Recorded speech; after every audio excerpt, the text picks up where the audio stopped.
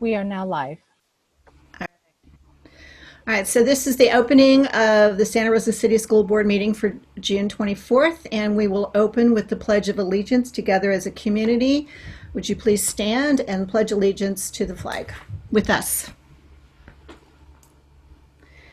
I pledge allegiance to the flag of the United States of America and to the republic for which it stands, one nation, under God, indivisible, and with liberty and justice for all.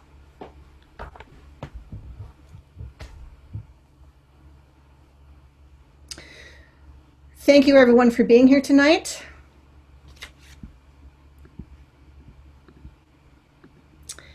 And as usual, I want to spend just a minute grounding us in our work together tonight as a community, as a board.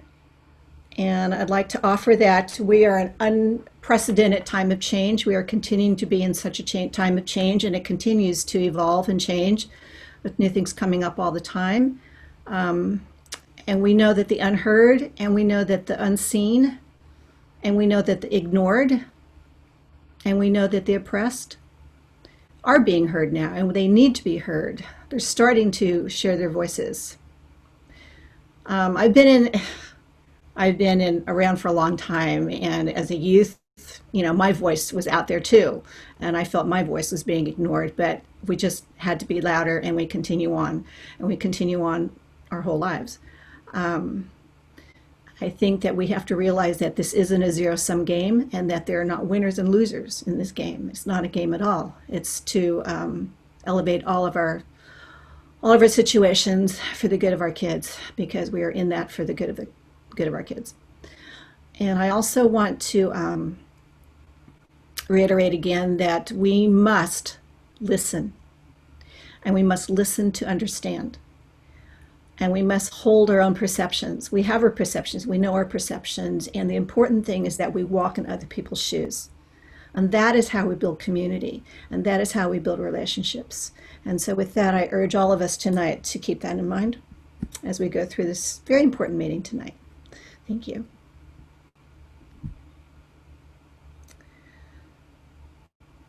All right, there were no actions in closed session There are no actions taken in closed session. We are on C3. We are looking at items considered in closed session for action in open session, and I'm going to ask for a motion on student readmissions. I move that we accept the recommendation on the student readmissions for case 2018-1946. Can I list them all, or we do them individually? Can I list them all? I think you can list them all. Okay, and then 2019-2003. One at a time, right? We do them individually, I believe. They have to That's be what I done thought. individually Okay. and legal.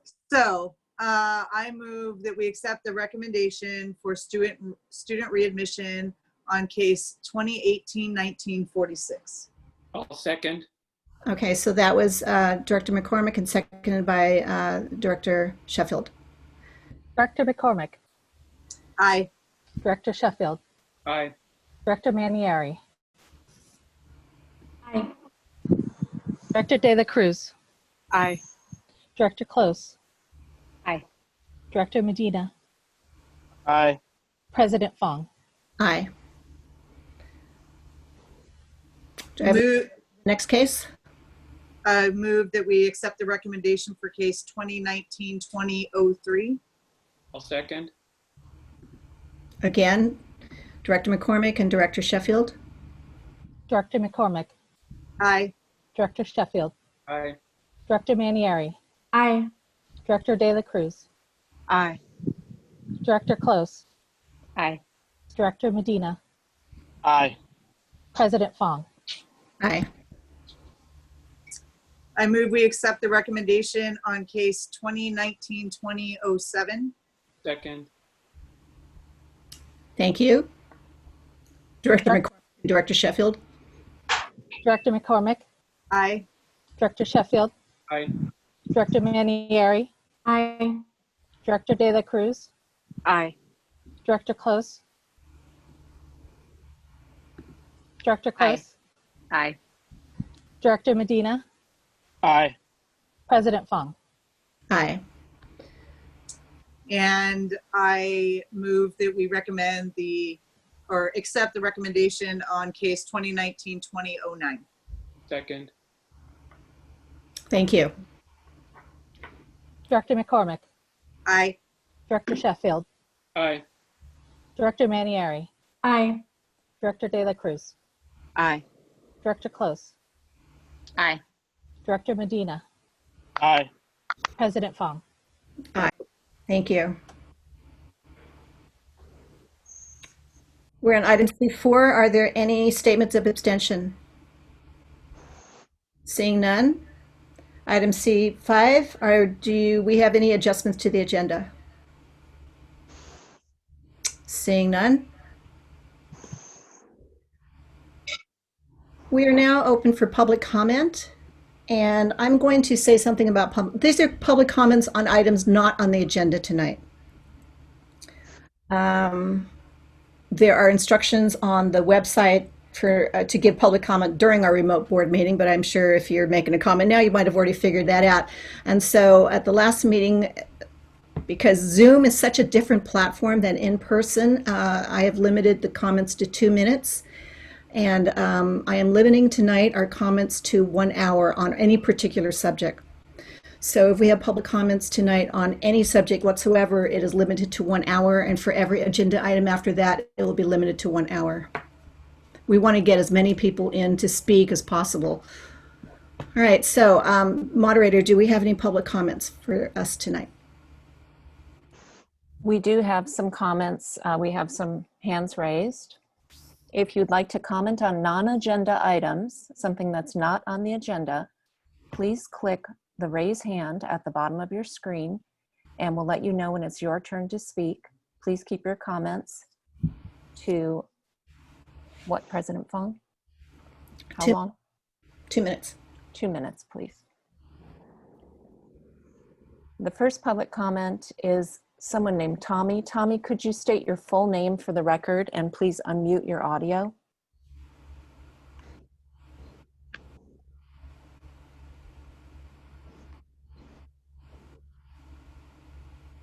Tommy, are you there? Please unmute your audio.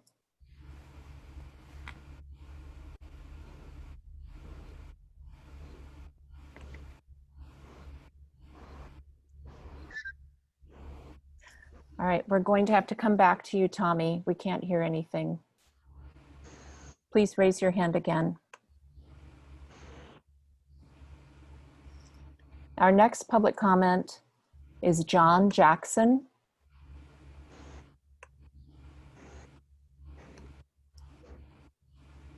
Do I talk now?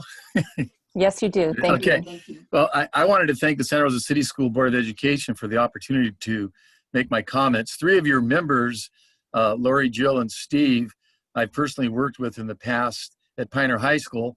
I'm going on my 32nd year of teaching in Santa Rosa City Schools, the last 29 years of them being at Pioneer. And I have a concern that I'd like to bring to the Board of Education. During the recent distant learning, it became evident to me that some of the students took advantage of the learning while others did not, or some didn't have the opportunity. Some of my students had to take care of their younger siblings. I remember one student who only came once to the meeting and our class meetings, and she was bottle feeding a 1-year-old sibling. I assumed her parents were at work. There were others who didn't have the technology, and still others who did not receive the support from their home to continue in the distance learning.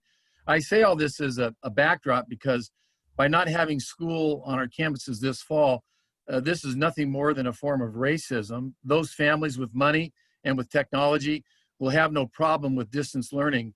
However, some of those of color or low income will struggle. And what will the result be? The gap between the haves and the have-nots will only increase. I guess the question is, are we willing to do something to lessen that gap in our city regarding education? And my proposal would be to have those schools in our district where parents want their kids to stay home due to their ability to provide adequate technology and concerns, or if they have concerns over the coronavirus, let them. And however, those that can't do this, shuffle the students around to our schools where smaller class sizes for learning and take place. 15 seconds. As well as those could catch up. We as educators have the opportunity to do something, I think, other than just talking about it. And I'd like to see these kids back where we can deal with them, where they're not hindered from learning anymore. Thank you. Thank you, John. And our next public comment is Denise Aaliyah Yen. Please unmute your audio. Hello there, can you hear me all right? Yes, we can. Hi. So my name is Denise Elia Yen. I'm a parent and a teacher. If schools were to reopen with in-person hybrid learning while adhering to COVID-19 safety precautions, there would need to be a plan that also aligns with active shooter precautions and drills. As of right now, COVID-19 safety measures and active shooter safety training that teachers and staff received in recent years directly conflict. Whereas in the past, masks were not permitted at school for identification purposes, now masks are necessary to limit contamination. Where single points of ingress and egress were deemed necessary to limit campus access, now multiple points of entry and exit take priority to limit interaction. Where drills once required students to cluster, now students and staff must maintain social distance. Local and national statistics show increased depression, anxiety, domestic abuse among our societies, in addition to growing racial tensions and civil unrest. So I am highly concerned that the environment is ripe for an incident all of us do not want, and that we are unprepared and lacking a plan as to how active shooter precautions dovetail into safe school hybrid reopening strategies. So my question is, how will active shooter precautions meet COVID-19 precautions? I'm eager to have proactive procedures so that we are all physically and mentally prepared to best manage ourselves and our students.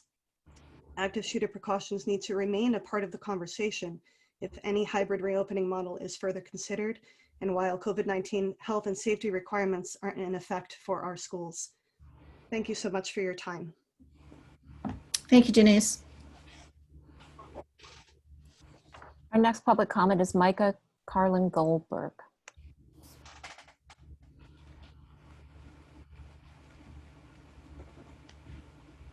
Good evening. My name is Micah Carlin Goldberg. I'm a 6th grade teacher at Steel Lane Elementary. I wanted to say thank you to the school board and to the district administration for working with SRTA around how school is going to look in the fall. I've been participating in that from the SRTA side from the beginning, and it's been nice to have the level of communication that we've had. I do have a couple of concerns.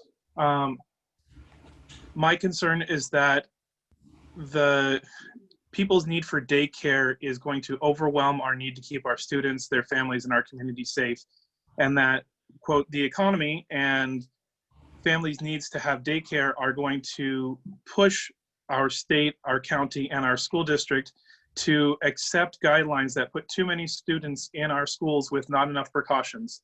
We are already short-staffed on custodial staff. I have no idea how they're going to manage to clean as much as the guidelines that we're looking at will require. Where's the funding for additional staff? Where are the people who will take those jobs at the rates of pay that we're willing to pay, which is way too low? So I'd like us to think about that so that we actually can safely open in the fall. Additionally, last month I spoke to you about the fact that the only SRCS employees who are not being paid, were not being paid during the closure, was our daily substitutes. And I have yet to see anything that says that we've taken care of our people. No matter what way we look at opening in the fall, we're going to need substitutes because COVID's not. Seconds. We're going to need subs, and they're probably not going to want to come back since we left them high and dry when we closed. Thank you. Thank you, Micah. Our next public comment is Delashay Carmona Benson.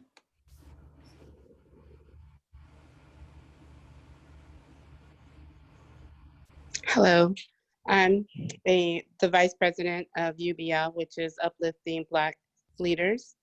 And I'm also a strong member of the BSU at SRJC. And I want to tell you that from experience, COVA left even the college students that are disadvantaged behind. I myself am a reentry student, 50 years old, going back to school. The first semester, despite the fires and the shutdowns and whatnot, I still arose a 4.0 student. COVA left us all behind. Those who didn't have computers, those that couldn't learn to Zoom, and the teachers weren't prepared. I mean, it was just a holy terry mess. I end up at the end mostly getting W's and having to drop the majority of my classes. I don't understand how you're going to be able to facilitate all the kids going back to school without all the safety measures in place when you already were undercut and understaffed. My concern will be what children now are going to be left behind yet again. What disadvantaged students, what students of colors are also going to be left behind. The next point of interest is having to make sure that our future students have some ethnic studies in their curriculum so that they learn that this movement that's even going on right now is a course of change of history. It's time. It's time that we start teaching all students ethnic studies. Why should they have to wait till college to find out that Christopher Columbus is a dirtbag? Like, why are we continually teaching our children lies? DeLachey, we will, That Black Lives Matters. DeLachey, can you hear me? Yes. We will be taking up ethnic studies later on in our meeting, and you're invited to comment again on that. Okay, I will bring that up. But I am really concerned also about the children that's going to be left behind with not having the equipment and the technology that's going to be needed to continue education with the COVID. And I agree with all the previous speakers. Thank you. Thank you for speaking tonight. Our next public comment is Betsabe Aparicio.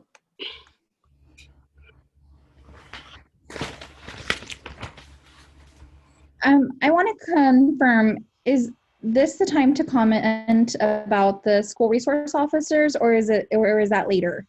That later. Okay, so I'd like to comment on the reentry for the students. I do agree that it's not, distance learning isn't equal. Some students have support at home, some students don't. Some parents work and can stay home to support those kids, and some don't. In terms of having the kids having like a hybrid model where they're only in school part of the day, that's a big concern of mine, because for the parents who don't have that flexibility to leave work in the middle of the day to drop off and pick up their child, I don't see how that can work for a lot of parents. So I would be curious to hear if the district is considering some options in terms of transportation for those children, especially the younger kids. My daughter's going into high school, and even still, I wouldn't feel safe having her take 2 buses to get to school, considering she would be near Mendocino Avenue for high school. So I would just like some more information about what the hybrid model would look like and what options and resources would be available for parents, because we all know that not all parents are equal, and the resources that are available to each parent, they're different, and the support system that each parent has. Mel? 15 seconds. Betsabe, were you finished? I am done. Thank you. Thank you for commenting tonight.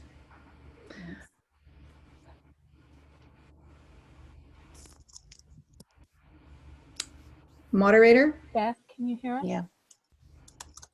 My computer froze. I need to re-enter the meeting, Mel. Okay, Beth's computer has frozen. She's going to re-enter the I'll meeting. take over. I'll take over. So, shoot. Diane, I can. Yeah, okay, or I can. Tommy, Tommy has his hand raised again. Tommy, if you are ready, you can unmute and state your name. Oh, Tommy moved down. All right. Tommy, I promoted Tommy as a, okay, a panelist. And okay. so, Tommy, if you can hear us, please unmute.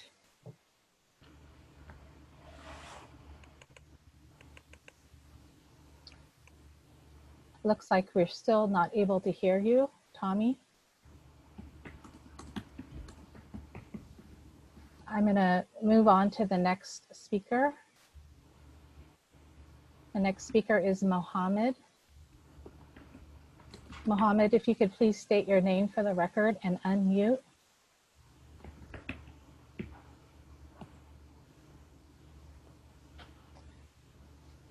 Hello, Mohammed, are you there?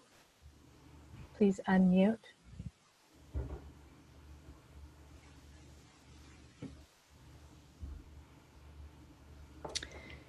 Moderator Betsabe is still a panelist, it looks like.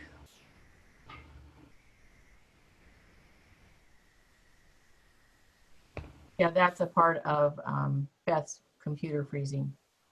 So everyone, please be patient with us. I think we're actually having some issues around connectivity because we're getting frozen and periodically booted off. So It's been going so well. Other meeting. Would you like me to try another speaker? Yeah, yes. Yes. Yes. Okay. The next speaker is Kristen Reed. Kristen, if you could hear us, please unmute.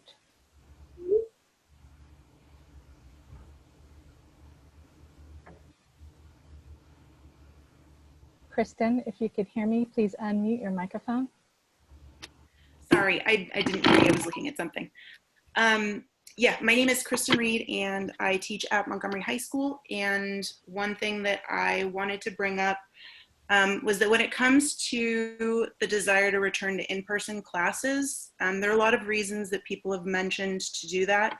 And one I'd like to speak to is related to the idea that by default, teaching and learning in person will automatically be better, no matter the circumstances, than what we could do through digital tools or online learning.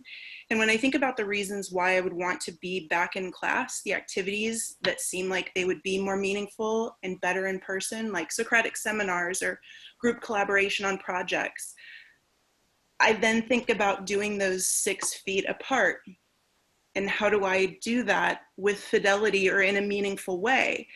And so the question then becomes, is that time and the need for those activities, is it better to try and find a workaround in class, or to figure out a way to still be able to have those meaningful conversations and to collaborate through online platforms? There are plenty of ways to collaborate online digitally. We've been having students do that with projects before. So it's just something that I think has not been mentioned or brought up, or that folks who are not educators may not have considered. People may assume that when your kids go back, it's going to just be school like it was before. And we're going to do all the same activities in all the same ways. And that's just not going to be the case because of the restrictions. 15 seconds. 15 Thank you. seconds. I'm back. Thank you very much. Yep. Thank you, Kristen. Yeah. Welcome back, moderator. Our next public comment is Jasmine. Please state your full name for the record, Jasmine. Hi, my name is Norma Jasmine Gudino Mendoza, and I want to comment on the distance learning subject. I went to elementary, middle school, and high school. I believe they were all center of the city schools. And I just want to say that during my time in school, it was very hard to study at home, even to do my homework. My parents had only first and second grade education from Mexico, and they didn't really know how to best support learning environment at home. So even doing my homework, even having a quiet, clean surface to put down my school materials was a challenge, and it prevented me from being successful in a lot of my time there. And I think that for students now who are in similar situations as I was, where they were at a disadvantage already, distance learning creates a bigger gap. And I think when we think about how to give access to learning there's got to be a little bit more consideration for that and creativity in how we extend access to students that already have a difficult time studying and doing work at home, and will continue to do that due to income and lack of access to technology and support at home. Thank you. Thank you. Our next public comment is Ross House. Can you hear me? Are we through? Okay, my name is Ross Foss. I'm a 6th grade teacher at Luther Burbank Elementary School. I just want to say a couple words tonight regarding the SROs and advocating for the retention in our district. I just wanted to, I do understand that there's a lot of variety of emotional responses on the issue. All right, Ross, I'm going to have to stop you. Lori, President Fong. Go ahead, sorry. You're muted, President Fong. Still muted? Still muted? Save it for agenda item. Okay. All right. I will probably email you those just because I'm out of the area right now. So this is the best time I can do this. So I will send those to the board for my thoughts to be considered. I appreciate it.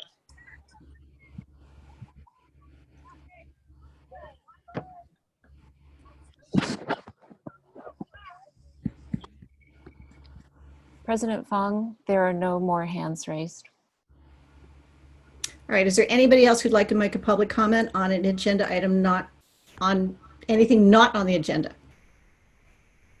And Beth Burke, Kristen Reed is still on the video page.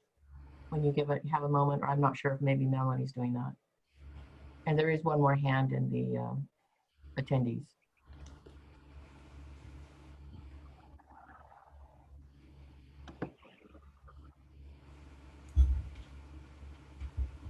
And one more hand, Keith R. is the next person to comment. Keith, please state your full name for the record. This is Keith Reinhardt, and off the agenda, may I mail in my comment for item number 4, E4? Yes, you may. I didn't see that as a choice. Shall I send it to you, Ms. President? You may. Thank you very much. Then I will not need to comment in the future. Thank you very much. Thank you. All right, I see 2 hands. The next public comment is from Stephanie Starr. Hello, can you hear me all right? Yes. Thank you for giving me the opportunity to speak. I am a employee of the bookstore at the JC, and I am super concerned, as was another person who brought up the issue of in-person learning.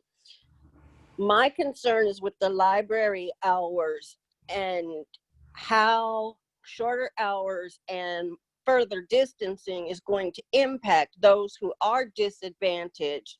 The library on campus is always filled to capacity. There are no really slow times because so many of the students don't have access at home. How or are we going to address the issue of those students not being able to have access to the libraries? Thank you very much.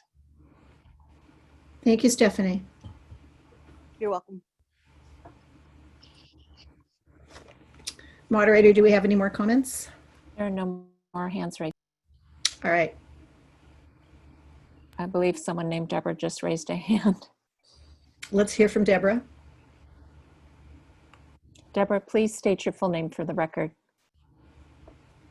Hi, my name is Deborah Virgen, and I have a quick question. I have 2 kids in Cesar Chavez Language Academy, and my question is about how you're gonna provide support to the parents on distant learners. Thank you. Thank you. We'll take that question into consideration. You know, we're not going to be answering that now. President Fong, I will would like to let the parent know that that is a part of the planning process about how we support and train parents. Thank you, Superintendent. Okay, we see one last comment, and we're going to take that comment, and then I'm going to close this. Oh, gone. Gone. No more hands. Thank you. All right, public comment is closed.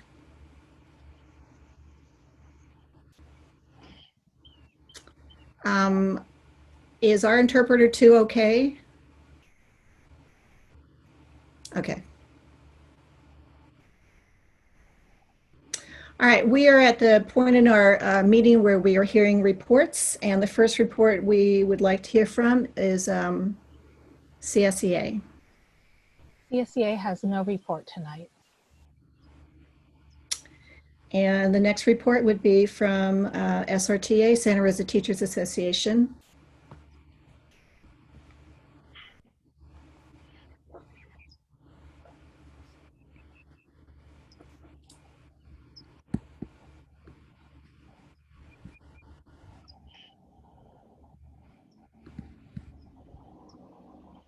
Hey, everybody.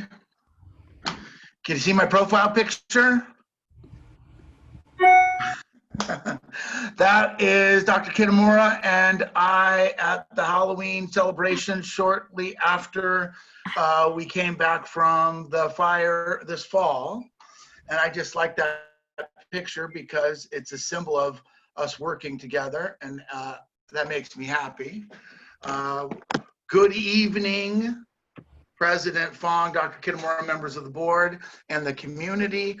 I'm Will Lyon. I am the president of the Santa Rosa Teachers Association, representing over 900 educators in our district.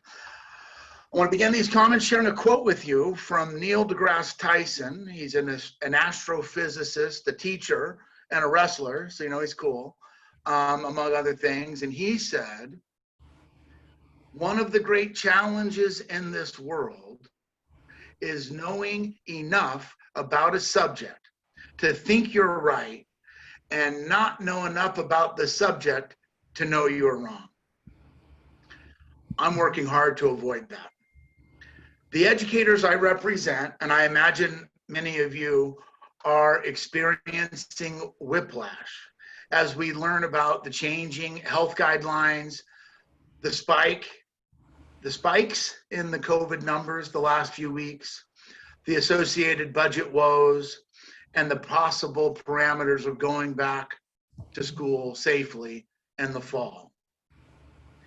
And we have a desire to strive for excellence as we wrestle with our country's systemic racism and how we can work together to be anti-racist educators in an anti-racist district. I don't know what I don't know about how we can open up schools safely in the fall. I know that in some places, they have decided that they are opening up all the way in the fall, no masks, no rules, business as usual. Their position is that it isn't a change of working conditions and they don't need to negotiate or even consult with the union at all.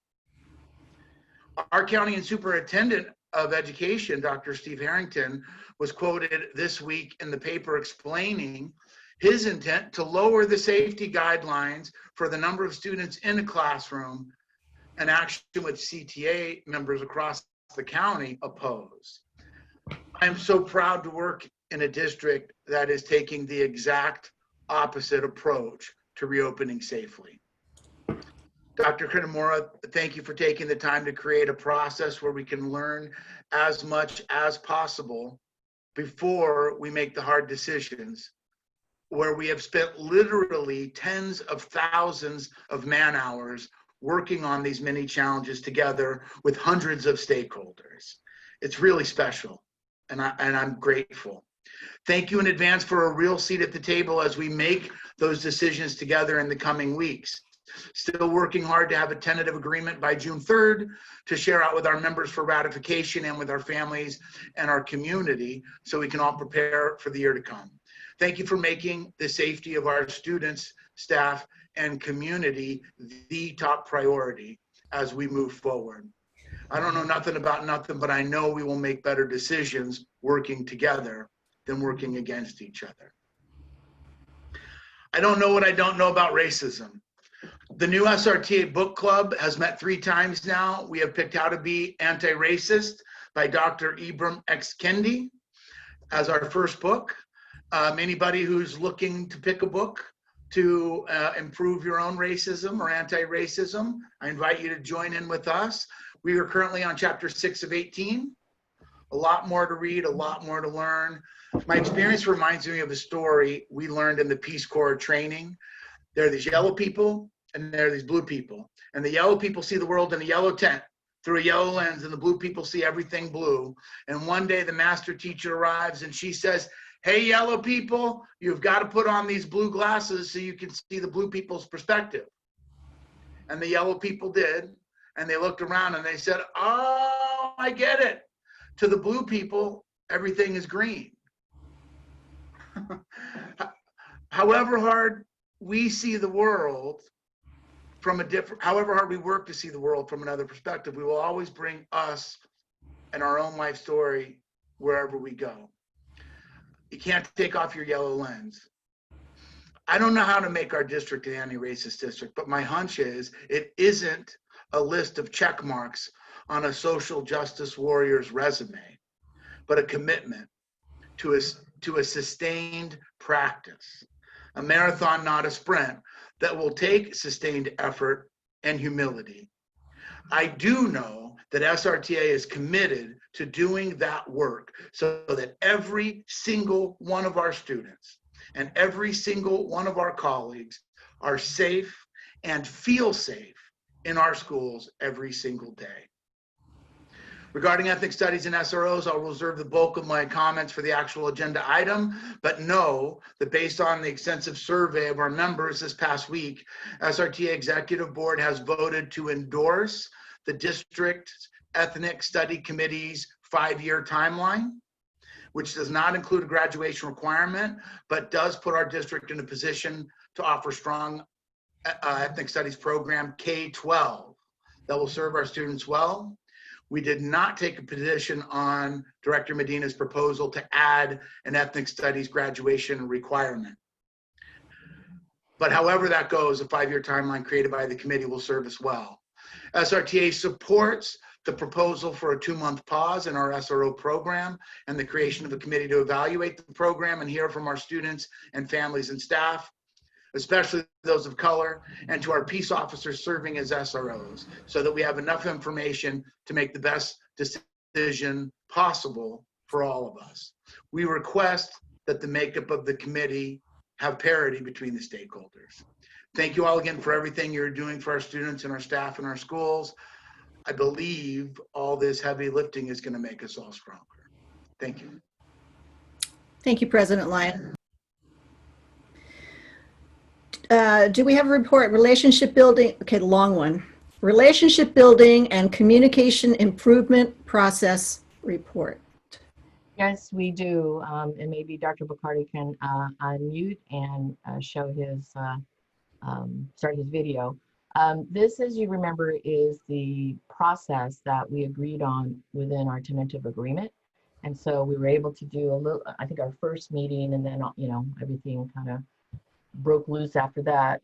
But it's been great to have Dr. McCarty to observe our process through our return to school committees, and specifically our executive committee, because I feel that a lot of what we're doing in the executive committee by bringing together, you know, all the different stakeholders is a continuation of this actual committee and kind of a precursor. We're still going to continue with this committee, but in the meantime, I find it extremely valuable to have his process checking and observation under the guidelines of this committee. So, Dr. McCarty, would you like to say a few words? Yes, certainly. Santa Rosa City Directors, Superintendent Kitamura, SRTA and CSEA leaders, district staff, and committee members. Dr. Kitamura basically summarized my work with some of the trustees and with district staff. And it was sort of interesting that we had one meeting talking about developing teams, and we were exploring, well, what kind of decisions making processes that are going on in the district could we be examining to improve relationships and to build trust and things of that nature? And all of a sudden, the COVID situation occurred. So Dr. Kitamura asked me to be a process observer, and that role means that I don't get involved with the content. There are many teams that are doing that, but I look at the team process, and I thought I would share with you just some of my observations. And basically, that I look at basically multiple teams and how do those multiple teams work together. And there are some key pieces that have been mentioned by some of the trustees tonight, as well as by some of the community members who made comments. And one of the things that I look at is the whole concept of voice. And I don't think that any of us need to be reminded over the last month about when people don't feel that they have a voice, really strong reactions occur. And so that's one of the things that I look at when I observe the executive team working on the back to school process is, does everybody have a voice? And that has been so. Key stakeholder groups, both elementary, middle school, high school, special needs students, English language learners, parents, everybody has a seat at the table. And that's very important because when recommendations are made to the board, we always want to make sure that was everybody's voice included. And the people who brought up concerns tonight at the board meeting, I believe all of those concerns are explicitly being addressed in multiple committees. The other thing I look at is we have many committees operating, but do they talk with each other? And they do. And that's very important because people have to specialize, but they also have to share out what they are finding. And so there are grade span committee members of elementary, middle school, high school. And Will Lyon mentioned tonight, and he has mentioned repeatedly, that the associations feel like they are full partners, and that's very important for any recommendations coming to the board. I think that we always have to keep in mind that any recommendation coming to the board, no recommendations have all the details listed out. So when the plan goes forward back to the school sites, people need to be fully engaged in the implementation and the fine tuning. And I think everything has been set up from my point of view to make sure that it's going to be a rigorous implementation. The other thing that I think is really critical is how is it that we go about making decisions? Who decides and based upon what? And one of the most important things that we know about decision making is that we have agreed upon criteria. And at the last meeting, there was terminology used. It was called preferred versus required criteria. So everybody has ideas. The question is, which ideas are vetted in science? And then those criteria for making decisions are explicitly shared out so that when community members call board members can say, we looked at that, we use this criteria, it's based upon science, and by the way, I'm impressed by how many different resources these teams are looking at. There's no one resource that says it all, and judgments have to be made, and these teams have great criteria, and I would think that that would be well communicated. The other thing that I just mentioned is the whole notion of communication. And this is going to likely be one of the most daunting challenges coming forward. It's being explicitly addressed, but how is it that we communicate the decisions that are made, why they're being made, and to all the groups? And I know that everybody is working very hard on the committees to also talk with their friends and the people they represent. I know that the associations have parallel processes to make sure that the associations are up to speed. And I think that that's really critical, again, for implementation. And the other thing that I found most interesting about this from an organizational perspective is this is all being looked at from the point of view of a positive mindset. You know, we know that things are going to be changing. And there's some positive things, and I'll give you an example. Looking at maybe emphasizing real life learning. We know that the kids are not going to be, and the students are not going to have as much time with the teachers. Then whatever they learn really needs to count. And making sure that things are more real life and applied for their future is probably a reasonable approach. And then the other notion is flexibility. And Will Line mentioned this. We don't know what we don't know. If you listen every day to the specialists, things are changing, and the flexibility is used a lot in these committees. So I end my comments. I'm really pleased to be a process observer. And I would say as a community member, and also as a grandfather who looks at this from the point of view of a student, I think that the district is doing everything possible to make sure that the best recommendations come to the board and that the best plan is laid out for the community. And I end my comments. Thank you, Dr. McCarty, for sharing your observations and continuing to work on this committee, even after we get this all completed, so that I want to fulfill what we said we were going to do in the tentative agreement, and I'm sure the board feels the same way. So, thank you. Any board, any questions of Dr. McCarty? If not, it's fine, but just because he's here. Thank you for that report, Dr. McCarty. I want to make sure that our interpreter has had a chance to really. Yeah, that was a lot. Yes.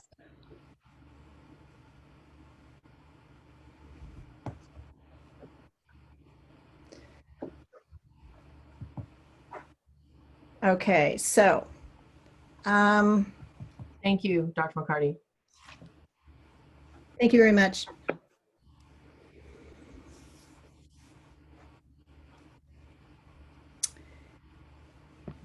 We are going to hear from the superintendent a report, and then we are going to take a break for an interpreter switch, and we are going to take a 5-minute break because the board has been sitting here for 2 hours, and for health reasons and body reasons, I encourage everyone to get up and move around for 5 minutes. So thank you. Kitamura. Thank you, President Fong. Is that a cue for me to keep it short? I'll try to. Which Dr. McCarty's report, as well as President Lyons' report, really speaks to the work from so many people on the Return to School Committee. I'm very, very pleased to report that right now it is actually in the writing phase. Director Kelly Dillon is leading that charge with representation from the subcommittee chairs, working hard to get a draft to us by Friday night. The cabinet plans to work on it over the weekend in terms of any kind of edits for a meeting back with the Return to School Committee on Monday. And so we can begin to finalize what this plan will look like, because then the plan is to meet at the negotiations table for a couple of days and hammer out how we can agree together to move the district forward. In the midst of all of this, I'm sure you heard, and you will hear from Deputy Superintendent Edson about the agreement between the governor and the legislature in our AB 77 Education Finance Trailer Bill. As President Lyons said, it feels like whiplash every time there comes a guidance or a new idea or new rule. Well, the governor and the legislature have continued on that path. And so there are some definite, there's definite language around in-person school and distance learning. There are some definite requirements for both as a means for accountability, because I think that was a very big issue for the legislature. And so this 90-page trailer bill has that in it. And so more to come on that around the expectations, the accountability, the rules in which we have to abide by in order to be apportioned our ADA and to be held harmless. And so we right now have, because that document is so rich, we have it with legal counsel to provide an opinion, not really opinion, just a summary of actually all the rules, so that we know that we're working from a basis to create our return to school plan from a legal aspect. So more to come on that. That is going to be a pretty fast timeline to be able to get a return to school plan to the board on July 8th. And we're really, everybody's working hard to meet that deadline because we know students, staff, parents want to know what's happening next year. But also please know that it's going to be multiple kind of options because who knows what's going to happen. It isn't going to be this one thing set in stone. We're going to have different options based on where we are with the virus. So there's that. I just want to, I can't help it. I can't help myself but to give just some major shout out to the Child Nutrition Services staff and their director, Ed Burke. From March 23rd, I just want to tell you, they have served 400,000 meals. 400,000 meals. And our district is committed to standing by our mission, vision, and priorities. And we will continue to serve meals all through August. And we're finding a way. Usually child nutrition takes a break in there, but I think Ed is trying to be very creative, Bert, to not have families, students go without food until school starts. So I just have to give that shout out. And then finally, I want to say thank you to CHOPS for being invited to their youth conversation.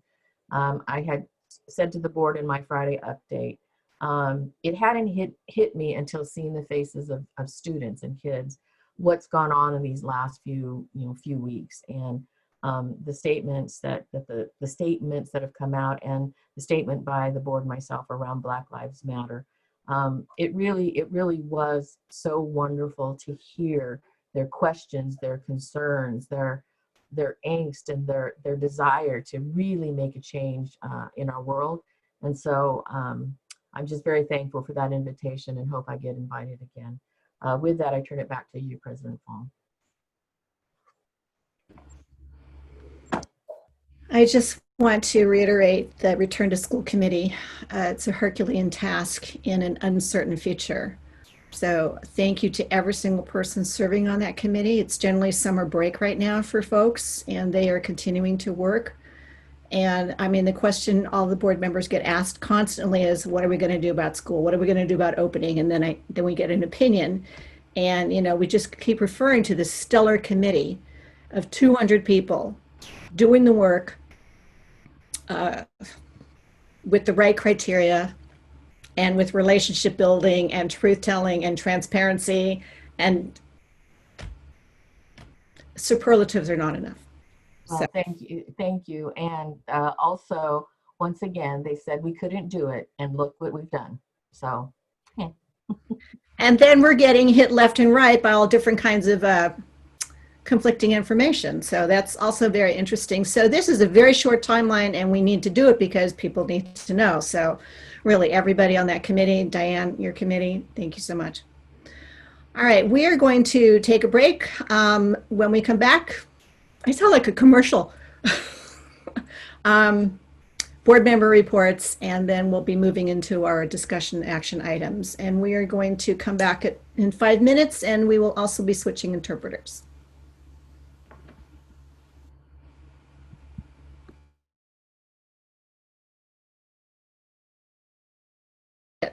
We cannot dismiss it because it doesn't come the way we're used to or the way we communicate.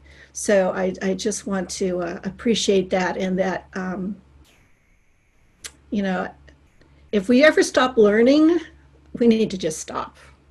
So we can't stop learning. And I count myself a person who continues to learn, and I hope I continue to grow. So I want to thank everybody who's written in and weighed in and said things, and everybody gets to talk from their own perspective because that's their own lived experience, and it's the truth. It's their truth. But again, as I said earlier, how do we, maybe it's that the blue-green tent thing, walk in somebody else's shoes and listen to understand. So I will keep doing that. So, board members, by show of hands, who's got a report to make tonight? That would be Director McCormick and then Director Close. We'll start there. And Director Manieri. Thank you, President Fong. So I just wanted to say a couple quick things. I know that the urgency of making a decision on how we're going to do school in the fall during this crisis is definitely the priority right now. But I do want the issue of redrawing Santa Rosa City School boundaries, looking at balance and balancing out our numbers on our campuses, which I think would help us in the COVID crisis, and formally beginning and requesting a district consolidation study through SCO I don't want it to be put too far back on the back burner. I know we are in crisis situation with several issues right now, but I just want to say it out loud again. So to just keep it in the narrative this summer as we move forward. And I also want to say again, how important I feel it is for our district to find a way to support and maintain and perhaps even grow our extracurricular programs during this time of getting back to school, regardless of what that looks like. I'm specifically referring to athletics, music and performing arts, and other clubs and organizations that help to connect our students and build our community through investment and performance. And I think it's really important that we be innovative and supportive in allowing these programs to go continue and move forward in new and exciting ways, because we need our students to feel connected to their school communities. And then finally, just a business item, because I've had a lot of people ask me this. So I'm a member of the NCS, the CIF NCS Board of Directors, and I want all of our student athletes and their parents to know that all of the updated information that is coming out daily, changing daily, like we've been talking about, regarding return to practice plans, in general for the North Coast section. I'm not specifically talking about Santa Rosa City Schools, but in general for the CIF and North Coast section, the documents and guidelines that are coming out of there, they are all posted in two different places. One is CIFstate.org. So again, that's CIFstate.org or CIFNCS.org. So all that information is there. And again, it's updated regularly. It's changing daily, weekly. But there have been a lot of questions from student athletes and parents regarding that issue. So they can go to those websites to get more information. Thank you. Thank you, Director McCormick and Director Diane. Director Diane.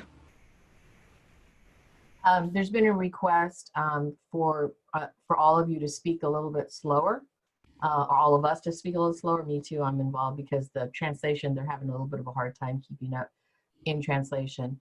The other thing, Director McCormick, we met with legal counsel this week about those issues you just described, and we're going to have a timeline, and we're getting busy on it, right away. The other thing is with the sports. Just be sure that parents and athletes, you need to understand that there's also county regulations that we must abide by, as well as local school. So. All right. I think it was Director Close. Thank you, President Fong. Sorry about the weird lighting.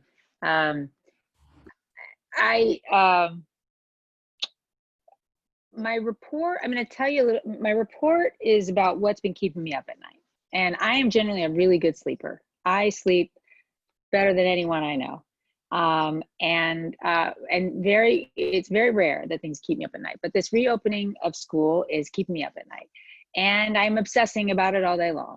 And like lots of people, I'm reading everything you could possibly read. And I could make a really good argument for about 10 different plans, which means that there's not really a very particularly good one.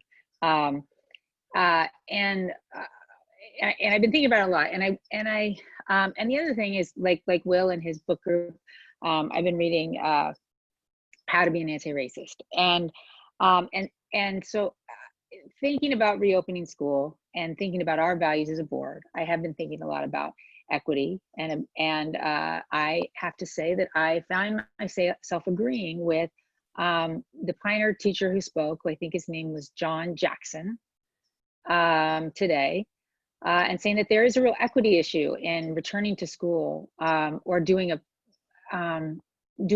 hybrid plan, that the brick and click part distance learning, part not. There are some families, there are some kids who can do just fine distance learning, at least for a while. Nobody's doing just fine in the world right now, right? Everybody is doing less than fine for the foreseeable future, for the unforeseeable future, right? For 6 to 12 months or so. Everyone's doing a little bit less fine. But some people do better going to school. Some people do better distance learning. There are some families who are better to deal with it at home. There's some personalities of kids who are better to deal with it at home, and then some who really need to be in school. And so I don't think, however we go forward, I haven't looked, talked to legal about this or anything, but I feel pretty confident that we can't tell people what they can do. We can't tell people who should come to school and who's not. And so what I'm going to do personally, this is just one board member talking, is to request, and this is going to be my sort of anti-racist act of the day, is to request that the people who can and who can support their learners at home for the next year, and whose kids can handle it, they're understanding their personality and their assets, abilities, and challenges, that they consider doing that in order to help make this easier for the school district. There's going to be options of independent study. There are going to be options for distance learning. I know that this committee and administration is working hard at creating all kinds of options. But no matter what, the whole system is going to work better the fewer students we have actually at school. And so I would really implore parents and students to think about what they need, and compared to what other folks need, and to make a decision that is just like we're all wearing masks in public and doing things different in public, not just for ourselves, but for the community, that you make a community-minded decision. So that's my request of you, is for you to think about that. And that's all. Thank you. Thank you. Director Manieri. Thank you, President Fong. I just wanted to take my time to let folks know that there is still assistance in the Disaster Relief Assistance for Immigrants project available. And this project is going to end in 5 days on June 30th, but there is still assistance available. And so I just wanted to let people know to please call within the hours of 9 a.m. and 7:30 p.m. To our local organization doing this work. And the phone number that people can call is 707-228-1338. Again, that's 707-228-1338. And this is assistance for immigrants, folks who don't qualify for benefits like unemployment, or who perhaps don't have workers' rights and have lost time off of work, who have lost wages, and are immigrants to our country. All of the information is kept confidential, and the organization is not sharing any information with the state that will identify the people applying. And so I just highly encourage folks to call if they qualify, and if they have time within the next 5 days to do so. Thank you. That's all. Stephanie, can you repeat that number? We want that number one more time. Yeah, it's 707-228-1338. Thank you. Director Medina. Yes, thank you. I just want to make a few comments, just report that I did participate in the Right to School Board meeting to express my offense at some of the comments that were made, but also invite them to get to know what our schools have to offer the schools that exist in their area that are available to their students. I also just wanted to express my joy around the DACA decision. Thank Director De La Cruz for her efforts in having information about that and what DACA, how to access DACA earlier today in a Zoom meeting. I also just wanted to, just on reopening, I'll keep it really short, but I think there's two things that I really want to focus. I think our collaboration with teachers is critically important. I think we got to have their buy-in in terms of getting this right. But we also just got to really make sure that we focus on the student and that they have the right environment to receive the education that they need, and that we do the best that we can to provide any and all support. And I echo Director Close's comments. I think that's, I'm there with you. So I'll just leave it at that. And I know we got a long meeting ahead, so thank you. Thank you, Director Medina. Other reports tonight? Seeing none? Yes. I just want to be very brief, and I just want to say how much how delighted I was to really see so much community support around celebrating Juneteenth, and this includes the education of the general public to know the significance of that day. And just a shout out, I did participate in a few of these, but I really want to shout out the French Charter School. I was invited to attend, and it was a socially distanced, very carefully planned event that the community, the school community there put together. I brought my kids. I walked them down the street, and we kept some distance. And it was really sort of a special event right on Sonoma Avenue, very visible for the afternoon of the 19th. And I just love it. I just wanted to shout out Principal Anderson, and my understanding is that it was a parent that had organized all of this, and just want to acknowledge and appreciate all of that work. Thank you. And Director De La Cruz.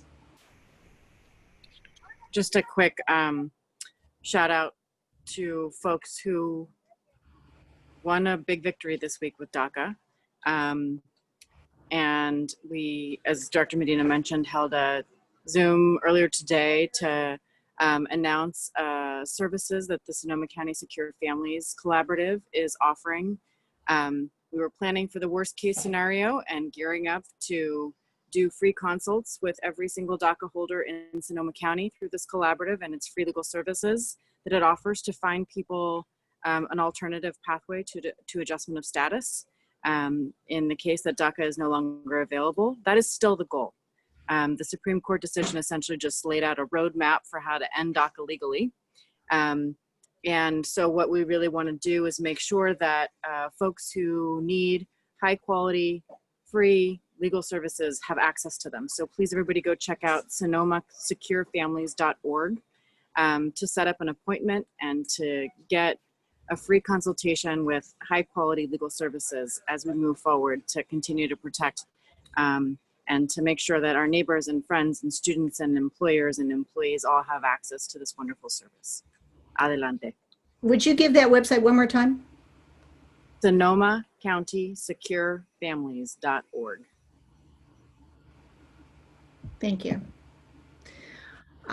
Director Close, do you have a CSBA report for us tonight?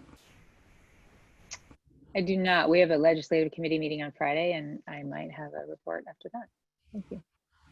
All right. Thank you, everyone. We're moving into our discussion action items, and we're going to begin with item E1, which is an action item, approval of a resolution for the governing board elections November 2020. And I'm going to turn this over to Superintendent Kitamura. So first of all, I'd like to thank Director Medina for his help. This was an agonizing board item over the weekend with Lori Kolacek moving on to her new position, and so I greatly appreciate his help. This is really to enact the ability or the legal requirement for elections this coming November.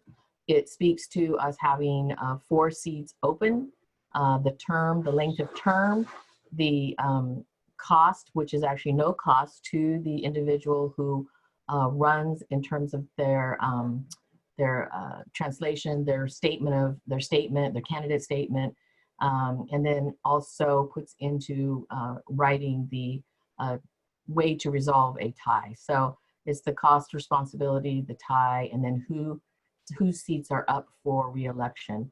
And those are trustee areas 1, 3, 5, and 7, and the terms of Jenny Close, Alegria de la Cruz, Ed Sheffield, and Lori Fong.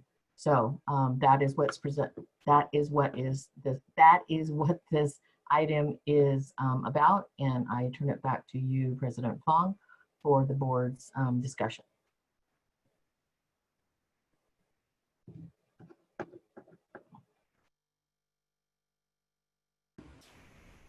Board members have comments, discussion. Omar, is that Director Medina? Yeah, sorry. I just want to make a motion that we approve the resolution of the trustees ordering a regular governing board election under by trustee area election system and ordering consolidation with any other elections. I second. So that was motioned by Director Medina and seconded by Director Manieri. Mel? Director Medina. Aye. Director Manieri. Aye. Director De La Cruz. Aye. Director Sheffield. Aye. Director McCormick. Aye. Director Close. Aye. President Fong. Aye, thank you. That passes. Thank you, Director Medina, for your assistance on that. We're moving on to discussion item E2. It's a resolution to add ethnic studies to the Santa Rosa City Schools course offerings. Superintendent Kitamura. Yes, thank you, President Fong. So this is in support of ethnic studies here in Santa Rosa City Schools. And actually, I'm going to let Dr. Guzman speak to this item, and then we will entertain any questions. Good evening, Superintendent Kitamura, President Fong, and members of the board. Thank you. Elizabeth Evans will also be with me on this item. This is a resolution to add ethnic studies to the Santa Rosa City Schools course offerings. And I've asked Director Evans to read part of the resolution because I think it's really important to hear some of the language. I also want to honor and recognize all those who assisted with the resolution by sending examples, providing feedback. So I thank you for that as well. And with that, I turn it over to Director Evans. Good evening, everyone. This evening, we're bringing forth a resolution for ethnic studies courses to be included in our course offerings at Santa Rosa City Schools. Some context. In spring of 2015, Santa Rosa City Schools launched an equity initiative which included providing a variety of professional development activities designed to bring our dedication to all students front and center of all our work. Our professional development, our thinking, collaboration, and study created a powerful mind shift within our community that is now beginning to impact the work that lands in the students' hands.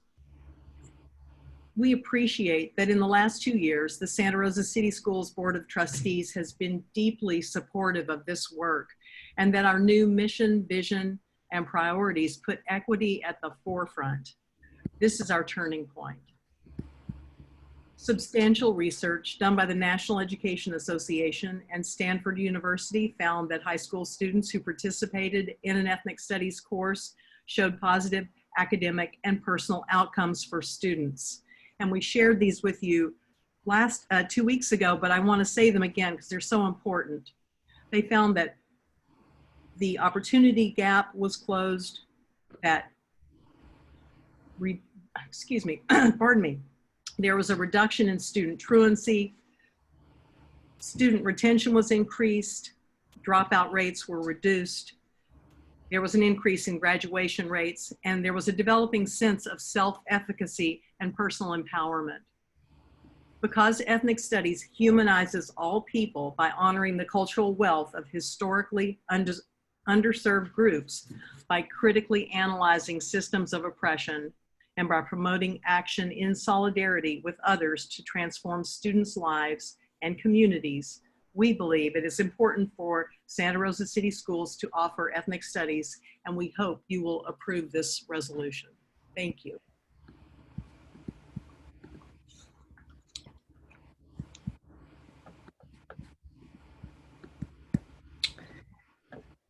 It's turned over to the board now, Superintendent. Yes. All right, so this is a discussion item, correct? An action item. Oh. It should say, it should be an action. There was a mistake. We're seeing this now on the agenda, so I'm hoping that we can amend that. This should be an action item.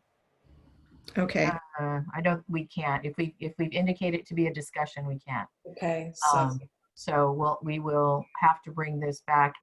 I do want to say that it was asked, we've got the board policy, the board policy requirement coming up. And so why would we do a resolution?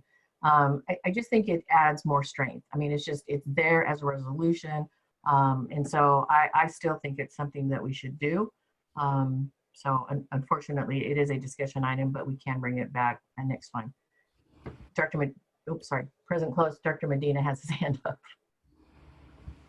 Yes, President Close. President Fong. We look so similar. Yeah, right. Director Medina. Thank you. I don't know about your thoughts about this, Superintendent Kitamura, but I did submit that other resolution in relation to the commission's model curriculum draft. Do you think that might be something we can also add to this resolution, or would that still be something separate? Well, I would actually ask you and President Fong and Director Manieri, because you guys had some meetings around that. And so if you think it is something we can combine in this, then we can do that, and we can put it, on the next agenda. But I haven't met with Alex, I believe his name is. I'm meeting with him on Thursday. Oh, yes, that's right. Director Evans also met with him. So you give me what you think about that. Well, in looking at this resolution, I think, it talks about the curriculum within TK to 12. I think the model curriculum draft presented by the Institutional Quality Commission of the state does kind of integrate that and alludes to that, and it has that as part of the state plan for ethnic studies. And so I think they're aligned with this resolution. It also just adds some more clear definition as to what ethnic studies is from the perspective of the model curriculum as presented. And again, I think it also, by adding it, maybe we could add an item that includes what that draft, the state draft is, that shows that information is available for board members to review in advance. But I think they're definitely in line, and so I would be supportive of including it as part of this resolution.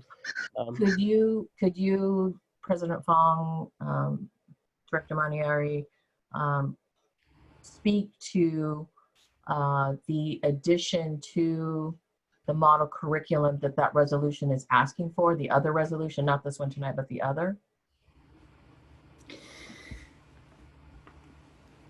So when the draft model curriculum came out, there was some opposition to it. So it was kind of tabled and it went back to the legislature. So now there's a huge committee working on it. And I think they're supposed to bring it back early fall. I think that's when it's going to be voted on. And so right now people are just kind of putting their fingers in the pie to try to figure out, okay, what should be in this?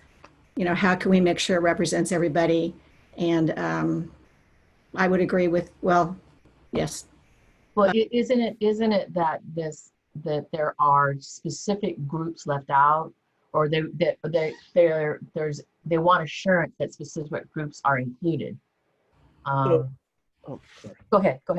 I was just going to say that, it basically, the model curriculum draft was composed by experts within ethnic studies and higher ed and K-12, and it was presented. And there was concerns about, well, why didn't we include these groups? Why didn't we include those groups? And so basically the ask is to us support the model draft that was presented by the experts in ethnic studies, and to ask that be passed in, I believe it's in late August when it'll be presented. And so to us also express our support for that draft that was put together by experts and as defined within the current draft of the model curriculum for ethnic studies, which is, part of what AB 2016 dictated, and is also part of what would be required to be taught if AB 331 passes later this summer. Director Manier. Yeah, so I'm actually taking a look at the resolution that other districts have passed, that Alex, the person we've been communicating with, shared with me, and it looks like it's really as simple as adding a resolve. Therefore, be it resolved that SRCS affirms support of the California Ethnic Studies Model Curriculum Draft, and then if we wanted to, it could also include, be it further resolved that SRCS, and this is where it gets specific, affirms support for Pacific Islander studies, Arab American studies, Central American studies, and West Asian American studies, and their continued inclusion in the ESMC curriculum. Okay, so. Sure, Diane, I want to make sure that our Ethnic Studies Curriculum Committee, this is where they're heading, this is what they thought about. I think they have a lot to say about this. Yeah, I think that the specificity of the addition, the second resolve, Pacific Islander, all that, I don't know that they've spoken to it at that depth. I have to believe that it is not going to be an issue. I just have to believe that's not going to be an issue. And now I'm reminded of my Asian brothers and sisters who have contacted me about the inclusion of the different segments of the Asian population. It's very, very different. And I think that sometimes, not sometimes, I do believe that we are lumped into one group. And so this would help further delineate the differences. And then Pacific Islander also gets lumped in that, the delineation of that as well. So I think between now and maybe not the next meeting, but the meeting after that, we could talk about this with the Ethnic Studies Committee, even if it's virtual, it's going to be virtual anyway, so talk with them about that. I just can't see that there'd be an issue, and that we bring it back to the board with those additions, those couple additions. And if I could just add, it's part of expediting the process. This was supposed to be done March 31st, 2020 this year, right? But because of these delays, it has been pushed back to up to or as late as March 31st of 2021. If we can get support and approval of this, maybe it could be completed and done in August, which then allows the development of curriculum to be focused on these final guidelines that the state provides. So I think that's the important part, getting this done and finally approved so that curriculum that's being developed has guidelines that the state has developed and recommended. Yeah, I agree. So I'm going to hand it back to Dr. Guzman and her team to let's talk about this, confer, see what date we can bring this back with those additions, and then talk with the committee about those additions. Yes, definitely we will do so, and I will give you those timelines, Dr. Kitamura. Thank you very much. So let's echo that sooner than later. Yep. All right, so that was discussion. Any other board member would like to weigh in on this discussion? Seeing no hands. Getting back to my agenda on multiple screens. Okay, we're moving to A3, a discussion.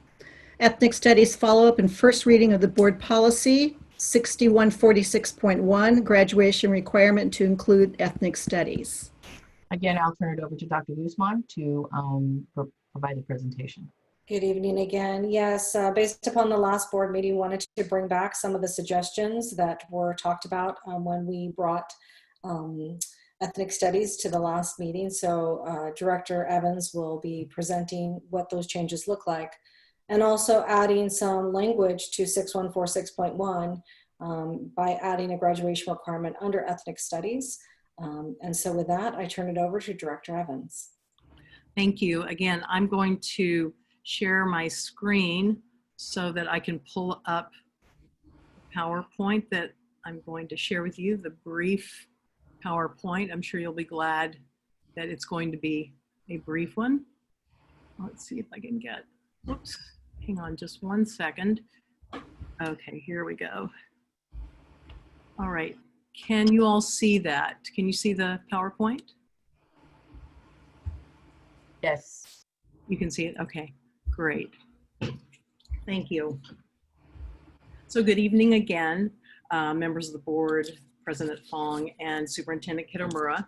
We're here this evening to provide the updates that were requested on June 10th to our Ethnic Studies presentation and to introduce language for Board Policy 61461. And by the way, I wanted to mention that Dr. Acosta just wanted me to convey to you his best wishes and love to all of you. He really enjoyed seeing you 2 weeks ago. So based on the feedback from our community, we've added the word ability to the list of categories in our definition of ethnic studies. Now the categories read race, ethnicity, gender, sexuality, ability, class, and nation. It was also requested that we develop the Student Advisory Board for Ethnic Studies sooner, so we moved that action up to August. And currently we're gathering names of students who might be interested in participating and of teachers who might be able to recommend students. We also received suggested board policy to make ethnic studies a graduation requirement by 2025. We're advocating for a range of ways to satisfy that requirement should it become one.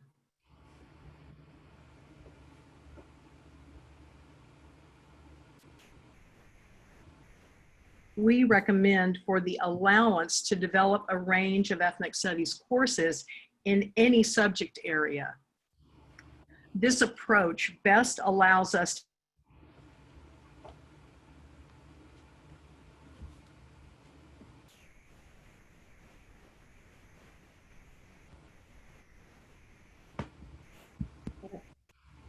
Frozen. Did we lose her? It looks like she froze on us. So I'll continue. I will, can you guys hear me? Yes. Okay, so I apologize. So I'll just continue that as Director Evans stated, that being able to add it in any of the A through G requirements as a year-long, oh, there's Elizabeth now. Oh, sorry, did I get lost somewhere? Okay, it's okay, you dropped off. Okay. Just continuing. Okay. If you want to bring up the PowerPoint, I'll continue to speak to it. Yeah, that sounds great. I'm going to. And then I'll let you. What happened to it? And so there are 4 suggestions, adding it to social studies, adding it to English, and then adding it to any other C through G offering in which that could be a requirement under 6146.1. I think Director Medina has his hand up, so. So just a second, Director Medina. Elizabeth, you're going to share a PowerPoint. You're going to continue? Yes. Yes. Can you tell me where, was it during the budget? No, it was actually dropped off during the recommendations about where this should land in 6146.1, so it's slide 4. Oh, okay, great. Let me just back up a little bit. Sorry about that. Okay. Technology tonight, right? Director, yeah. Can you share your screen, please? Oh, I'm sorry. Goodness me. Okay, let me just do this again. Sorry, I had that all pulled up. I think I have to go back to here. and then to here. Let me try that again. Okay, let's see if now it will come up, and I will go there and back. Okay, can everybody see that? Yeah. Okay. I suggest maybe Director Evans that you actually turn off your camera so that more bandwidth is going to the presentation. Okay. You know what? I'm not. Oh, I see where I can do that. All right. There we go. Okay, great. Thank you. You ready? Yes. Okay, thank you.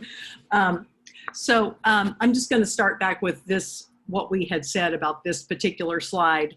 So we had received a suggested board policy to make ethnic studies a graduation requirement by 2025. And we're advocating a range of ways to satisfy that requirement should it become one. Through our extensive exploration of successful ethnic studies programs throughout the state, we recommend for the allowance to develop a range of ethnic studies courses in any subject area. This approach best allows us to capitalize on student interest and teacher capacity at individual sites.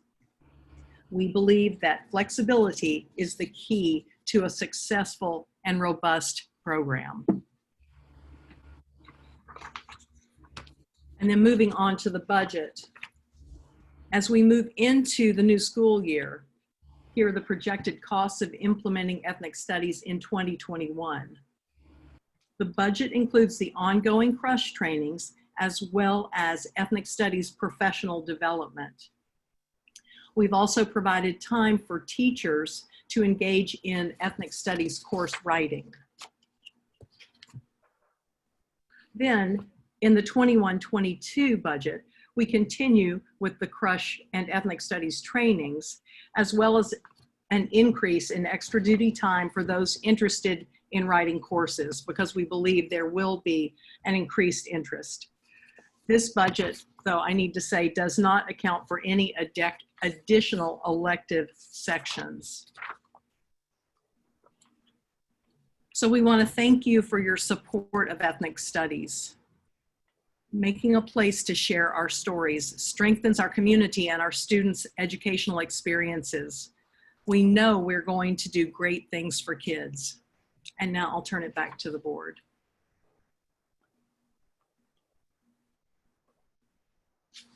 Oh. You're on mute, Lori. Board members, we are going to just take clarifying questions right now because we have public discussion, public comment.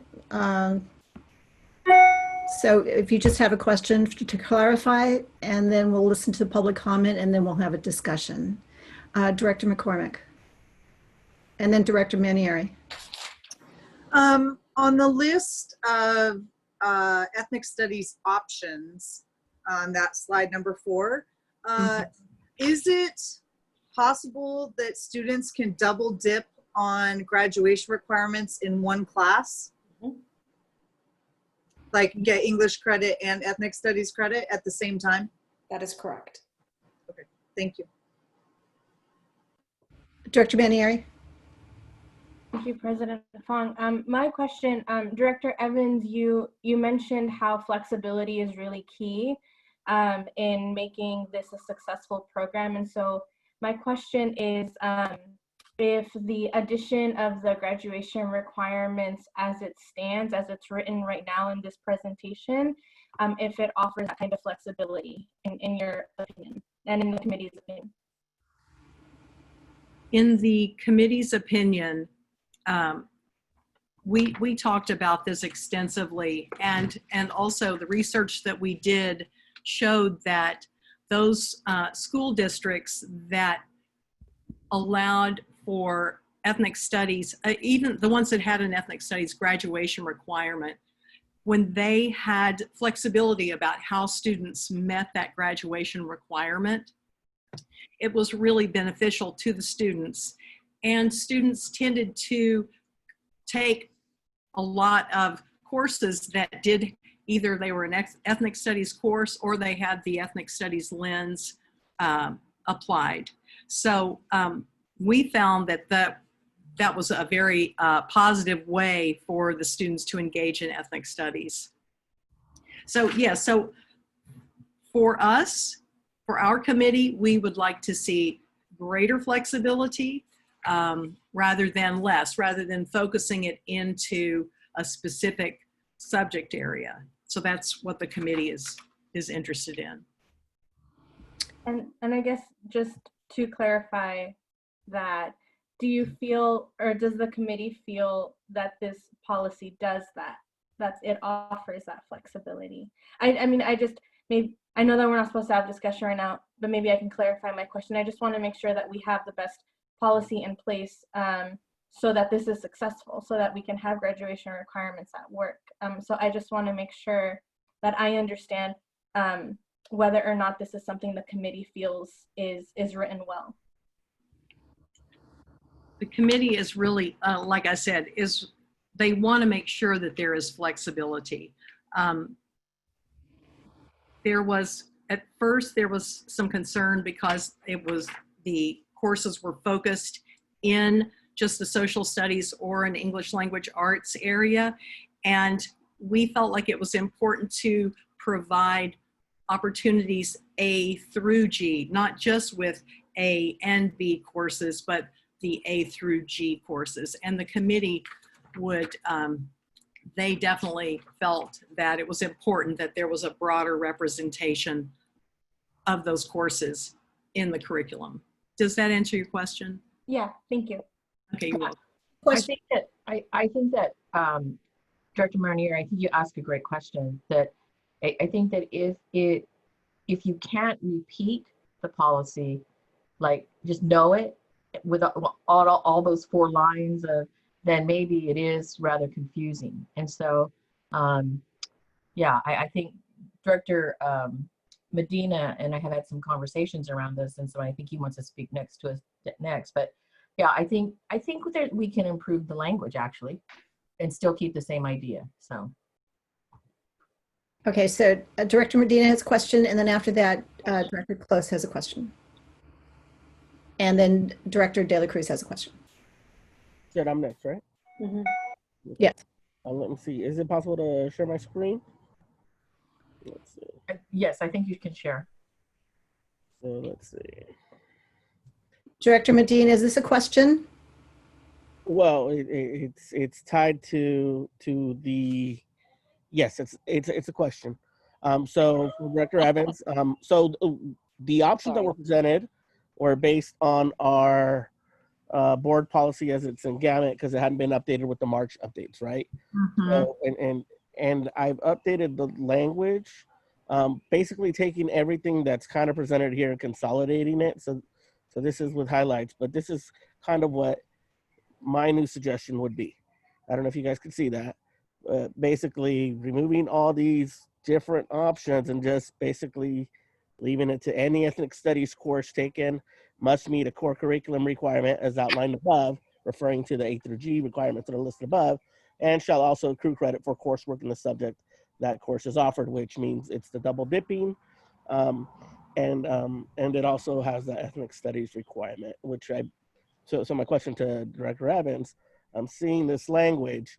Would you agree that this allows that same flexibility as all of this, but simplifies the language and also puts it stylistically in the style of the updates to the board policy that were approved in March by the board?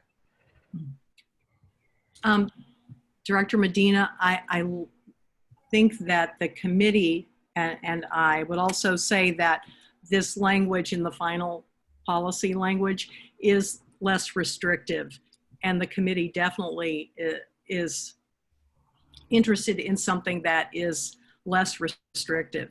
And so I appreciate the language that you've included here in this final policy. Thank you. I would suggest that the line around the student advisory committee be moved to the AR. I put it in the AR around the new course selection or new course recommendations would be my suggestion too. Can we take this offline to the committee to take a look at it with more time? We will do it between now. We'll do it between now and the next board meeting. Yes. The next person had hand up was Director Close, I believe. For a question? Yes, actually a question. I just wanted to ask Elizabeth if she could speak to, in terms of offering, I like this final language, by the way, because it has more options, but if you could speak to how the range of options would or would not be easier to implement in our different high schools and with our different high school teachers. Like, what kind of feedback are you getting from our high school teachers around options? If we had a situation where a teacher could create a course that was reflective of their particular subject area, and they wanted to bring that lens of ethnic studies, then I think there'd be a greater interest. If we just say, okay, we're going to have English language arts and we're going to have social studies, and ethnic studies is going to be in those two curricular areas, our concern is that it won't allow for teacher capacity to really grow. Not all teachers may want to teach ethnic studies. Not all social studies teachers, or not all English teachers.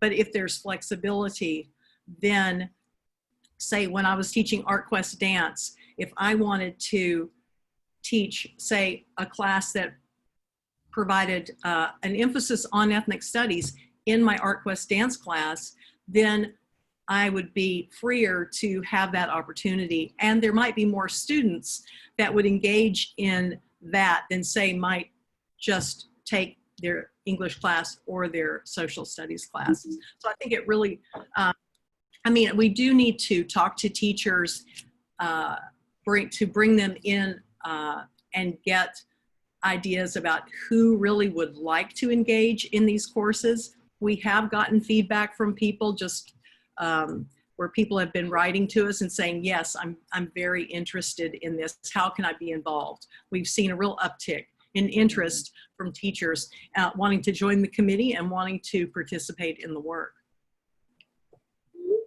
Thanks. You're welcome. Director De La Cruz, did you have your hand up? I did.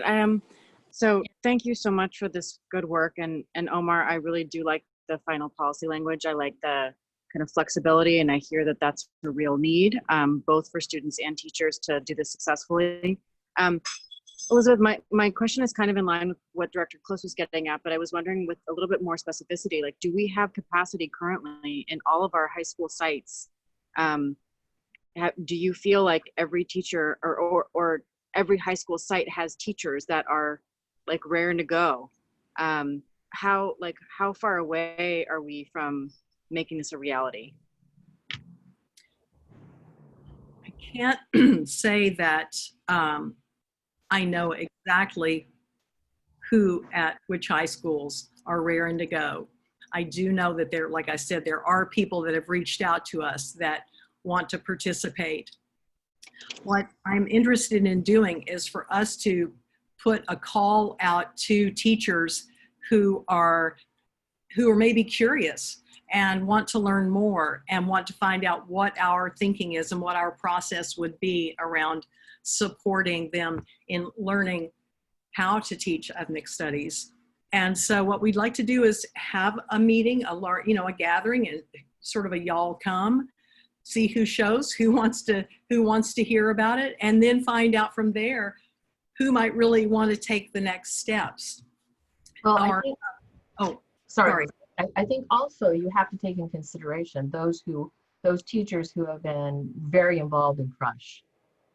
So yes, and actually, thank you for saying that. I did want to say too that I don't know if you remember this detail from Curtis's presentation last 2 weeks ago, but he did point out that we had about 93% of the people that participated in the survey after the Crush workshops did say they would like to participate in ethnic studies in our district.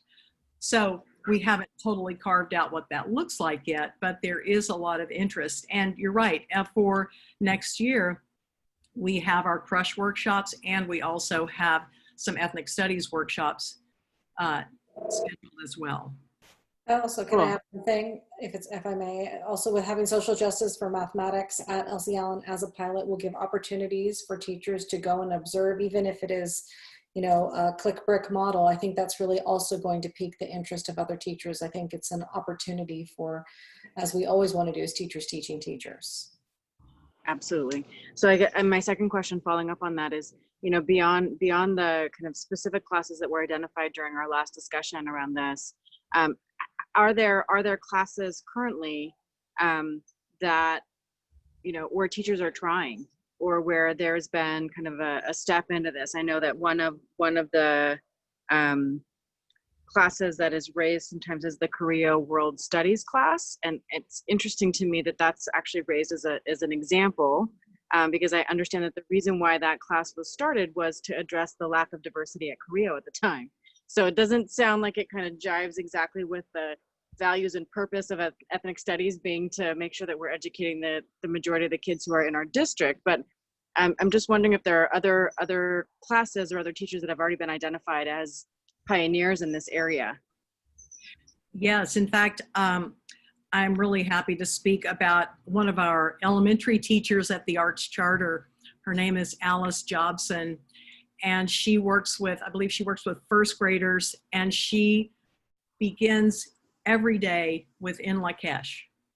And she's been bringing different activities and exercises to the students around identity, around diversity, around action, around justice, which are the four cornerstones of the social justice standards as they're put forth by Teaching Tolerance. And she did an amazing presentation in our showcase about her work with her first graders and how meaningful starting each day within Lakesh and making that kind of the cornerstone of every day with her students has been just so meaningful. That's just an elementary student. And I know there are other students, other teachers that are at the upper grade levels. In fact, I just had an exchange with a high school teacher who was sharing with me her own personal reflections on her process of looking at herself as someone who she was looking at her own bias. And it was just so moving to see how she was looking at herself and really examining what she brought to the classroom. And she attributed that to the CRUSH work. So we see many, many times how meaningful that work is and how it really brings, it's just like what we said at one point earlier this evening about what this brings to the student's desk, to their hands. I mean, years ago, we were trying to change make a mind shift.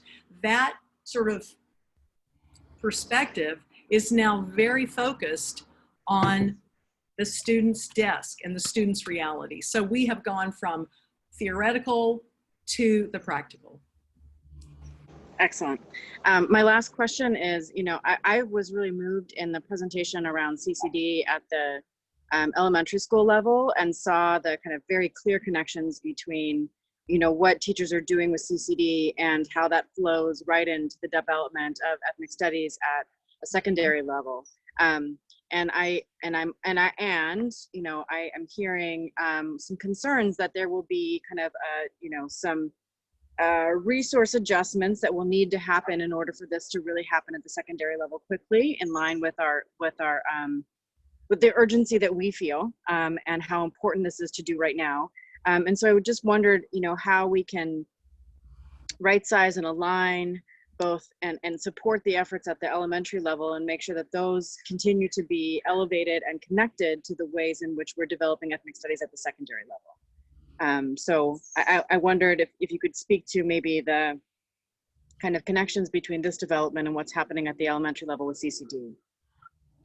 Well, we have said for a long time that we believe that CCD is a perfect vehicle for social justice teaching and learning and ethnic studies. It's so perfect. So we absolutely believe that it is something that we can do.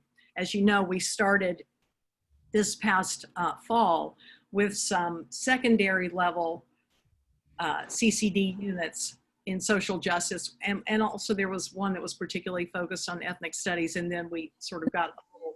Dr. Evans, would you please just define CCD for our public? Oh, sure. It's the collaborative curriculum design, and it's a way for our teachers to develop the curriculum that is meaningful to them and useful to them, that is also interdisciplinary, and that we have at the ready. It's uploaded onto a site where we can, teachers can access that curriculum.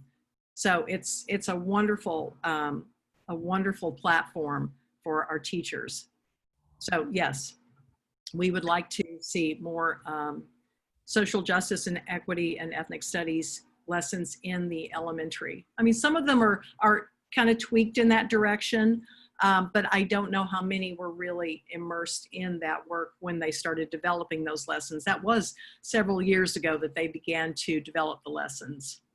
I'd like to also add that CCD units are also at the middle school level and have been also developed at the high school level. And so that continuum is continuously building. And so I think that this will be an added bonus as we continue our CCD units, and especially now with the new work that Elizabeth and Heather have been doing with the other CCD units. So it's growing. Excellent. Director De La Cruz, I also think, Director De La Cruz, I also think that is an excellent question to pose to a vertical articulation team around ethnic studies. Okay. So I think there should be an inquiry about that, because what I'm hearing the question to be is, we're doing this great work in CCD and embedding ethnic studies, is moving up to the junior high. What's our assurances that it continues on into the high school? So I think the TNL team, I think that's an inquiry that needs to be developed and asked and then basically put into place. So, and then my last question is a procedural one. Does this board item suffer from the same defect as our last one and does not allow us to take action on the first reading of this policy? We brought it to you as a first reading, and then just so that there could be more discussion, no understanding that this really was a discussion item. This was not a mistake. So. Okay, excellent. So, yay! Let's take action wherever we can tonight on ethnic studies, please. Yeah, we wanted to honor our commitment to collaboration, and so we knew there could be some changes tonight, but we really want to take it back to the stakeholders and the people who've been working on this before we bring it back. Excellent. Thank you. So, Superintendent Kitamura, in light of what you said in terms of vertical teaming for ethnic studies, did I miss, or is there anything in that we can codify for elementary kids to get some of this ethnic studies and not just left up to the whim of which teacher they possibly get? I think that, again, that can be an AR. Let me look at I'd have to look at the language. We will take that into consideration as we look at the new language, how that does create policy for pre-K to 9. Thank you.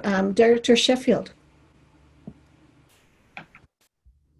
Yeah, this is just a simple question. I think maybe honoring our commitment to collaboration and also taking into consideration the urgency that we all feel behind this. I'm wondering, Elizabeth, if the districts that the committee visited, the ones that had adopted a graduation requirement, do you know if they did so right out of the gate, or was it something that they stepped into? I believe that both Coachella Valley and El Rancho, you know what, now let me think about that. One of them, and I don't know if it may have been Coachella Valley, did start with the graduation requirement. The other one may have started with a course or two and then moved into the graduation requirement. But I need to get back to you on that to give you a precise answer. Okay, and then, you know, maybe along those same lines, if we can find out if the challenges or the struggles that they may have had if they launched out of the gate on this.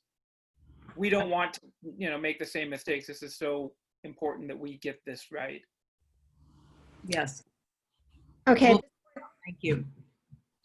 Thank you, Director Evans. At this point, we're going to move to public comment, and Director Close will take your after public comment.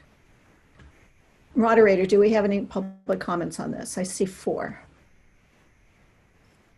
So let me call for it as well. This is time for public comment on item E3 only. Raise your hand, click the raise the hand button if you'd like to comment on E3 ethnic studies. And if you have called in on a phone, are there any, there's one person on a phone, push *9 to raise your hand if you'd like to speak. Are interpreters okay? Do we need to do any kind of a switch at this point? Our interpreters are fine at this time. Okay, great.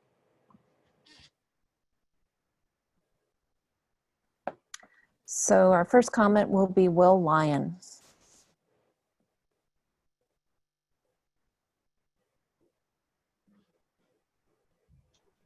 Hey, can you hear me? Yes. All right, all right. I want to thank you, Elizabeth Evans, for the thoughtful presentation. I had a conversation with Director Medina earlier this week, or late last week, I guess, and we talked about this, and I was telling him some of my reservations, and he said, man, we've been talking about this for a long time, and if we don't do something now, we're never going to do it. Let's stop talking, let's act. And I understand why you would feel that way. That's a reasonable thought. But there are some concerns that SRTA has around whether or not we're ready to do it well on this timeline. So we have voted to support the timeline that the committee put forward. We did not yet take a position on making it an ethnic study requirement, graduation requirement for the class of 2025. I do want to point out that what we didn't have 5 years ago, when, you know, if you're worried about us stalling, what we didn't have 5 years ago that we have now, we have a functional ethnic studies committee with several dozen people on it who are all committed to making it work. We have strong support from SRTA, and I can give you a few numbers from that survey I mentioned. 41% of our members who took the poll, and we had 550 people take the poll. So we're really happy that that many people took it. 41% agreed or strongly agreed that I already incorporate ethnic studies in my curriculum. That's a big upgrade from 5 years ago. 57% of our members said, if I had PD and time to incorporate ethnic studies into my curriculum, I would. That's an asset. And I think that's an upgrade from 5 years ago. We also have Crush, which is an asset. And we've now got a commitment for funding to train, looks like 60 teachers next year. That's an asset. And the Crush program is an asset. We also have eager partners from SSU. We have instructors there who teach, I don't think it's called ethnic studies. They have, the names have been changed, so I'm sorry, I don't know the exact name of the courses, but it looks and smells and sounds an awful lot like ethnic studies. And so they're ahead of the curve of our teachers, and they've committed to helping. Those are all assets that we should take advantage of. We also have some concerns. One is that if those 60 teachers, some of them need to be elementary and middle school. They won't all be high school teachers. So of the 60, I don't know what the split's going to be, but maybe it's 20 or 30 of them will be high school.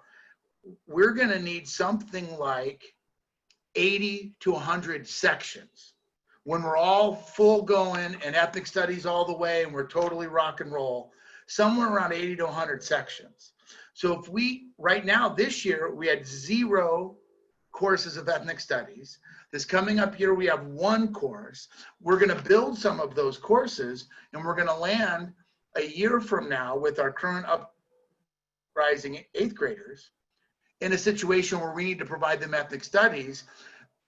It's a question for us of whether or not we'll be ready to do it well, or if we should just, okay, it's not going to be well, but let's go ahead and get started. So that's a decision that you have to make. My request is that you consider, I understand you're eager to make it a graduation requirement, and that's reasonable. The request is that you consider moving that date to the class of 2026, 2027. Give us an extra year or two to kind of build it up organically and make it strong. But the SRTA position is, it's your decision which way you want that to go. We are also concerned that it is also going to encroach on our electives. The classes that are double dipped, and you can do English and science, or if you can get an elective teacher to do it, that's fine. That double dipping will save that money. But if you are also going to make a standalone ethnic studies course for middle school or for high school, if we don't fund it, we are funding it. We're just going to fund it kind of like baseball. We're going to trade for a player to be named later. And at some point, we're going to give up auto shop or photography or some other thing if we don't plan it out thoughtfully. And we want to have a full boat of electives for all of our students. And it should also include ethnic studies. So I think the general concept, should we be doing ethnic studies? Green light all the way. The SRTA does endorse the timeline as amended by the committee. That is a really thoughtful timeline. All these little things that you could stub your toe on if you weren't careful, they've solved a lot of them in that timeline. And I really appreciate that. I'm concerned that if we go too fast, we could do it. We will provide ethnic studies for those students. Will it be as good as if we took an extra year or two? That's for the board to decide. Thank you.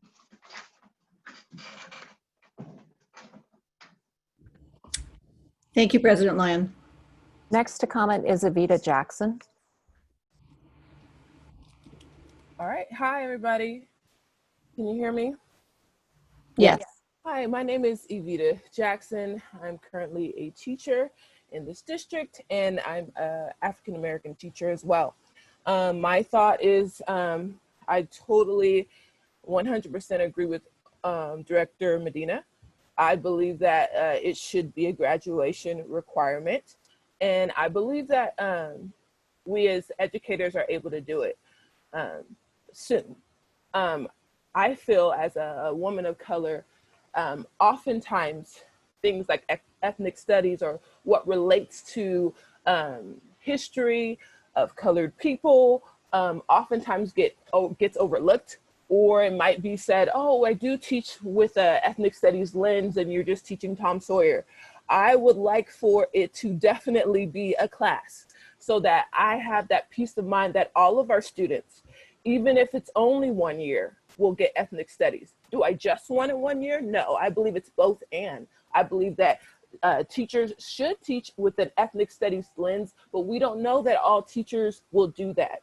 And often as history we've seen that it's not the case, right? Doing what's right hasn't been the case. So at least if we have one class, we know that all of our students will at least get 1 year of ethnic studies. But again, I want to say this again, I think it should be both and, K through 12, in addition to a graduation requirement.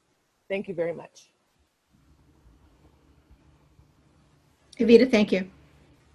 Next to speak is DeLachey Carmona Benson.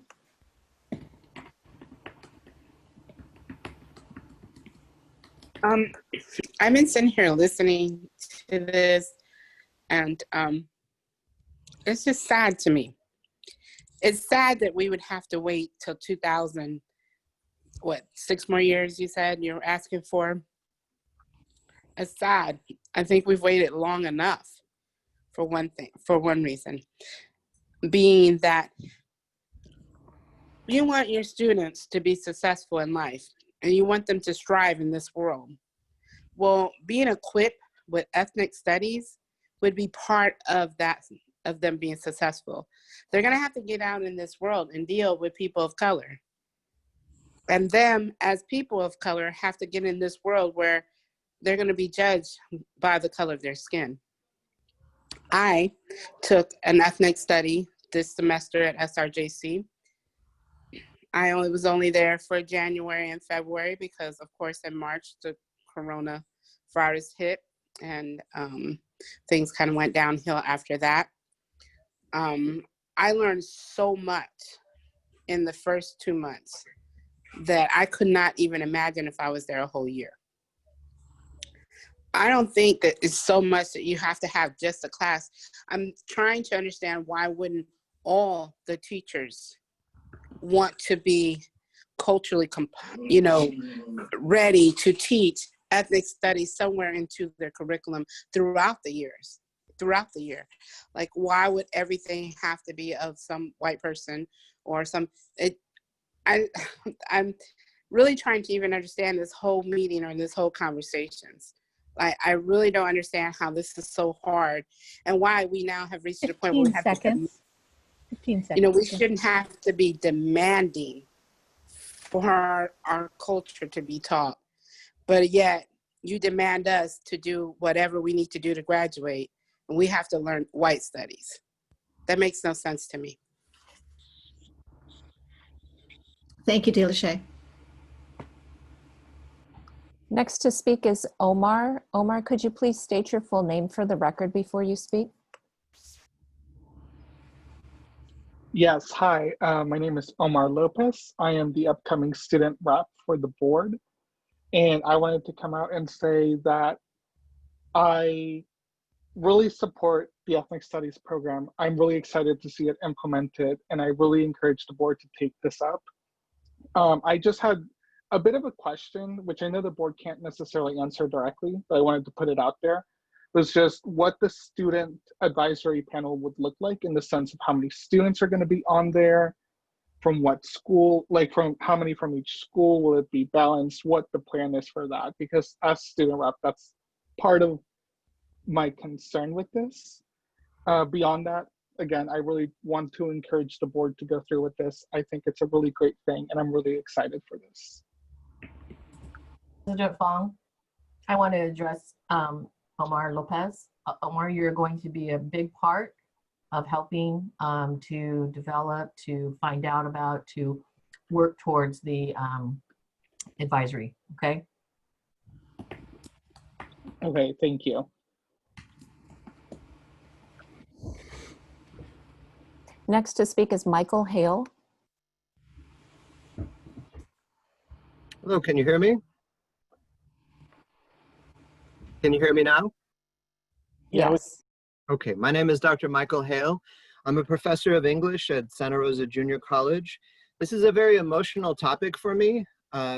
First and foremost, because I've lived in Santa Rosa for going on 8 years now, and I have witnessed the tremendous demographic change that has happened at SRJC with an influx of Latinx students and African American students into a college that was, and to a community that was predominantly white and middle class. And so we have gone through tremendous lengths to try to think and rethink our curriculum and our support services. But a tremendous number of our students that are coming directly from Santa Rosa City Schools are walking around lost. They have very limited sense of belonging, and they have internalized racist ideas about their own ability to learn, and that they're ugly and stupid, right? And so what we need is ethnic studies at a very young age. And it's emotional for a number two reason. I am a product of ethnic studies. I come out of LAUSD, and I didn't get this until I attended college at Cal State Northridge, and I studied under Rudy Acuna and other folks in Chicano studies. And this absolutely changed my life. So what I see as the nexus of what we need to do to increase students' sense of belonging, to increase their attitude about their own ability, is a curriculum that is responsive to their culture, rather than a curriculum that insults their culture with or disregards their culture with a kind of typical white Western European canon. And I'm an English teacher, so I'm very familiar with these canon wars. The last thing that I want to say is I want to directly speak to my union brother, Will. I am a union member as well, and I come from a family that is 100 years in the union movement. And the Achilles heel of the union movement has been race. And 15 seconds. And so if we don't take seriously the speed and urgency to address race in our union movement, then we are lost. Stop obstructing and move forward with ethnic studies now. Thank you.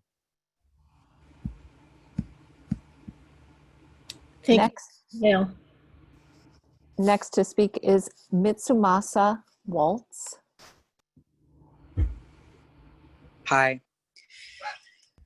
I second Sheila's comments. I second David Hale's comments, and what he said about lostness is exactly true. I felt ugly and stupid, crazy and wrong, yet to many people I look white.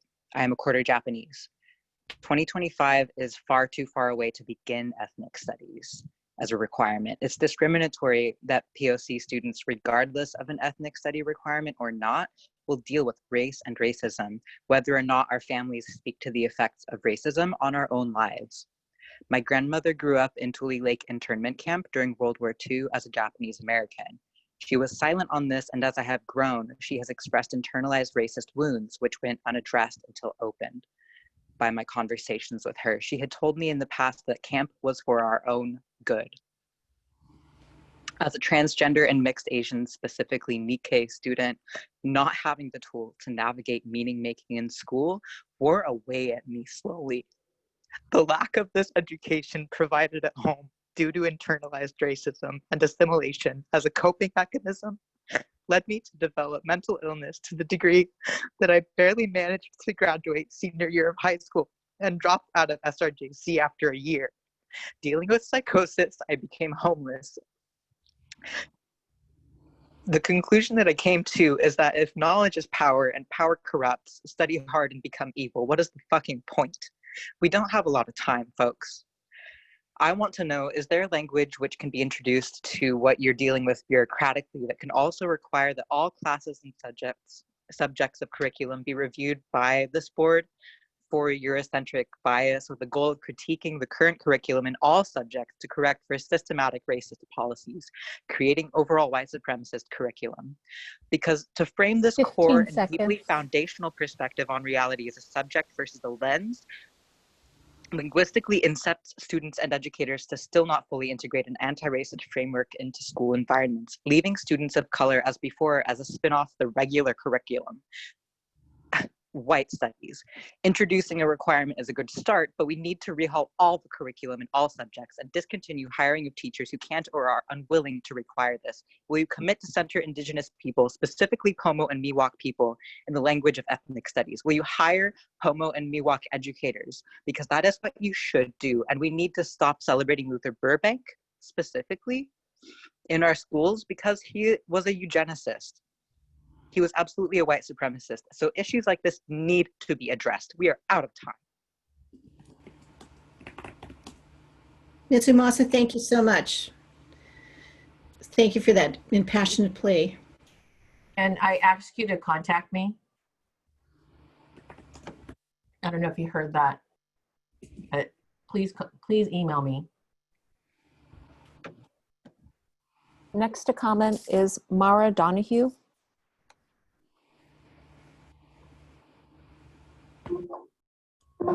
Hello, can you hear me? Yes. Great, thank you. First, I'm very, very grateful that the board looks to be moving forward with an ethnic studies program. I commented last time about asking about the inclusion of people with disabilities and would like to thank Dr. Evans for the adjustment to the definition to include people of differing abilities. Thank you to President Fong and Director Close for your responses to my email. I also support ethnic studies being included PK or K through 12, and definitely support having some component of the program be a graduation requirement. Finally, I love the visual at the end of Dr. Evans's presentation. All we want is our stories to be taught. And to that end, I have a daughter with multiple disabilities who would very much like to share her story with you and for her experience with disability and depression to be taught. Thank you. Thank you, Maura. Next is Janice. Janice, could you please state your full name for the record? Hi, can you hear me? Okay, my name is Janice Lara. I'm a Santa Rosa High School alumni. And with ethnic studies, I just want y'all to acknowledge, like, it's a privilege to be taught white history. And my question with the ethnic studies is, a lot of times with history and like BIPOC and POC history, the history is erased and it's mostly palatable for a white audience, and the history is erased, it's sugar coated. So I want to know, how accurate is this information going to be, and how present is this history going to go up to? And I also think it's important to really raise voices of BIPOC and POC teachers to be able to teach these ethnic studies. I think it's important to raise their voices, experiences, and with systematic racism and how their experiences and their families' histories have to do with like ethnic studies. I think it's important to get their viewpoints on it instead of having like a white teacher speak for them. And yeah, thank you. Janice, thanks for speaking out. Next to comment is Stephanie Starr.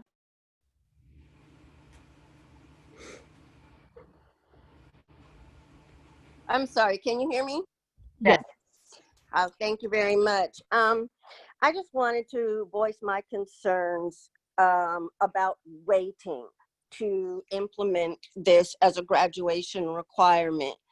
I too studied under Dr. Michael Hale and Professor Andre LaRue at SRJC, and that knowledge that I gained from that is, there's no words for how impactful that was. As a person of color, it seems like I've lived my whole life with the phrase, well, we just want to wait until we've got everything perfect. We don't wait for perfection to introduce any other subject. And that to me is not a sufficient excuse to not put this into action by the time stated. We don't need to wait for another year. There are more than enough people around who have wonderful knowledge about ethnic studies. People whose lifetime you can draw on their experiences to help you in how to make this curriculum. Waiting is also not, it's not a good idea. We have momentum now. We don't know what 2026 is going to bring. We don't know what funding issues we will have. We don't know any of that. It is the time now where all these changes are being made in not just education, but the society as a whole. And we need to capitalize on this now. 15 seconds. People of color have been waiting long enough and have been underrepresented long enough. We need this now. Thank you very much for your time. Stephanie, thank you. You're welcome. Next is Noah. Noah, please state your full name for the record.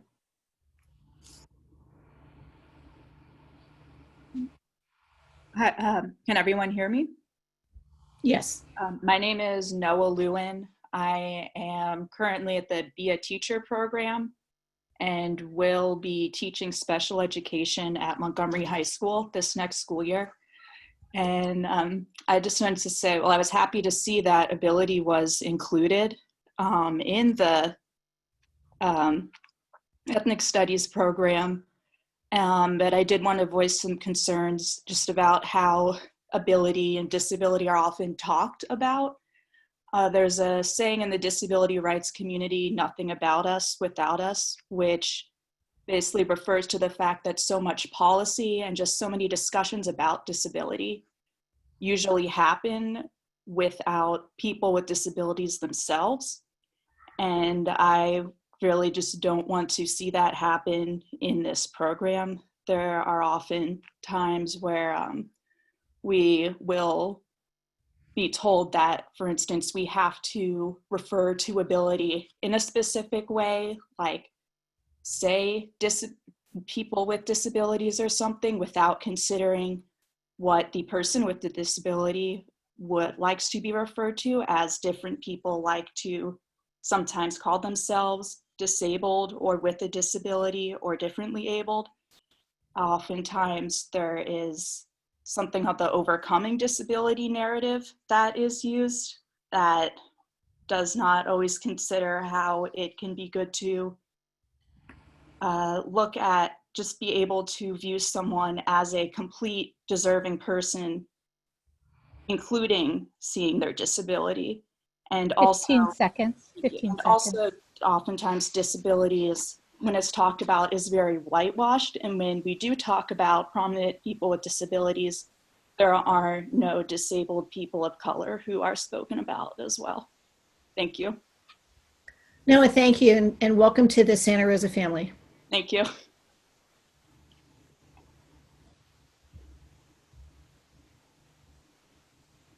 Next to comment is Nelson L. Nelson, would you please state your full name for the record? Hi there, Nelson Lomelli. I just wanted to echo the comments made earlier by an educator that ethnic studies needs to be a requirement for graduation. I also want to echo the comments that it's sad that this is going to take such a long time to implement. And I also want to disagree with the union president. I support unions, but I have to disagree with him on this topic, that we do not need more time to implement this. As we're seeing racists empowered by a racist as commander-in-chief, the last thing we need is time. We need these ethnic studies now. I just want to echo that perfection is the enemy of good. So we cannot wait till we get this perfect to implement. Ethnic studies were not offered in my high school. And I didn't take my first ethnic studies class until college. And going to college in and of itself is an immense privilege that is not afforded to many. We cannot make ethnic studies only accessible to those that have tens of thousands of dollars at their disposal, or willing to take on tens and thousands of dollars of debt and then be stuck with that debt for years in order to learn about ethnic studies. I want to also echo the impassioned comments made earlier and ask that these studies, when they are implemented, to not be whitewashed and not be taught in a way that is glorifying white people or glorifies white people, or is taught through a white savior lens. I want to make sure that the raw truth is coming out and being taught as it happened and as it is. Because I have had to do so much unlearning in my adult life as to what actually happened and the impacts that were made to people of color and Indigenous people. I also just want to take the last couple of seconds to note that these meetings are really not accessible to the vast majority of people. It's 8:30 p.m. and we're barely at the important topics. So I also want to encourage you to reevaluate your agenda in terms of which reports get made first. Thank you. Thank you, Nelson. Next is Gabriel Albavera. Hey, how's everybody doing? Hope everybody can hear me.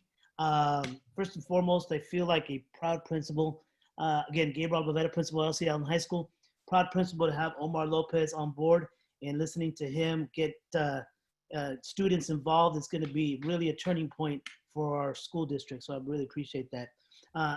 And I got to say that I wanted to just touch bases that listening to some of the comments, this is not new. We've been going at it for almost 5 years.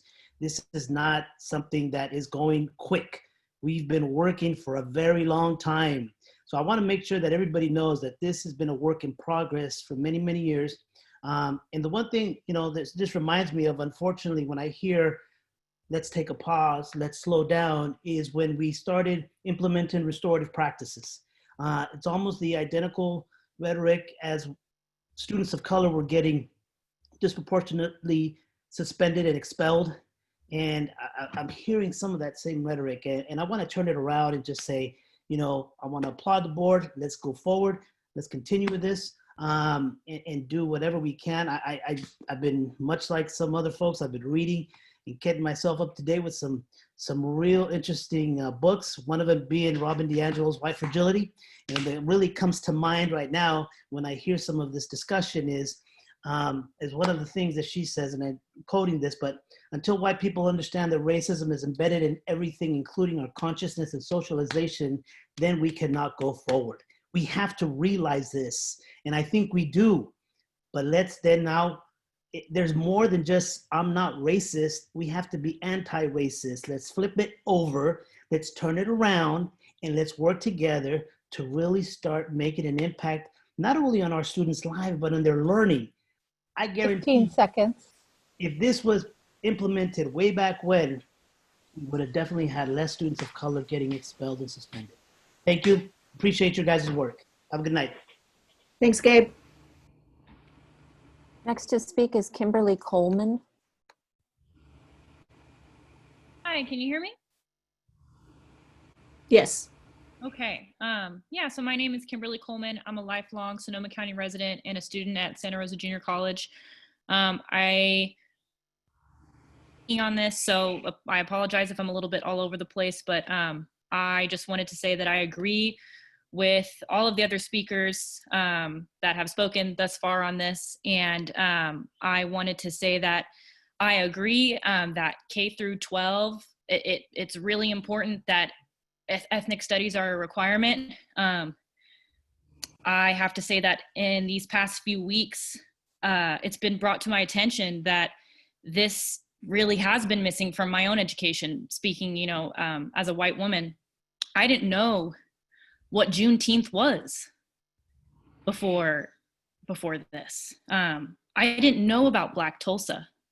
I didn't know about Emmett Till. I didn't know a lot about the Black Panthers. There's so much being brought to my attention that I did not know, and that, you know, that was missing from my education. And I'm a college student now, and I'm, you know, that is a privilege in itself. And I'm grateful to be learning about this now, but I could have been showing up as a more educated ally, as a better ally, if I had this education. So I just wanted to say that and put that out there.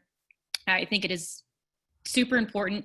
There's been a lot of talk about showing up as an ally, you know, that we can't show up perfect. We just have to show up. And I think that that holds true to this situation as well. I don't think that we can wait on this. I think that we need to implement it as soon as we can. And, you know, we'll see what's not working as time goes on, and we can make those changes and make those fixes. 15 seconds. So yeah, that's just what I wanted to say. And thank you. And thank you everyone before me that has spoken on this here today. Kimberly, thank you for speaking. Next is Morimoto. Morimoto, would you please state your name for the record?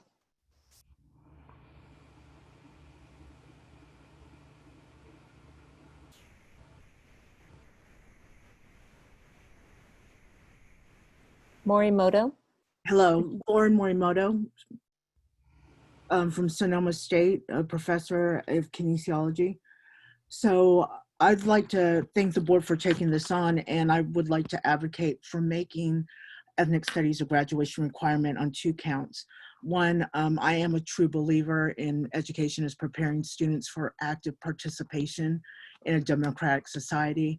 And if you look at the streets today, it's clear that to understand and make sense of the world, our students need to know what is happening and putting it in context, and ethnic studies can help with that. The second reason I would advocate for it is purely practical. I believe the CSU will make this a requirement. The House and Senate have approved making ethnic studies a graduation requirement. So I think this will also help students prepare as they enter into 4-year universities. One of your first speakers talked about how Sonoma State has changed the name of the requirement, and we've changed it to critical race studies, which was a whole big argument that no one wants to hear about. But what I would bring from that argument is to be careful on how ethnic studies is actually presented. So ethnic studies as a field, as a discipline, isn't, hey, let's just add brown and black people and stir. It's about teaching from a critical perspective. And while intersectionality is important, so I'm glad to see sexuality, nation, ability, what has to be central when we look at ethnic studies is we need to put at the center the experiences and history of the marginalized, racialized groups that have really been 15 seconds in U.S. history. And that would be Black Americans, Latinos, Asian and API, and Indigenous and Native peoples. So whatever happens, those people need to be at the center of ethnic studies. Thank you. So I'm going to break in here on public comment. I've limited to 1 hour on each item, and we have 15 speakers left, and we have about 25 minutes left. So we are going to close public comment to those 15 people. If you're in line wanting to speak and you think that your comment has already been made, you can kind of put your hand down, and if we have more time, we can add, more slots, we can add a few more people. So moderator, if you would watch that, we're going to just be going to the 14 people left, I think.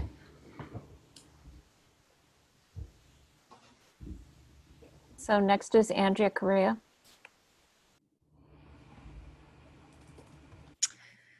Hello board. This is Andrea Correa. I am the vice principal of Santa Rosa High School. And typically I don't speak during public comment, nor am I comfortable doing so. So forgive me if I stumble above my words, but I'm listening to all of this and my frustration level is getting higher and higher. And I just don't understand why this is even still a discussion. And I know that I speak for the entire administrative team of Santa Rosa High School. And I'll even go out on a limb and say Pioneer High School at that, where I spent the last 20 years of my career, that ethnic studies should absolutely be a graduation requirement. It should be right now a graduation requirement. The fact that we have to wait an additional 5 years is infuriating. But I understand the policy and the reason for it. I just want to say that as a 15-year teacher of Pioneer High School, Northern California and Santa Rosa in particular has such a rich history of Indigenous people. It is the history of California, and it ties so well into ethnic studies. And as a graduate of Sonoma State, and I took several ethnic study classes, we called it multicultural studies at that time, I can think of no other class that I would be so excited to teach. And I'm texting the assistant superintendents as this meeting is going on saying, I'll teach it. I'll jump in right now. Let me have it.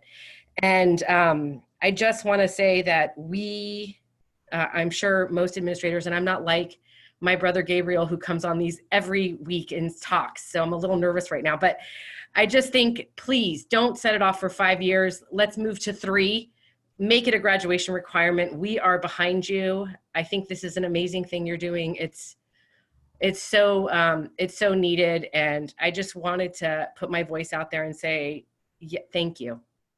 And I know that the students of Pioneer High School thank you too. And I haven't known the Santa Rosa kids too long, but I'm pretty sure they'd say thank you too. Thank you, Andrea. Next is Caroline Chu. Hi, can you hear me? Yes. Hi, my name is Caroline Chu, and I'm a proud graduate of Santa Rosa High, and I've grown up in the Santa Rosa City Schools. And I have to say, I was disappointed thinking back on my time in Santa Rosa City Schools that I never learned about these things in a structured environment and never participated in discussions such as these.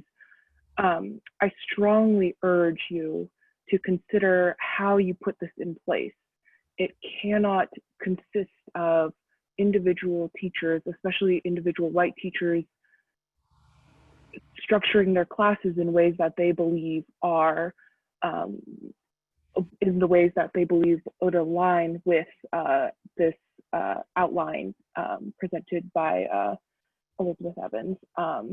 It should be, please consider hiring people of color, specifically Black and Indigenous people, to not volunteer, but paid to do research on best practices, paid to do research on ways to get classrooms in discussions and engaged at every level, have Black and Indigenous people of color who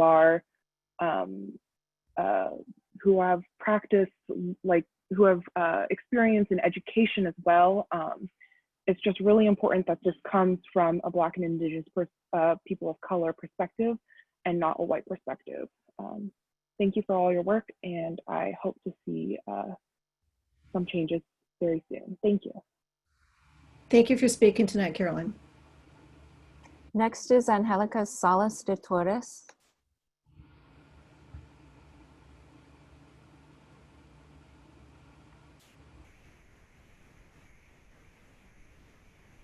You hear me? Yes.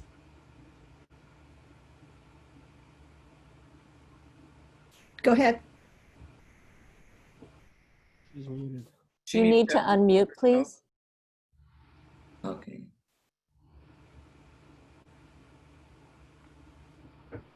Muted again. Okay, can you hear me? Yeah. Okay. Hi, my name is Angelica Salas de Torres, and I'm the Spanish teacher, one of the Spanish teachers at LC Allen High School. And I support ethnic studies. I'm really excited about ethnic studies as a future high school graduation requirement. We need ethnic studies now. Why wait until college? I majored in Spanish and minor in Chicano Latino Studies at Sonoma State University. But then once I minor in Chicano Latino Studies and I started having the conversations about race, ethnicity, immigration, all these topics that I never had the chance to speak or understand or learned about in high school and the other classes, I decided to major in Chicano and Latino Studies. And why wait until then, until college, right?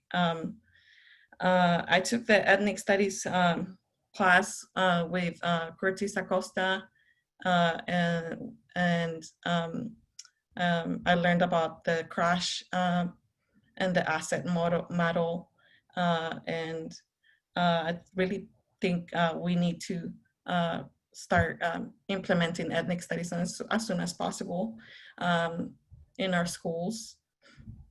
I'm willing to cooperate and work together with teachers to create a combo class in world language or combo classes in world language and teach ethnic studies through world language. I've been inviting people from the community such as and organizations such as Raíces Collective and 15 seconds. Community people from the community to teach my students and help out. And I'm willing to work with the community and teachers to create ethnic studies classes. So yeah, thank you. Thank you, Angelica. Next is Charity Sainholtz. Hi, I wasn't planning on speaking during this topic, but was so moved by the testimony of some of the previous callers, and I could hear their pain and see the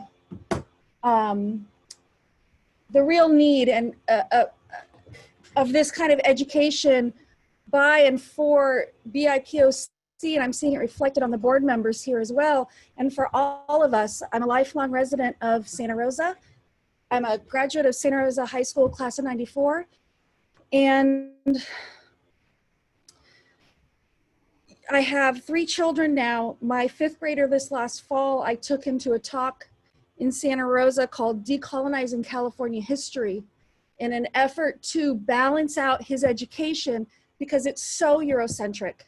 And needless to say, it was not geared towards children. He was the only person there probably under the age of 30, and it was pretty raw, but it was powerful. And I wanna say that I hope that we're also taking a look at our curriculum in general and at how Eurocentric it is. It can't just be offset by one ethnic studies class. We need to be taking a real critical eye at the history that we're teaching our children. And I really want to thank Mrs. Jackson. As I said, I grew up in the Santa Rosa City Schools, and I never had a teacher who was African American, and I'm so thankful for her example that she's setting for our students. Thank you. Charity, thank you so much. Next is Zoya Ahmed. Hello, can you hear me? Hello? Yes. Yes, Oh, hear all you. right. Hi, my name is Zoya Ahmed. I'm a rising senior at Maria Carrillo High School. And first of all, I just wanted to say I greatly appreciate the efforts for promoting an ethnic studies class. Of course, I will probably not be able to take that class myself because I will be a senior next year. But I just want to say how much that would mean to people of color, to students of color coming from that background. I agree with all the points made this afternoon, but one area of concern that I really wanted to voice was that in my past experience, the extent of the variety of cultures and ethnicities that has been greatly oversimplified. I'm a person of color. I come from a Pakistani and an Indian background.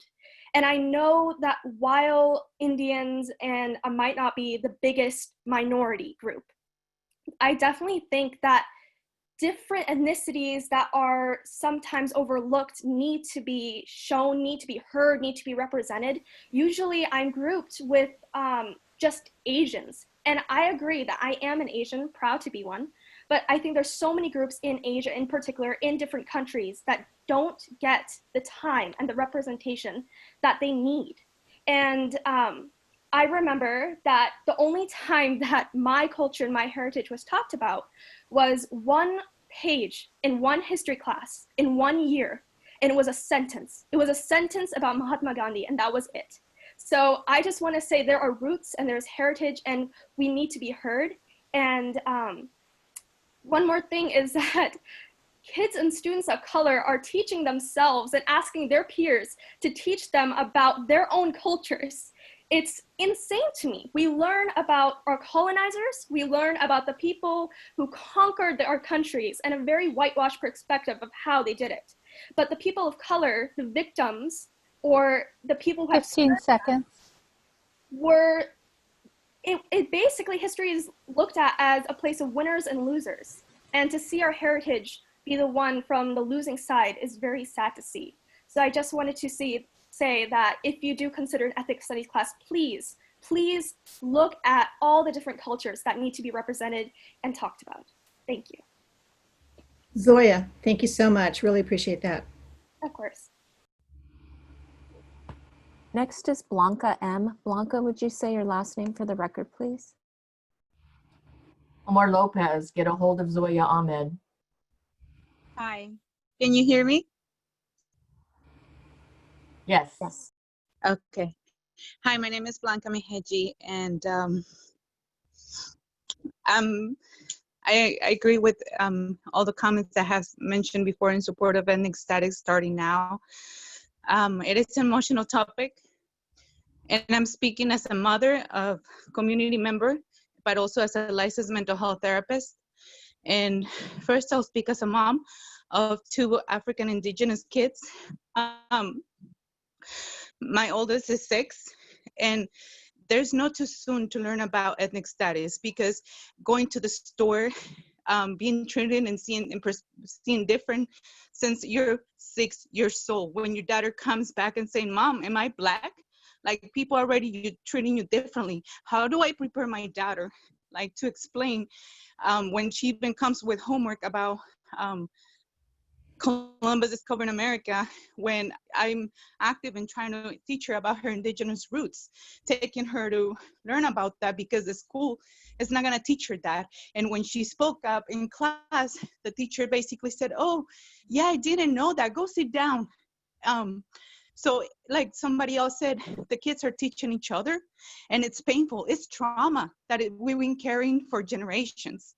And as a licensed mental health therapist, I've seen it mostly treating youth, young adults, and that internalized racism that they have, that at the end of the day, it kind of contributes to that mental health illness that we have, because the trauma reflects in different ways: depression, anxiety, lack of love, lack of self-esteem, self-rejection. So just hearing the past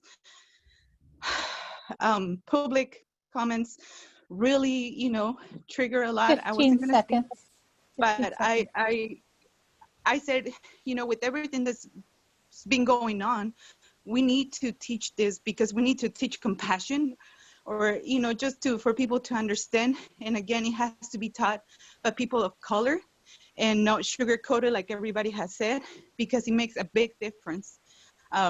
Enough.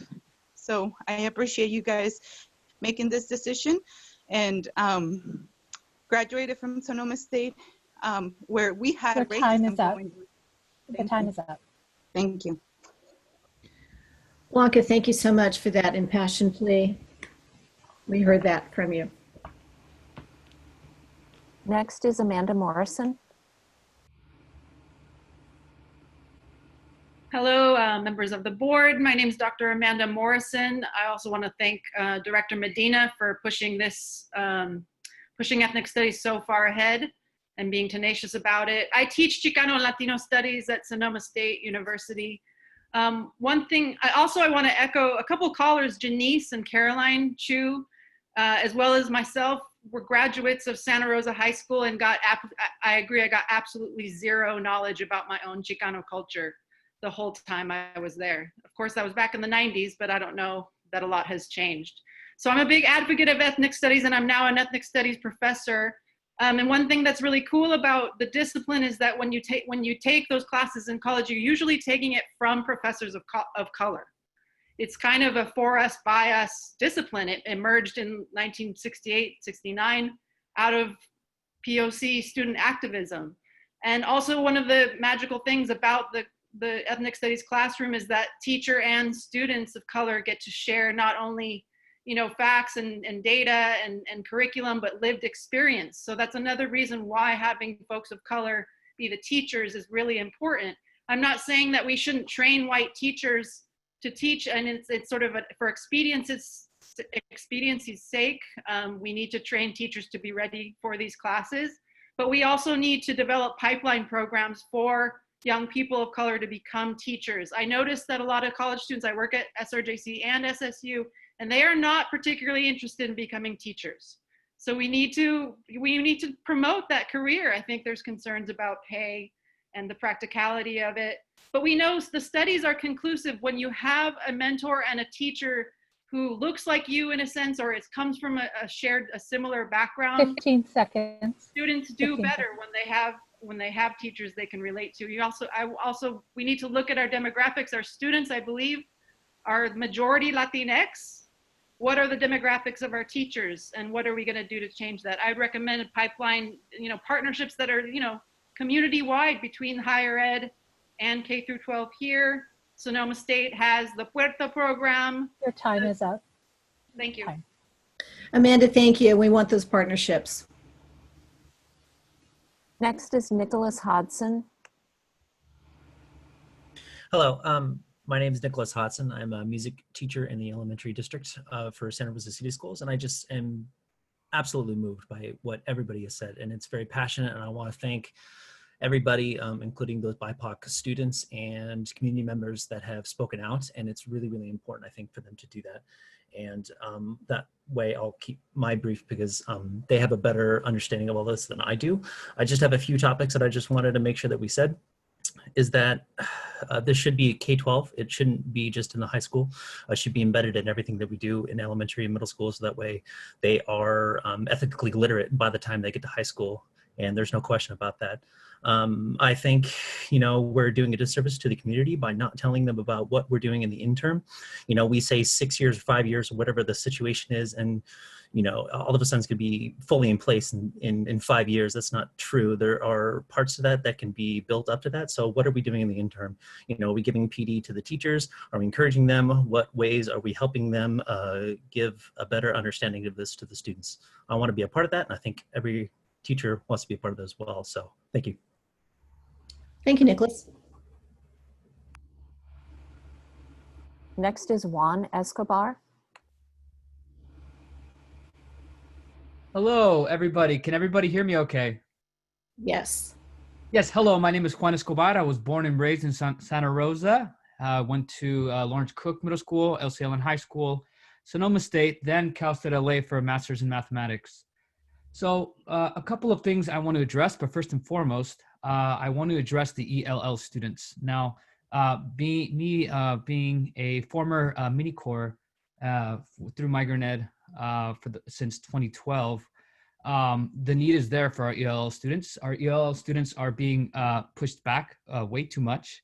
And I think that when it comes to ethnic studies, this should definitely be a way to help these students feel more included and thus be more productive members of society, and to convince them that yes, knowledge is the key to a long and successful life and to even just survive.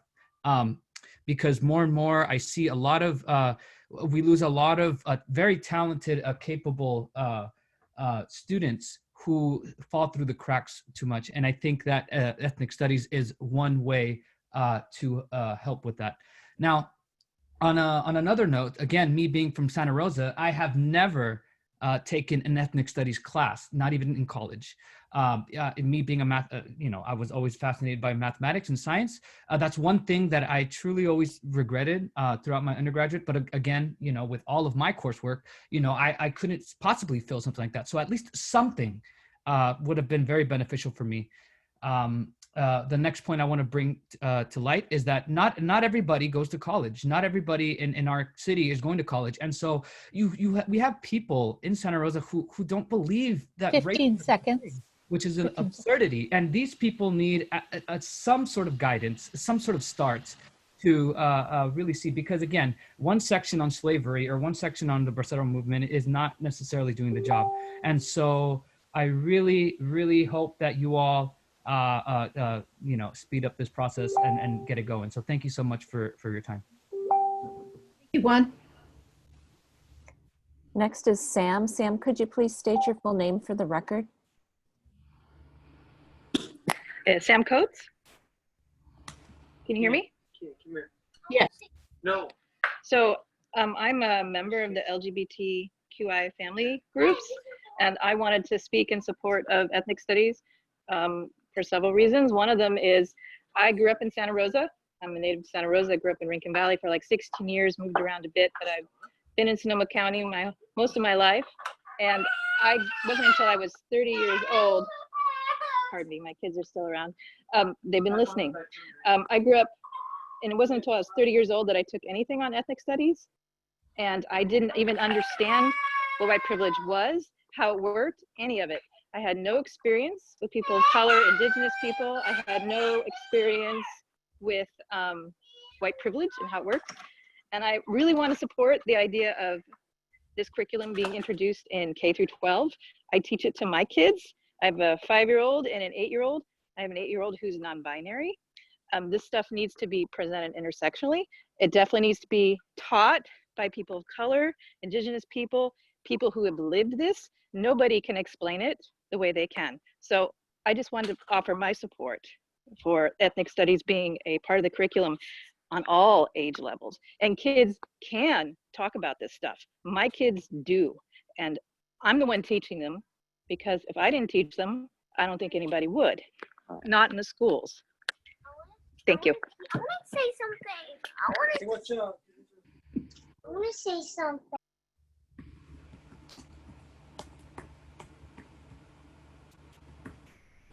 Let him talk. Let him talk. The mouth of babes, right?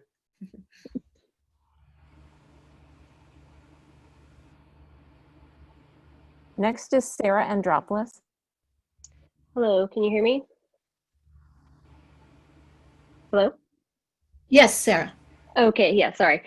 Yes, I'm also with North Bay LGBTQI families, and we as an organization want to voice our strong support for K-12 ethnic studies and the ethnic studies graduation requirement.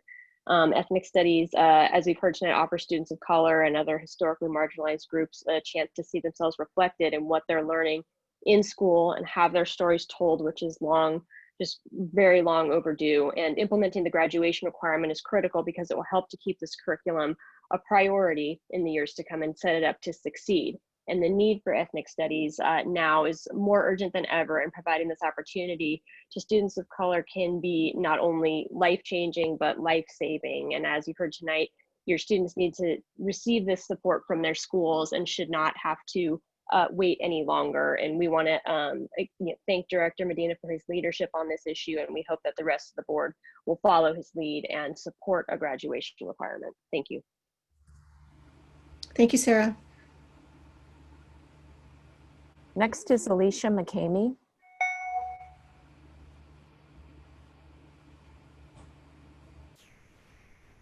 Hello, can you hear me? Yes, Alicia. Oh, hi, my name is Alicia Mo McCamey. I actually spoke at the last board meeting, but I want to speak again. So I am in full support of adding like an ethnic studies group, or sorry, not group, course to the curriculum.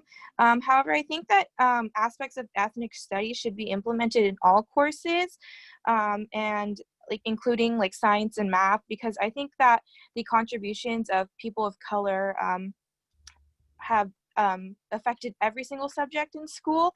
And so I think implementing those to show that, especially students of colors, that they're that they are recognized in those subjects is incredibly important. And I just want to thank two teachers at my school, Mr. Horner and Ms. Welchel, for proving that that is completely possible. And I also agree that we really cannot wait to implement this this course, because the longer we wait, the longer we're allowing some students, particularly those who live in households that teach racism or don't want to talk about these important subjects, to project their racism in schools through bullying. And in the future, because the school district needs to realize that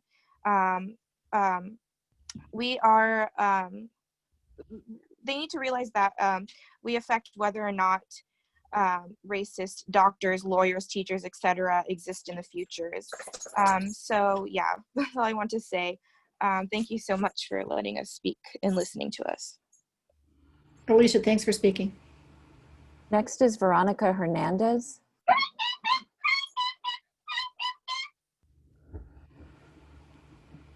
Hi, I'm here.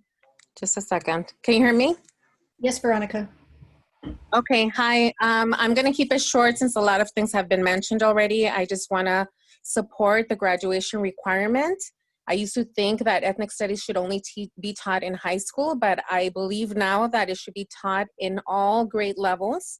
Especially, I have a 6-year-old that already asked me about issues of color. So, and it needs to happen as soon as possible, a requirement as soon as possible. But I want to call out to the teachers to embed it in your subjects now. We don't have to wait till 2025, although I'm calling that it would be a requirement as soon as possible.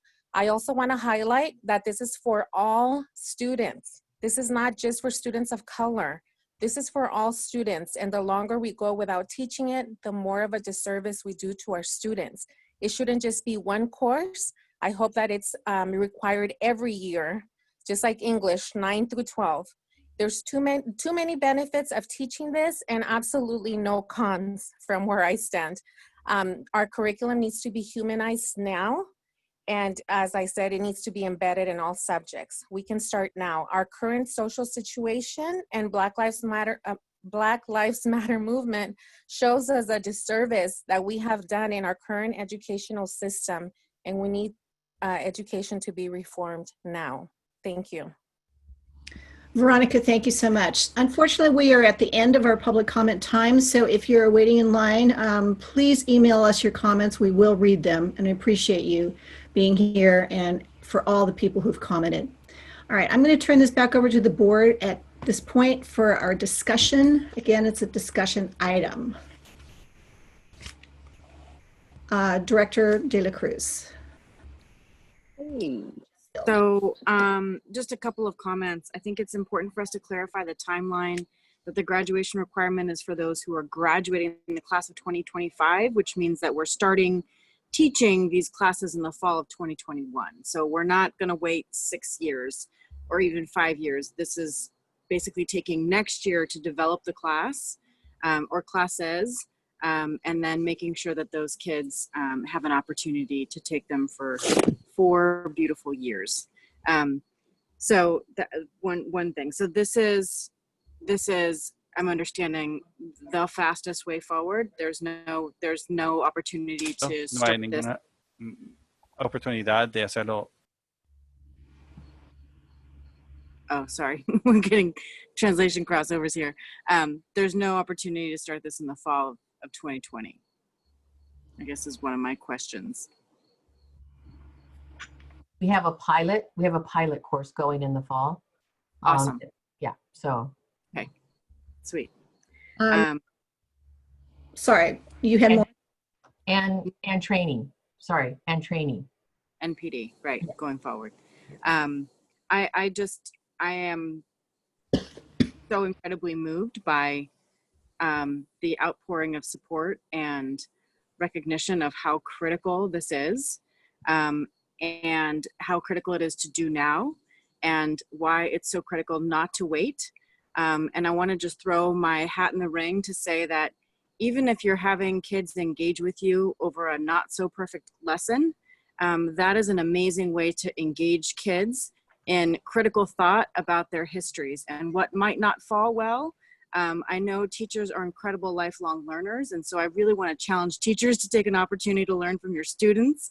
I am remembering that was a really critical part of my education, not having ethnic studies when I was coming up in high school and college, is to really find ways to understand that what I was being taught was not sitting well with what I knew from my family history and what I knew from my experiences, and having an opportunity to be empowered to engage at that level with my education was a critical form of my being empowered in my education, empowered enough to say, ya basta con esta, sorry, I'm not gonna swear, ya basta con estas cosas, and so I just want to say, like, we don't have to be perfect, but we need to start having this conversation with our kids. It's too late. It's way too long. So let's go do that and have some amazing conversations with kids who are going to teach us how to make sure that we're teaching them right.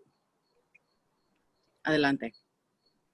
We have to pause for an interpreter switch, so just a couple minutes, and then Jen Close had her hand up, and Omar Medina had a hand up, and then Jill McCormick, and then everybody at Sheffield, then Stephanie Manieri, then me.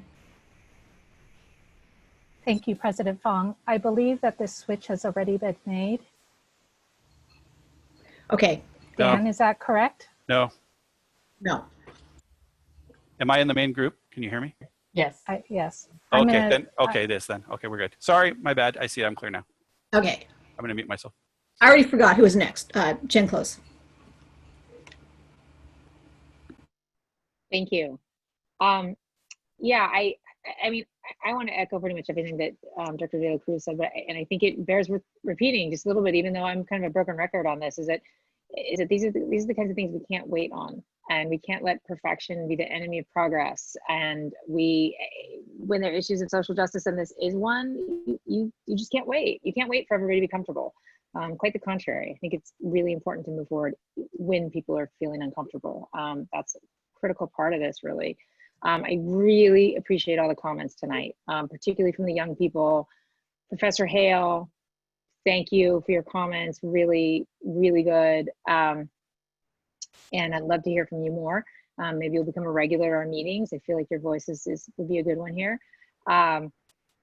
So at any rate, full steam ahead as fast as we can. The other thing is that I see that this is an opportunity to try to collaborate with our elementary feeder districts. Even though we're talking about a graduation requirement, we are talking about the things that all of our feeder districts are going to be required to do.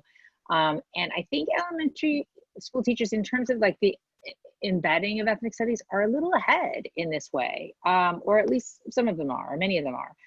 And so I think that's a great opportunity to engage in our feeder districts and collaborate on that. And so I hope that can be part of this K-12 movement, but really preparing people for the graduation requirement.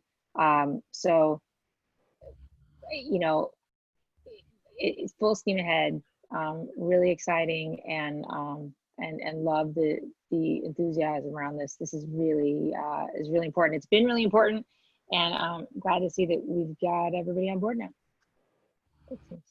Thank you, Director. I'm not sure who was next. Director Medina. Go ahead. Okay, I'm going to share my screen really quick again. Just to touch on 2 points. First, on ethnic studies, as I mentioned before, justice too long delayed is justice denied came to mind because of how long it's been. I wanted to, Will talked about, it's been 4 or 5 years. For me, it's been a really long time. I wanted to focus first on a couple quotes that I found. November 13th, 93. This was at the first meeting of the Second Latino Student Congress held at Sonoma State. I, along with other students, we discussed the need to teach and incorporate into our courses, especially history, about Mexican American culture. In that Congress, I was fortunate enough to attend the National Association of Chicano Studies Conference. And a quote by me, Omar Medina of Cook Junior High, told the seminar that he is going to work towards getting a class on Chicano history in his new school, Elsie Allen High School. He said, it is important for us to learn about ourselves and our past so that we can understand and work towards a better future. We have to know where we came from before we can know who we are. So if anybody knows anything about Chicano time, apparently I'm on it because I'm very, very late. I've been procrastinating because I was supposed to do that over 20 years ago. But one of the things that happened out of that, I gained a hunger for this stuff. And these 3 books right here are books that I saved up the little money that I had and I bought books.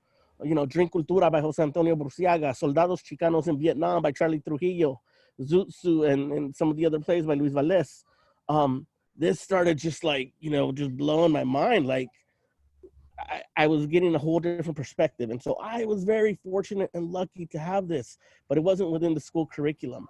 But this is the type of stuff that I think could be inspired. Some people talked about not everybody goes to college.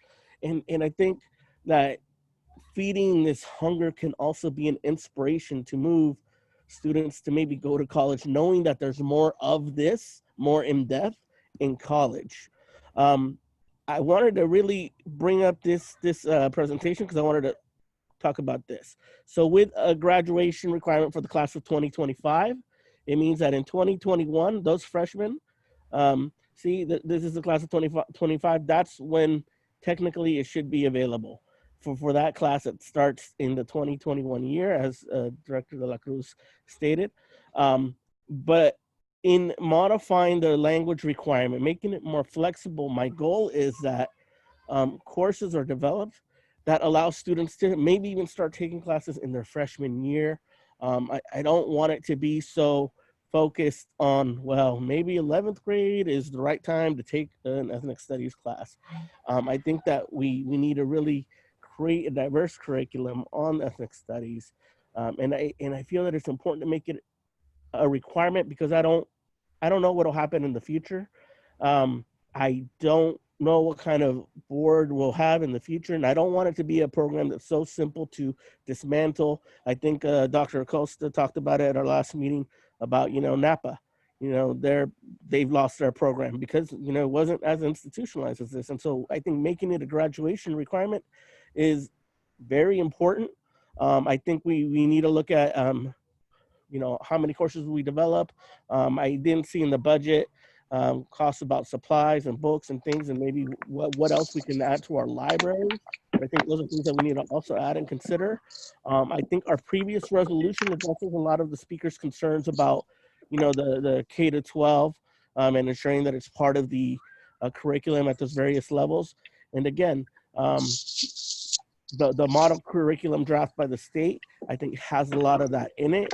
And the way that this graduation requirement is written, it alludes to that very specific section in education code that goes to that. So, I don't know where all the board members stand. I feel like there's a lot of support for this. I hope nobody's opposed to it. But I hope that this modified language works, and that when it comes back to us, it's with the modified language that I suggested that allows for that flexibility. And I hear people's concerns about waiting, and we don't need to wait. Trust me, I've been waiting for a really long time. And so I think we've traveled a long way to get to the point where we're at now, but we can't be better equipped than we are to make this happen. And I think we're there. So I hope the board can support it. Who's next? Jill McCormick. I just want to say again that I really appreciate the stories, feelings, truths that were shared in our public comments. I am very much in support of our ethnic studies program, and I am also in support of it as a graduation requirement, as we have on our timeline here. I understand we've said the term a few times tonight about teacher capacity, and I know as a teacher that teachers are feeling very stretched and in the red right now as far as teachers capacity goes, with COVID and everything else that's happening. But I don't think, we just don't have the luxury of time to kick this can down the road. We cannot do it. We have to move now. And I know it's not the case in Santa Rosa City Schools that there is no ethnic studies right now, but it sure sounds like from our public comments that a lot of people had that as their experience going through Santa Rosa City Schools at different times. And I really feel like anything is better than nothing. And we heard several stories of nothing until college, maybe, tonight. So I just want to say that I'm very much in support of this, and I understand that the issue of teacher capacity is real right now, and people are at their limits, and this is a heavy lift, but it's important, and I think we need to do it. And as I've said before, real change is real hard, but we shouldn't be deterred because of that. So that's it. Thank you, Director McCormick and Director Sheffield. First, I just want to say hats off to Omar Medina for his passion and his dedication since junior high, and continuing to this day. Very, very much appreciate that. I fully support ethnic studies. I think most importantly that the time is way past due. We owe it to previous generations who have fought to tell their stories, just to have it washed away, so that every time, an incident or an action occurs in this country like George Lopez or Breonna Taylor, that we don't have to repeat the process of re-educating our population on the untold histories over and over again. I want to say to the public comment from the college student on Juneteenth, I'm a person of color, and I didn't know Juneteenth existed until I was in college. And it's my own heritage, and I had to educate myself. I do want to say that I have some concerns about the graduation requirement that I hope we can flush out, because I don't want to wait for this. The first is the obvious, that the reality that we have a mostly white workforce at our schools. And I'm not in any way hating on this. I'm just saying that there's going to be some re-education challenges, meaning that we need to dedicate resources to this. This means training and the time that it takes to develop classes, which has been brought up from teachers, and teacher capacity that Director McCormick had brought up. These are the costs associated with doing it right. I appreciate the slide in the presentation that showed the projected costs, and I'm wondering if this is enough. If maybe it's enough to get us started, but we're going to have to allocate ongoing costs associated with this. I also want to stress that it's done with student input. It was great to hear from Omar Lopez. This is really the key. Also family input. And, lastly, it needs to be done with teacher input. And I'm going to say it because full partnership, full participation was brought up a few times tonight. And I don't want this to be another A through G conflict. I said it, it's said. This is too valuable to put good intentions and needs over potential challenges that it could create if we don't get it right. We don't come to an agreement on this. We need to get buy-in, and I'm hoping that we can work on this, continue to work on this in discussions with our staff, with our teachers, you know, and again, I just want to underscore the value of having a student voice on our board, because I think we're going to be turning to him quite a bit as we move forward on this one. So that's all I'm going to end there. Thank you. Thank you, Director. I'm not sure who was next. Director Manieri. Yes, I think I'm the last one.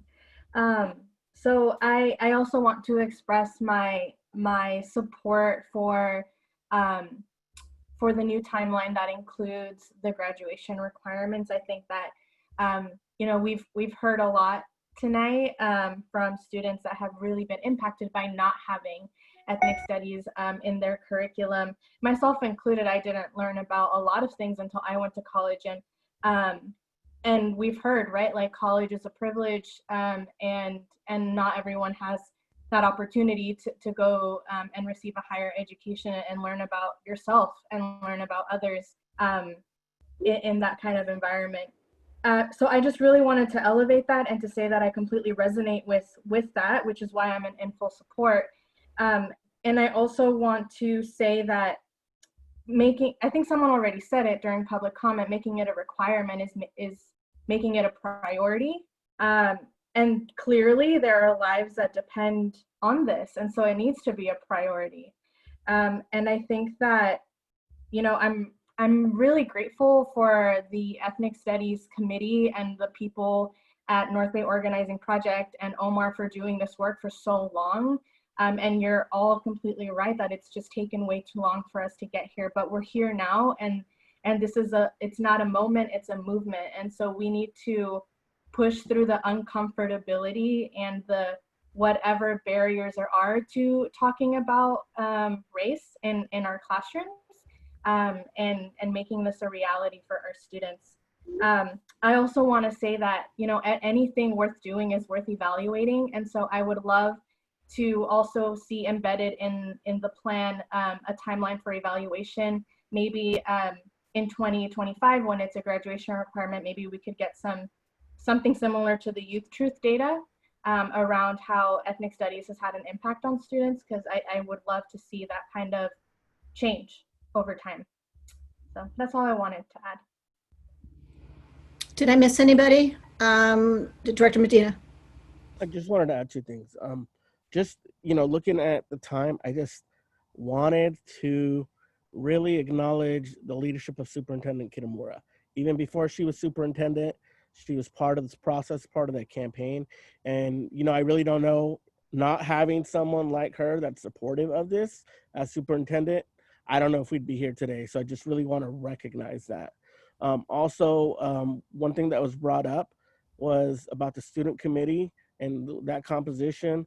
I think, you know, from models that have been developed, committees that are developed with students using, again, some of the student groups on campus that are, you know, like the METRAs or the BSUs, be part of the structure that's institutionalized for the representation. I think that's a suggestion to look into in terms of development.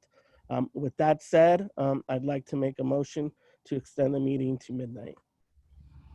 Do I have a second on that? A second. All right. Can we have a roll call vote on that, please? That was Director Medina and seconded by Director Manieri. Director Medina. Aye. Director Manieri. Aye. Director De La Cruz. Aye. Director Sheffield. Aye. Director McCormick. Aye. Director Close. Aye. President Fong. Aye. So before I close this item, because it is discussion, I will add two things. Well, three things. Number one, thank you to the committee, Director Evans and Teacher on Special Assignment Heather Garcia Rossi. Also, of course, Diane. And to Omar. I can just imagine you as a, what, 16-year-old at SSU?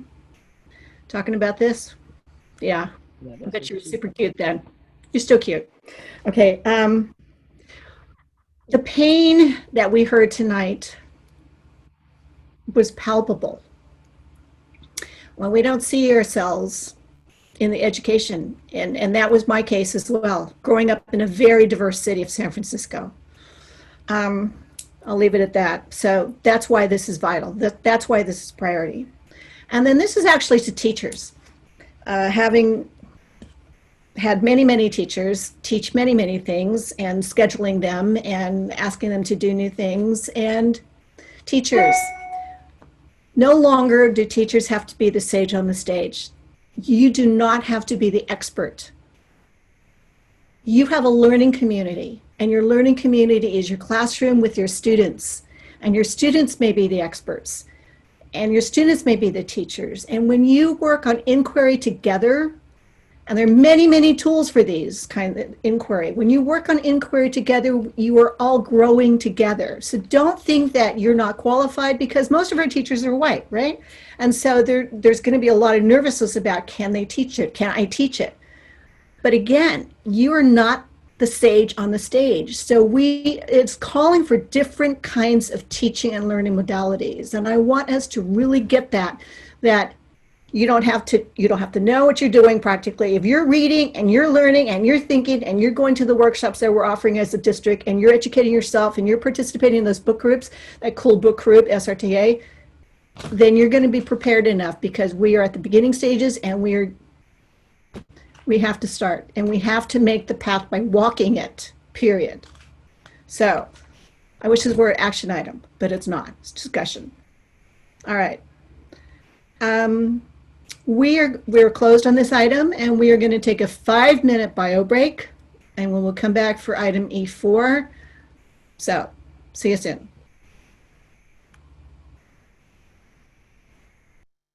All right, everybody there?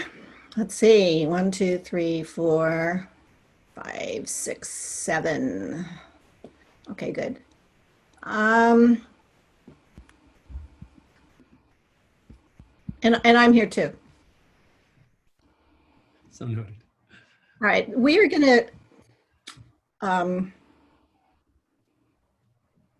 Director Medina, I would like to entertain a motion to waive our board policy to extend our meeting just once, because we have time-sensitive issues that we must address tonight.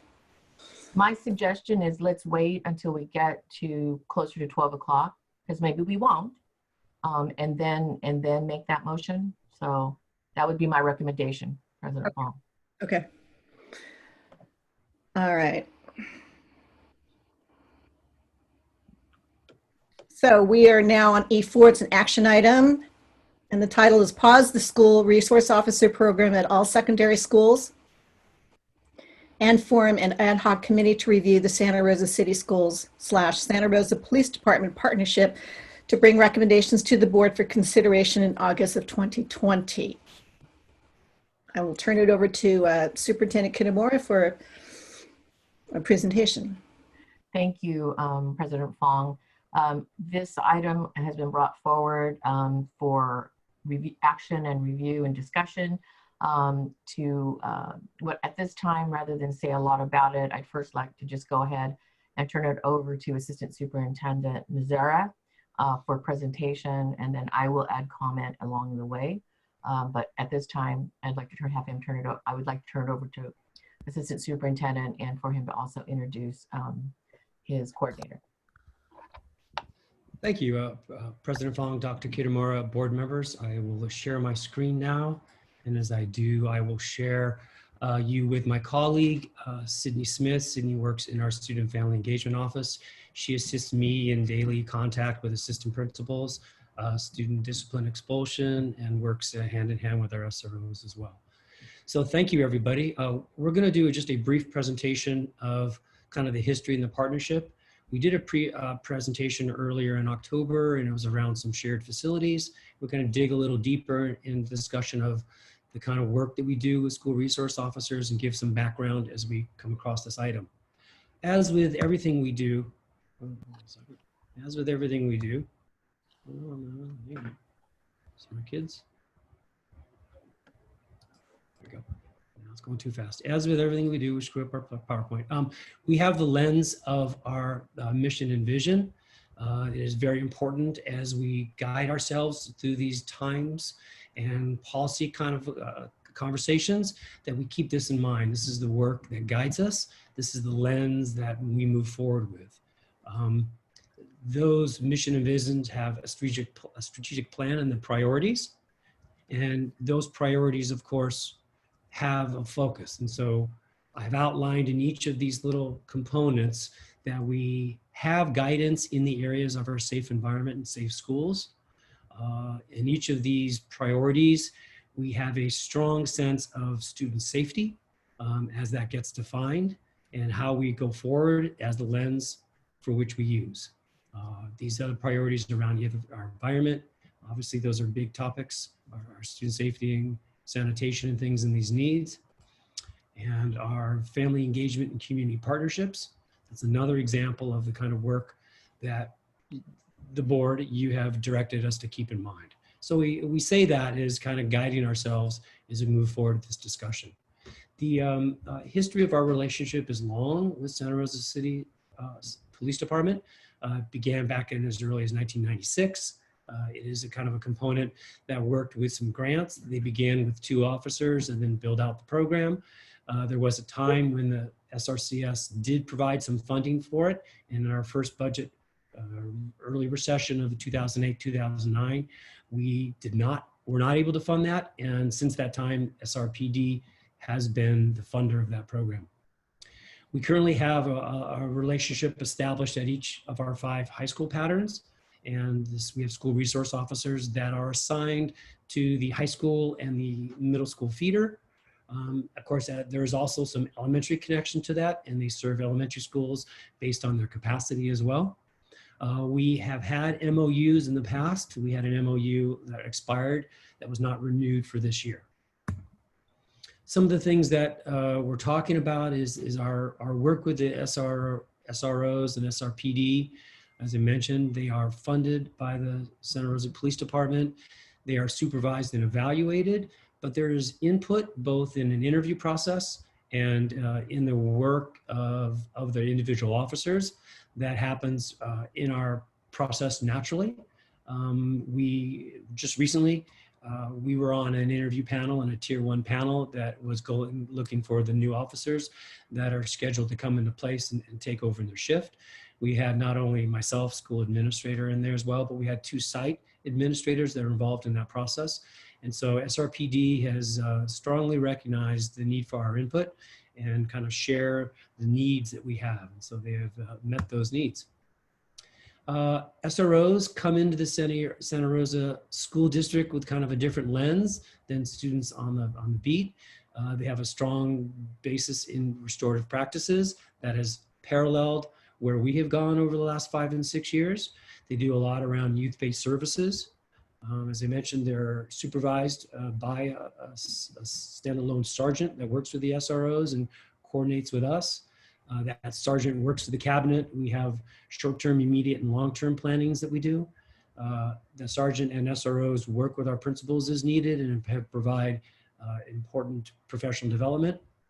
And then they are also a part of incident command centers and liaison for the emergency work that we do on a regular basis. Additionally, some of the examples of what we currently have SROs doing is they provide feedback to our site administrators on their school safety plans. There, as you know, there's been a strong push and movement for the need for a greater active shooter expertise and training. They carry that expertise, they bring it to our administrators. We've had a couple occasions where they have worked with our principals as a whole, and then many of them have worked with the individual staff and have done staff training, both to students and staff around them during these last couple of years. Another important piece for our school resource officers is the work around mental health. As you all may be aware, I think of the board, perhaps keenly aware, that there has been some cutbacks in county services. And what the police service and SROs specifically are able to do for us is they still give us that link both to what's called a mobile service team. They help us in the analysis of when we have concerns that are kind of greater than our capacity. They're called in, they come in and do a self-analysis and help us with the harm to self, what may be commonly called 5150 analysis. They also are very important for us to help de-escalate parents and sometimes students, non-students that come on campus, and they're very important for us to use. Traffic patterns, helping us around campus. As an example, in the last graduation round, we had our drive-through plans were coordinated with the Santa Rosa PD to make sure there were no egress issues, traffic light, safety, community issues. So it was very important to get their feedback and kind of coordinate those plans. We use them, of course, in our what's called SARB, or Student Attendance Review Board. They're very helpful to emphasize the importance of attendance. So that's kind of the top tier that we work with. You know, and I'll mention it here, and again, the drug and alcohol education. The highlight that they do is something called Every 15 Minutes, that if you have not witnessed, it's a very strong and powerful drug education we do. We rotate that amongst our high schools every year. And that's really kind of a strong piece of really working with the community and a strong presence of what Santa Rosa SROs do for us. They're also very kind of behind the scenes and work with us strongly on public information. You know, we work hand in hand.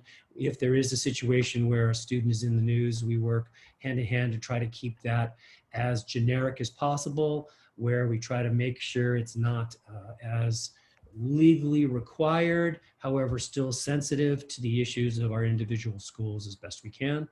And of course, we try as much as we can, and SRO officers are in classrooms upon request and work with presentations as much as they can. I'm going to move these next areas to talk to Ms. Smith to kind of talk about the relationship just in laws in general for Santa Rosa's PD and SROs. Ms. Smith, thank you. Thank you. Good evening, everyone. As Mr. Mazzara mentioned, my name is Sydney Smith. I'm a coordinator in the Student and Family Engagement Office. And I am going to talk a little bit about the laws related to police on school campuses. You'll notice that these references are to law enforcement in general. They don't specifically call out SROs, but they are applicable to SROs. So you can see that there are several legal requirements that we have to follow. Education code, of course, is the law, and we don't have wiggle room on that. We are required to notify law enforcement when we have certain kinds of incidents. You can guess what they might be. They are the major incidents that we don't want happening. Things like assault with a deadly weapon, any kind of weapon, possession or selling of controlled substance, when an employee of a school district is attacked, assaulted, or physically threatened, and then any kind of sexual assault or battery. On the next slide, we continue with legal requirements. You can see here the first bullet point is about SB 395. And this is actually a nice thing that builds in some protections for students. It's relatively new, but does build in some protections for students related to being questioned by law enforcement. And then, of course, students, if they are arrested, they must be read their Miranda rights. The next couple of slides are the board policies that we currently have that have any kind of reference to law enforcement or SROs in them. The first one is about the comprehensive school safety plan, which was already mentioned, that we have to work collaboratively with law enforcement, especially on the tactical response portion of the school safety plan. The next policy is Board Policy 5136. And this is around gang activity and affiliation. School administrators shall exchange information about gang-related activities on school campuses or adjacent to. And then the last one is questioning and apprehension by law enforcement. So we currently have a board policy that says that officers may interview and question students and may remove them when appropriate. The last, this next slide, the last one on board policies, does include an AR, and although an administrative regulation is not a board policy, of course, we wanted to include this just to remind the board and the community that as a district, we've already taken a stance on this issue. And additionally, Santa Rosa Police Department acknowledges this and works with us to support our policy. The last one is perhaps not, hugely important, but in the spirit of transparency, we wanted to make sure we included this board policy just because it does have a reference to law enforcement and allows consultation with law enforcement during closed session. So those are kind of the issues that kind of bring some background here to our issues before us tonight. We are tonight considering some of the developments about an ad hoc committee that we were reviewing. We want to promote, of course, like we do, true to our listening circles and restorative practices, that may be a way to kind of address and listen to some of the concerns in the committee. There's a proposal to have this ad hoc committee come back in August 24th meeting. And of course, at any time board, if there's anything that's in a board policy level, we can promote that, bring that forward back, as you see. So with that, I'd like to bring it back to Dr. Kitamura and, any things you like to add before we come to board. No, I think I will, I'm sure, interject as we go along. But I think it's really time for board discussion or board questions first. Sure, Mr. Medina, Dr. Medina. Well, President Fong will. Oh, sorry. Can you say that? Thank you. I think we're going to take public comment first, and we're going to squash our questions in with our discussion because we generally do that. So yes, that's fine. Hang on, everybody. And we are open to public comment now, moderator. And again, I remind everyone that people are limited to 2 minutes. And given the late night, be succinct. And we want to hear from you, but if your comment has been shared multiple times before, you can also email us. So moderator. President Fong, I'd actually like the opportunity to ask some questions that may impact public comment. And I think our traditional process and how we amended our board policy establishes that as a process. Yes, it does, but we haven't really stuck to that. So is this a question, Director Medina? Yeah, I have a few questions for Mr. Mazzara. Go ahead, Omar. So the first question was on restorative justice conferences. Just really quickly, restorative justice conferences, they're about bringing people together to the same power level and asking folks to show up as their vulnerable human selves. Would you agree with that? Yeah, I think there's other things that are byproducts of that, but around the concept, that's exactly the point of a circle, that we're all equal, and we all have voice, and we share that voice. Would you agree that someone with a badge and with a gun doesn't put people at the same power level? I don't think I could automatically say that. I can understand that perspective and that perception from someone that's in there. I wouldn't necessarily say automatically that disallows the point of a circle, but I'm sure that's subject to opinion of the people in the circle. Do you know what the cost of an SRO is, maybe, versus the cost of a mental health worker is? I do not know the cost of an SRO. I can tell you the cost to the district of a marriage and family therapist, a fully licensed marriage and family therapist in our current district is about $85,000 to $89,000. And do you think you could safely say that's less than the cost of an SRO? I'd have to defer to them. I honestly don't know their package. Are you aware of what the city council voted on today in terms of their commitment to mental health workers? If we are to vote down an SRO, that they've committed to taking the money that's spent on SROs to instead invest in mental health workers? Do you know about that, I or read can you glimpse provide of insight? it. Yeah, I read a glimpse of it, but I don't think I can speak to the entire part of that. I'd Yeah, certainly love to get back to you on that.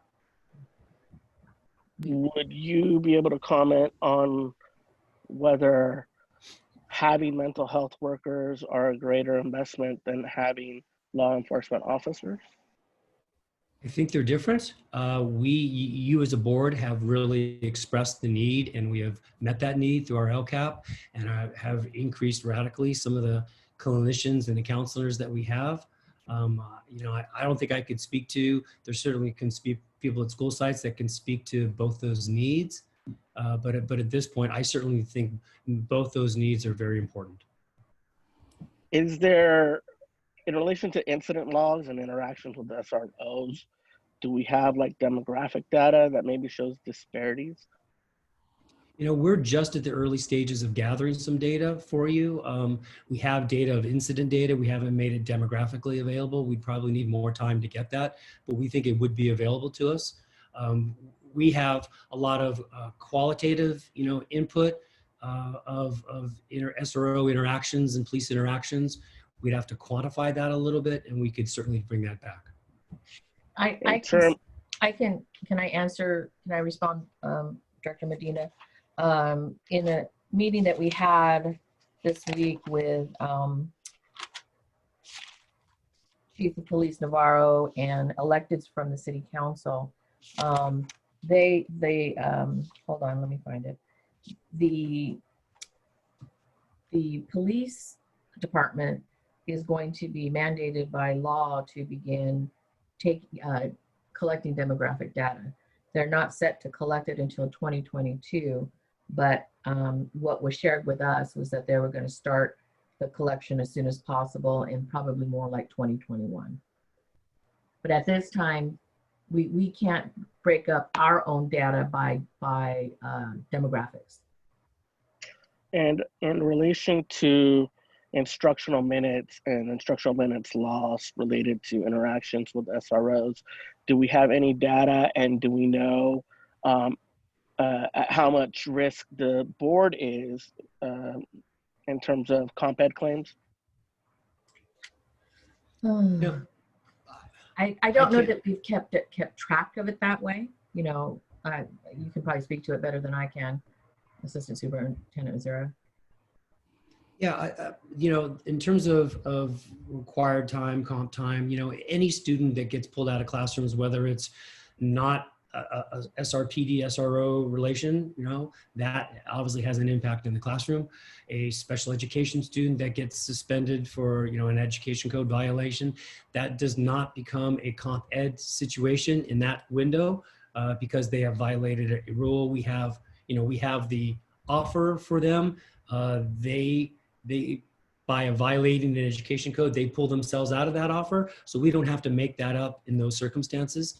Outside of the special ed education kind of world, I wouldn't really be able to speak probably strongly to the comp ed replacement of a student that's been suspended or a student that's been under citation or something from SRPD. I'll leave it there for now. Thank you. All right, so board members, any other questions at this point? Clarifying questions? Director Close. I'm asking a question, I think kind of everybody, if anyone knows the answer of this, just in response to Omar's question around the city council's discussion. Is it my understanding about the city council's instruction or discussion, and let me know if anyone knows differently, is not that they would take the money for SROs and invest in mental health care professionals for our schools, but invest in mental health care professionals for the city. Is that right? That's correct. The decision that the city made was to reinvest those resources into mental health services for the city. So specifically to respond to mental health issues on the streets and to the homeless population. Homelessness, right? Primarily. Okay. I just wanted to make sure I had that right. Thank you. I see no other hands at this point.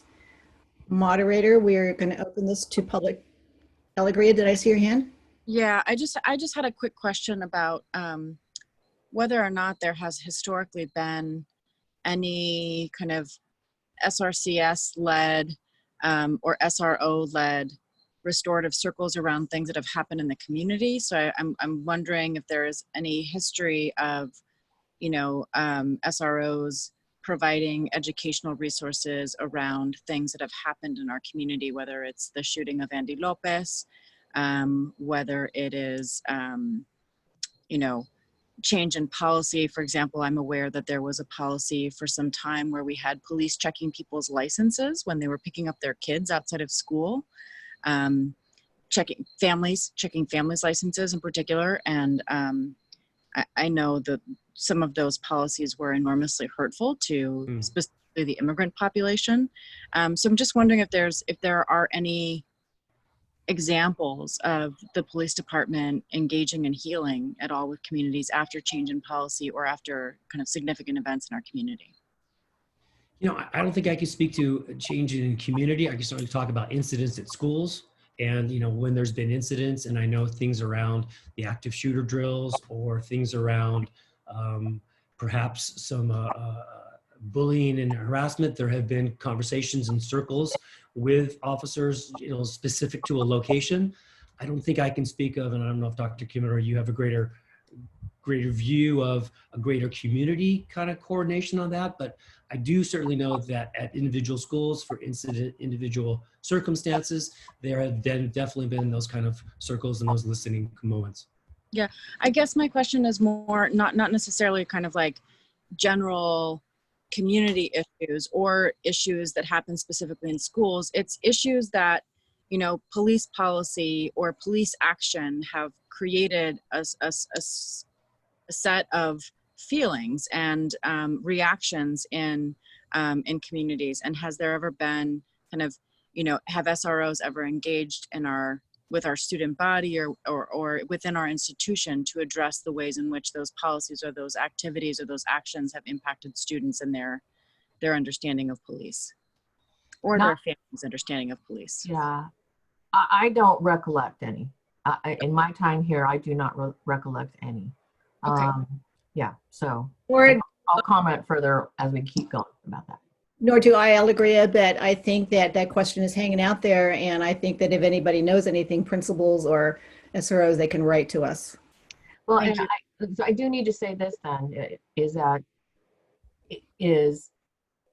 the question, I think, brings up the fact about the times now, you know, where we are now, and that some things that we you know, just answering that we hadn't taken data on certain things just brings forth the idea of coming together to talk about that and making changes, you know, whatever that's going to look like. But I just want to call it out to the questions are bringing up the fact that we have been operating in a way, in a partnership that has evolved over time, but have we examined what kinds of impacts, both positive and negative, and maybe what kinds of changes on for both the district and for the police department that need to be discussed. So that's what I'm coming up for me on this. So, okay, sorry, President Hong. Alegria, that was it? Yep. All right, moderator, are there any public comments? There certainly are. This is public comment for item E4 only. Please raise your hand by clicking the raise hand button at the bottom of your screen to comment on item E4. Comments are limited to 2 minutes. And we have a couple of phone call listeners. If you want to raise your hand, you push *9 if you've called from a phone. Our first public comment is Juan Trejo.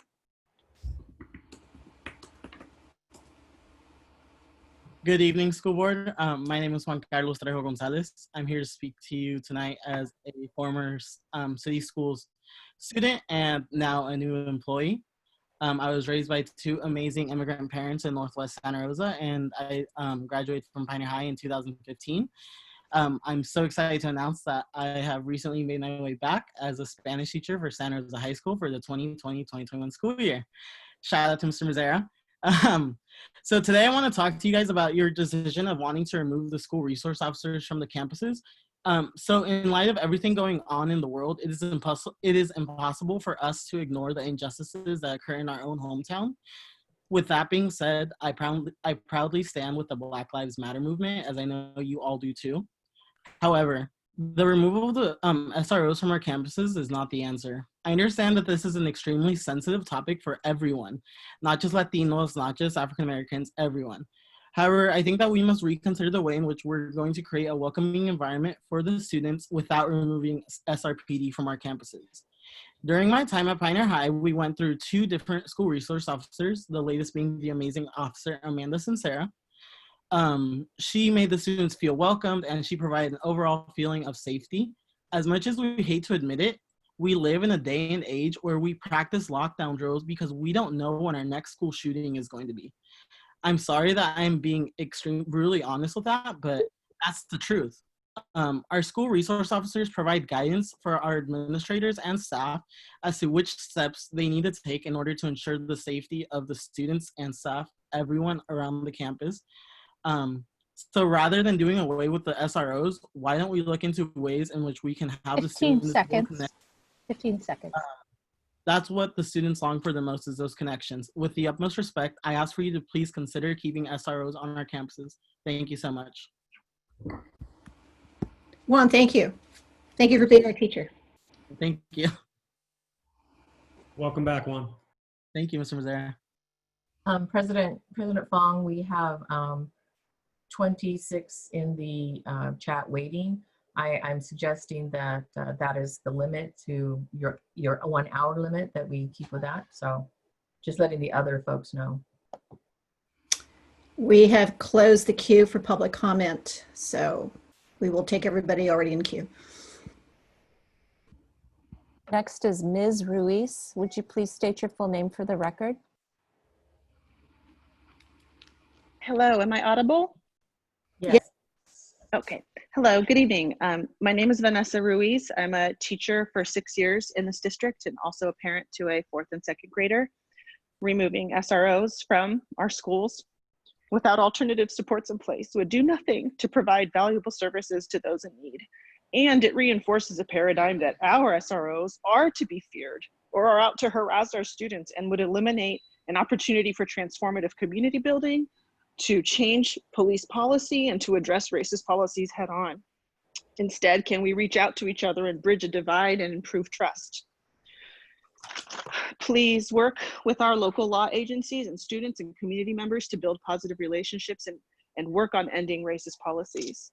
Please also see the studies that I emailed you from the Dolan Group, the Educational Equity Leadership Group, and the ACLU on SRO best practices. Can we also incorporate a discussion on the root causes of the fear and trauma around law enforcement officers and how to ameliorate those directly? Please budget for more counselors and fully fund restorative justice programs, and bring social workers to campus to meet the needs of our most vulnerable populations without asking them to wait weeks to see someone. I do not see that having these services for our students is at the exclusion of sometimes having our SROs on campus.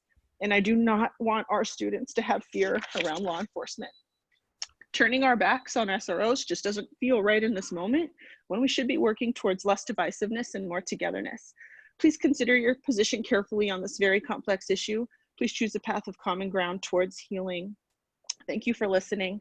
Also, as a half Japanese person married to a Latino person, super excited to hear about the ethnic studies, not only as an SRCS teacher, but also as a parent. Thank you.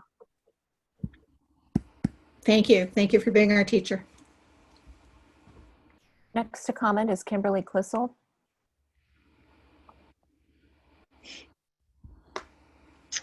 Good evening, members of the board. My name is Dr. Kimberly Clissold, and I am happy to be here tonight to speak a little bit on this topic. I want to talk from the perspective of a veteran education person. I've been teaching and working in education for 24 years. In my experience, unfortunately, I've had to help students into ambulances. I've sat with them in the ER. I've watched them cuffed and put into police cars. I've gone to juvenile hall. I've gone to court. I've even had to say goodbye to their ashes as they were scattered and seeing bodies put in the ground of students. I really want to thank the board for their leadership and active consideration that they're displaying here in undertaking this very difficult conversation of an intersection of race, orientation, and gender with the presence of law enforcement on our school campuses. Tonight, my comments will focus on adding to this dialogue and helping to answer the question, is this a good partnership for our students and schools? Santa Rosa City Schools has for some time had SROs embedded in schools to provide security and protect students from threats. Recent tragedies have made these priorities urgent, and even newer atrocities have raised concerns and scrutiny for this partnership. Is this a good partnership? The presence of law enforcement in the schools has many critics as well as many advocates. Systemic inequalities in education and the justice system, and the existence of both actual and perceived racism, heterosexism, privilege, really do present complex variables and influence that we need to consider. Once again, the real question is this partnership good for students? Or perhaps the more nuanced question is this a partnership worth working on? I would posit that we should consider working on this relationship, and I hope that the board will join in doing that work. I would like to keep SROs on our campuses. Thank you. Thank you, Dr. Clissold. Next is Leslie Thomas. Okay, can you hear me? Yes. Oh, perfect. My name is Leslie Thomas, and there are so many passionate and valid opinions on both sides of this discussion. Thank you for honoring all of them. I've been a teacher for 20 years in California, the East Bay, the Central Valley, and Sonoma County. I'm the parent of a middle schooler and of a 4th grader at a feeder elementary, and you can hear this is very emotional for me. Teachers and parents cannot erase the things that are hard and difficult for a child, but we have a duty to support them, guide them, and help them through it. Taking away SROs from all of our schools because some students don't feel safe doesn't actually help those students to be safer. We need to support them. We need to help them have dialogue. We need to empower them and help them feel heard. Otherwise, those negative feelings that they have, and those are very real, very valid feelings, they will perpetuate into adulthood where they will not be resolved. Give those students a voice, support them. I envision something like Coffee with a Cop, only on a modified level, but really whatever it looks like, a voice, a connection, something that they can take into adulthood and feel empowered. And as Mr. Mazzira said, empowerment and working together is in the district's vision. One of the school board's members responded to me, and paraphrasing, they said it's the board's job to ensure the safety of all students, even the small number who don't feel safe. I agree. I agree it's your job to keep all students safe. It's not an easy job. And I acknowledge that some students don't feel safe. Help them. Don't just take away the SROs. Help them feel empowered. This is so important to me. I think about my own children. I think about students that I've worked with. I think about my children's classmates, every child on that campus. 15 seconds. 15 seconds. Please keep SROs on campus, keep all students physically safe while helping the fearful students build trust and positively affect their futures too. That's how you can serve all students. Thank you. Thank you, Leslie. Next is Lynette Casey.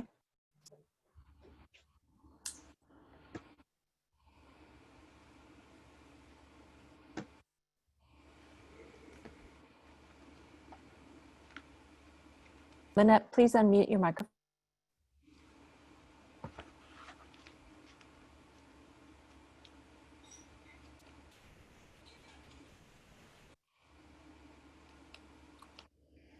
Lynette, please unmute your microphone. There, I'm sorry, I didn't actually raise my hand, but I'm grateful to speak.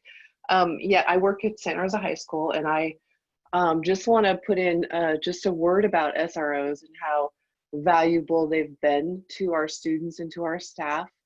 You know, they are there to support us in so many ways. And I think I want to make the point, especially that we do need to have police officers come to campus when we have students with mental illness or 5150s or weapons or all those things. And I know personally, I prefer to have a officer that we know, that the students know, that we feel comfortable with, rather than officers that we don't know These officers have very close relationships with our students, and we really rely on that.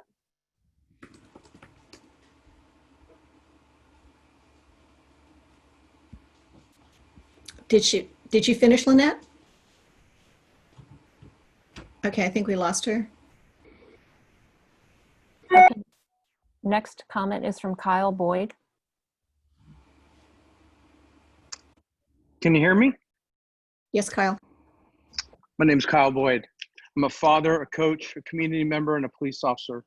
My wife is half Hispanic. My 3 children are 1/4 Hispanic. I have proudly served the city of Santa Rosa for nearly 18 years.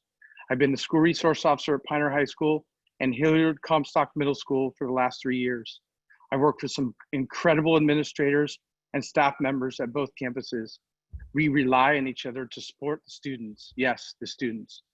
We do it without an agenda or grandstanding. We do it because we love the kids and we want to see them succeed.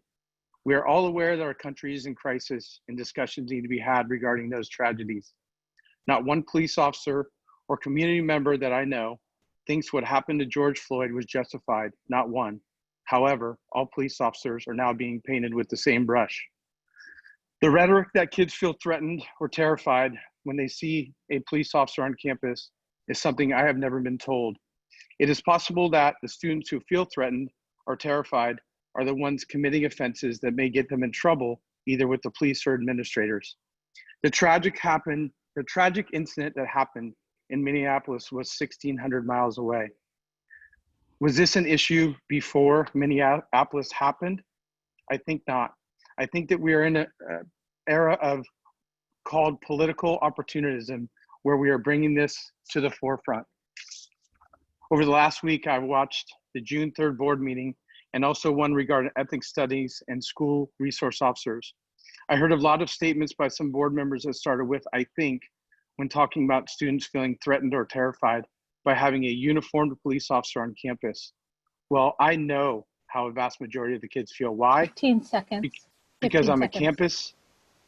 because I'm on campus daily talking with and interacting with students. I just hope that some board members would come to campus and see the great things that we do with our kids and staff members. Thank you, Kyle. Next is Will Lyon.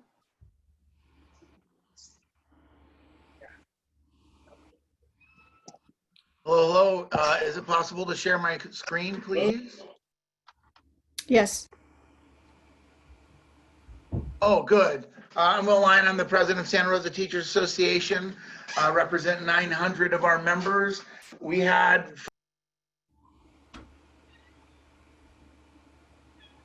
Oops. It blipped. It blipped because you needed to be promoted in order to share Oh, screen. well, I'm a panelist. I want to go quick, sorry. Thank you for letting me do this. I wanted to share the results of the survey that we worked on this week. So this was towards the end of the survey. We had 508 people in our members answer this question.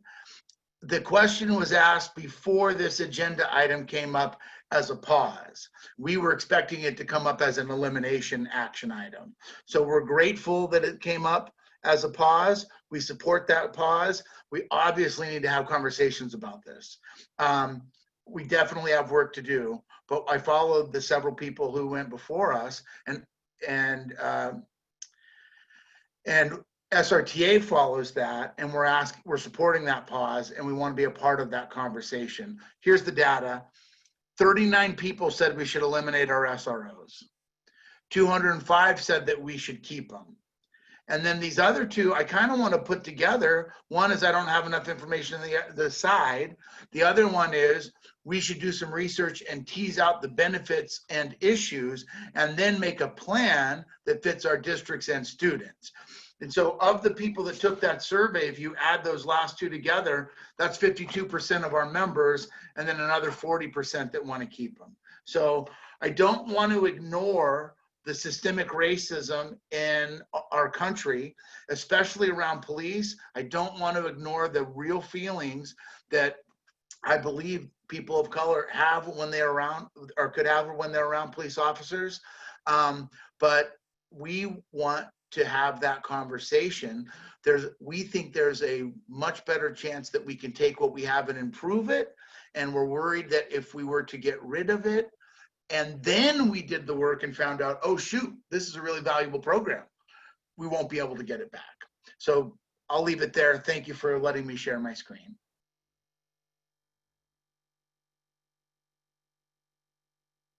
So I'm sorry, Will, but we didn't get to see your screen, but we listened to the stats. Fair enough. Thanks for trying.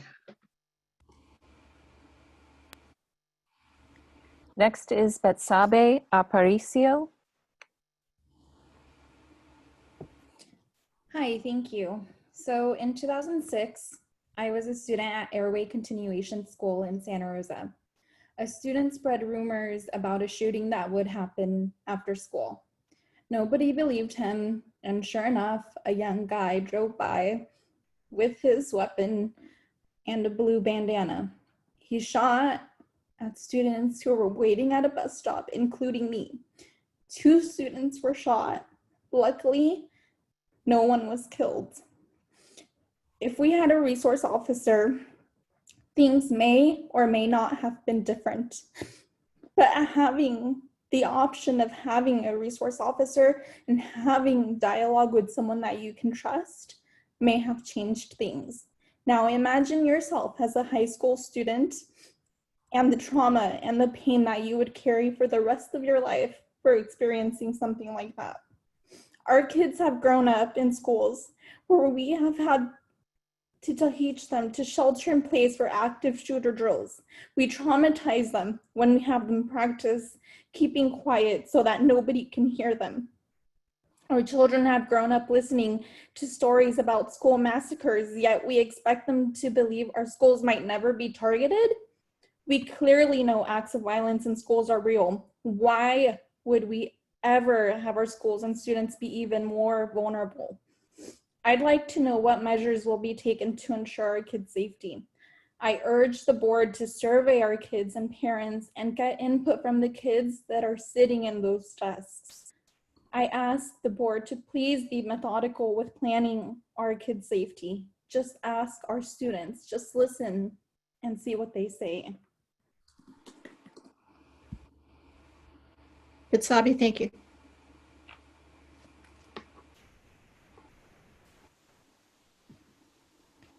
We're going to do a quick interpretation switch.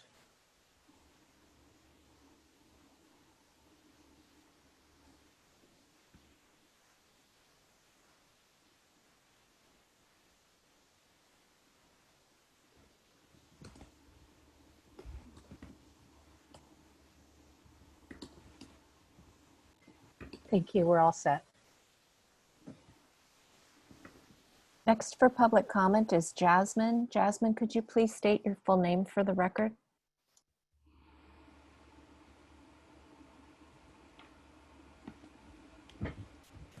Hi, yes, my name is Jasmine Gudinho. I graduated from LC Allen in 2011. During my 4 years, there was an SRO with a permanent office there. Also during that time, my career counselor, Betsy Hofstadter, was fired and never replaced. Police presence at our school never made me feel safe, nor did it improve the quality of my education. It only played its role in the school-to-prison pipeline designed for defiant kids. I was one of those kids. I skipped class, I smoked weed, and I went to night school to graduate. I thought I wasn't good enough for school, but in reality, school was not good enough for me. I didn't see myself in my teachers nor books, and I didn't understand how to advocate for my needs. There was no place for me there. Privilege, luck, and caring teachers helped me make it out and kept me out of juvenile hall. Last month, I graduated from UC Berkeley, magna cum laude. And even at the university level, in a progressive institution, resources for Black, Indigenous, and students of color are painfully lacking. Not the cops at Berkeley, nor the SROs in our school can fix this or any of the other reasons that make school hostile for us. Studies show that armed guards are not the ones who stop active shooters. Cops are not mental health experts or restorative justice practitioners or community builders. Cops at school serve to punish, regulate, and police. They make students see themselves as criminals, as I did, and then help fulfill that prophecy. I didn't end up in jail, but many of my talented, intelligent, and valuable peers did. Further, data shows racism permeates every step of the criminal justice system, including its arm of resource officers at schools. Gang databases mass incarcerate Black and brown kids, which then masks our inability to serve their needs because it locks them away, hidden in a cell. Racism goes beyond positive interactions with 1 or 2 SROs. It works through institutions and structures. Abolishing cops from school can reverse the school to prison pipeline, and it's a critical step in dismantling systemic racism in education. San Francisco and Oakland school districts have done it. San Francisco and Oakland has done it. Board, it's up to you. Abolition will come eventually. And in this moment in history, you choose where you will stand. Whether you want it or not, it's coming. So you choose if you want it now or you want to be on the other side of history. Jasmine, thank you so much. Next is Nicholas Hodson. Hello, my name is Nicholas Hodson, elementary music teacher for Santa Rosa City Schools. Thank you, board, and for listening to myself today. I just have one thing to say. I'm not here to encourage or to discourage you from having SROs just because I have no experience with this. I don't teach at high school, and I don't know any students that have had any interaction with them. Teaching at the elementary, I would like to see them more if they do exactly what they said they do. So it's my understanding if 90% of what they do is through student outreach and community outreach, and that's great. But I also noticed that on the ad hoc committee, 11 SRSCS, not including SRT or CSEA, would be on that committee, and then 15 student or parent community members would be on that. And I think that there needs to be more representative of the people who actually deal with SROs on a more day-to-day basis, not just the administration, but the students who are involved with that. And I think it's important. So if you add in the SRT teachers and CSEA members who work for the district as well, that's near 18. So that's more than the 15 that has the student and parent and community. So I would suggest more representation from them for them. And also, you know, don't just reach out to survey to students, but seek them out. They need to respond, and you need to hear more, and hopefully you will hear from more students, not just former, but current students right now. Thank you. Thank you, Nicholas. Next is Nelson L. Nelson, will you please state your full name? Yes, hi, Nelson Lamelli. I just want to express my support for pausing the school resource officer program and urge that the ad hoc committee that will be formed seriously reconsider the program and provide us with alternatives that don't necessarily involve having an armed officer, one armed with a deadly weapon on campus. I think what many of the previous speakers in favor of keeping the program have failed to realize is the trauma that is brought upon by the presence of officers and the inherent systemic racism of these programs. You don't build trust with an officer or fear them less by re-traumatizing students, as I was re-traumatized as a high school student, by doing it over and over and over again. You build trust by not perpetuating white supremacy. Everything that the assistant superintendent said in the presentation can be done without having an armed officer on campus. It can be done by a social worker, a mental health provider, or someone else, which is why I encourage the ad hoc committee to explore alternatives. Nothing in the board policies on law enforcement directly rely on the need for an SRO, but can be done with communication with the police department. I support pausing the program and request that the ad hoc committee provide us with the data on how many students are being disciplined, for what violations, and give us that information broken down by demographics.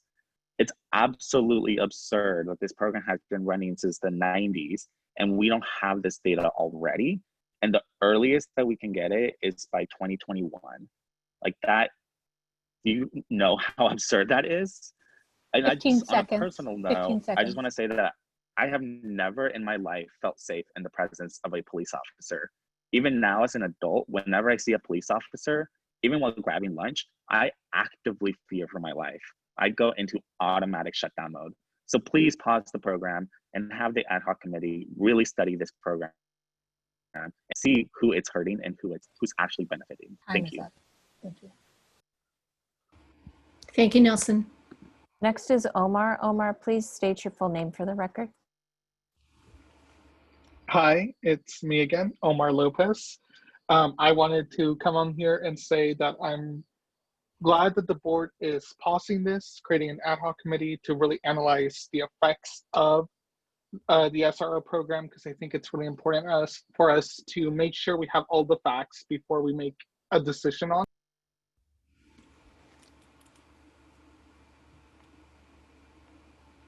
Sorry, Omar, we lost you for a minute. Okay, are we good? Awesome. Yes. So I had two questions just regarding the student representative part of it, just regarding what that process would look like. Someone mentioned it earlier, I feel like 6 student reps. I would hope to have a couple more, but understandably, if it's 6, I am able to work with that. Beyond that, I also had a question about who constitutes as a community member and what that would look like as well, like what the process to get them on that committee would look like. And that would be it for me. Omar, thank you. Next is Charity Sainholz.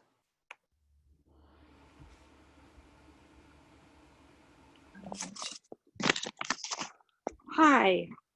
I wanted to reiterate concerns about, can you hear me? Yes. Yeah, okay, great. About the school to prison pipeline as well.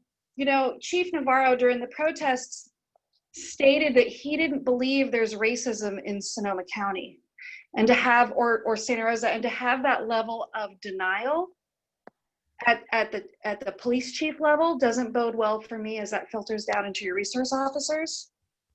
I wanted to encourage you to survey parents and students, but it sounds like you guys are doing that, so I appreciate that. And the last thing I'll say is I know a resource officer, not at Santa Rosa City Schools, but in the area, and was having a casual conversation with him and asked about, you know, was just sort of making a comment like, oh, you know, it must be nice to be able to like help these kids and reach kids. And his response was, well, you know, most of these kids that get in trouble, they're kind of lost anyway. Like there isn't much hope for them. And that kind of attitude and towards the kids to me isn't a very positive presence on campus. Thank you. Charity. Next is Melanie Maza. Hi, can you hear me? Yes, Melanie.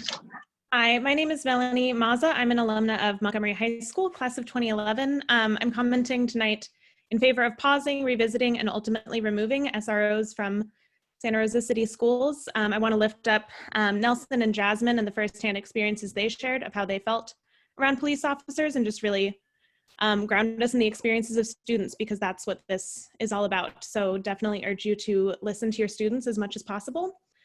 And I know we're all here because the student safety and well-being is paramount to all of us, but both qualitative and quantitative data show us that SROs are not the way to achieve student safety and well-being, and that alternatives such as positive behavioral interventions actually really do work.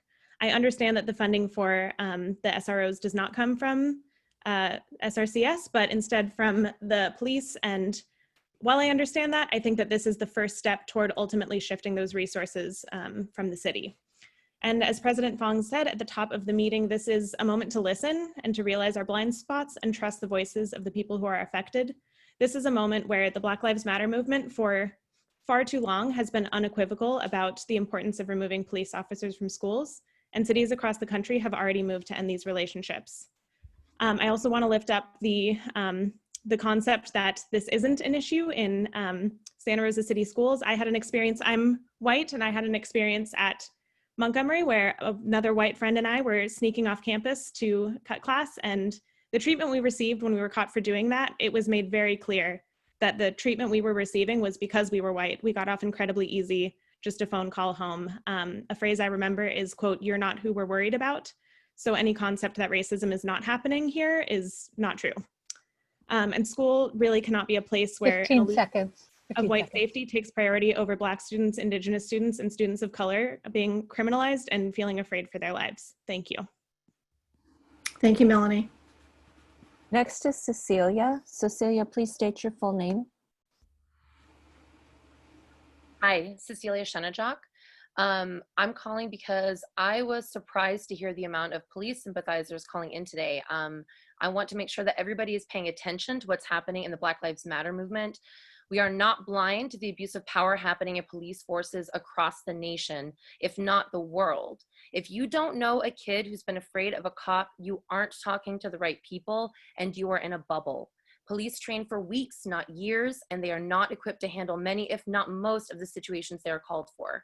Getting pulled out of class by a police officer as a kid is absolutely terrifying, especially for a student of color who hears what happens to grown men his skin color. Only a small percentage of school shootings have been stopped by police. You can see the stats for yourself. Over half the time, it's over by the time police show up. I request you end the partnership with the Santa Rosa Police Department school resource officers and focus instead on having mental health professionals and other forms of support for the students. There are far better trained professionals who can help young people in the schools.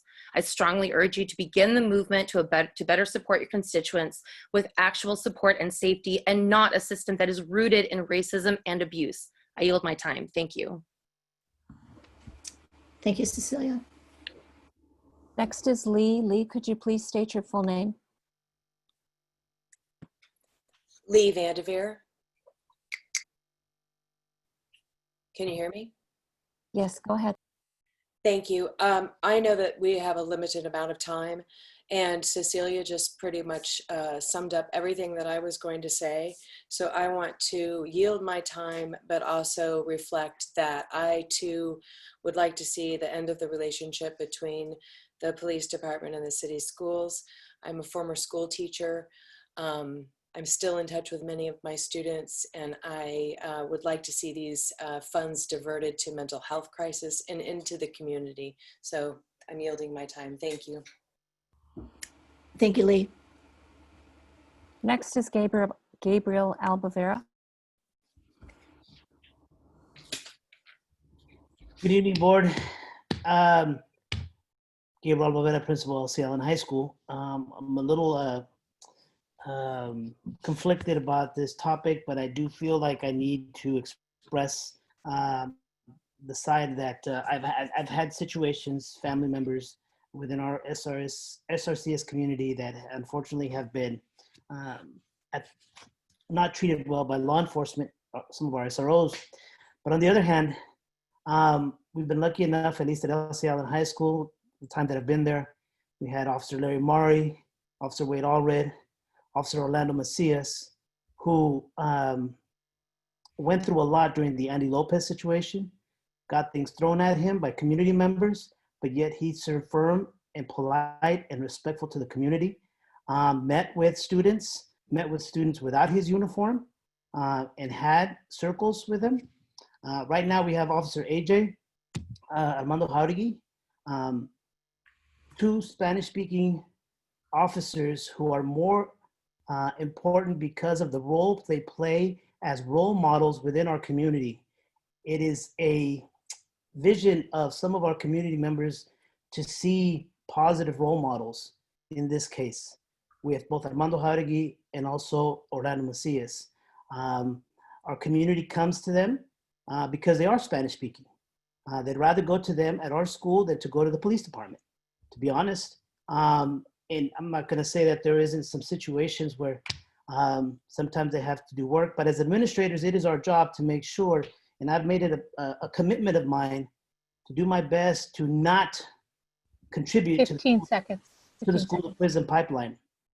And both when I was at Ridgeway and at LC Allen, I minimized, if any, I don't even think we had any arrests at any of those sites while I've been on there. The same as at LC Allen. So I really like for it to continue, but with discussions, because needless to say, it is very, needless to say, a health professional is not going to help when a student is violent. Time is Thank you. Thank you, Principal Gabe.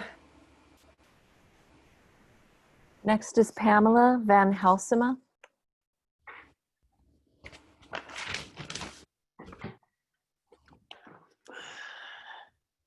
Please unmute your microphone. Okay. Hi, thank you. I'm ready to support the pause for the School Resource Officer Program and to and the forming of the ad hoc committee to research and make recommendation in August, I am concerned about the way in which the ad hoc committee members will be chosen. So I urge you to have an open and transparent process for appointing members to that committee. And I urge you to have a committee that reflects the many shades and ethnicities and the economic spectrum of SRCS families. I urge you to consult the latest research in the school to prison pipeline and take a stand to dismantle it. I urge you to listen to the families of Black and brown kids in our schools who disproportionately are impacted by police brutality. I urge you to listen to mental health professionals and child development professionals who are knowledgeable about the impact of trauma on the growing brain and body. I urge you to consider what alternative models have been successful in helping schools provide safe and nurturing environments. Children who struggle need teachers who are on their side.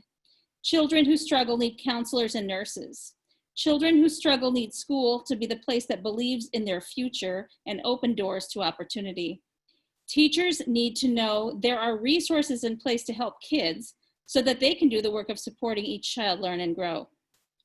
Thank you for reducing suspensions and adopting a model of restorative justice in our district.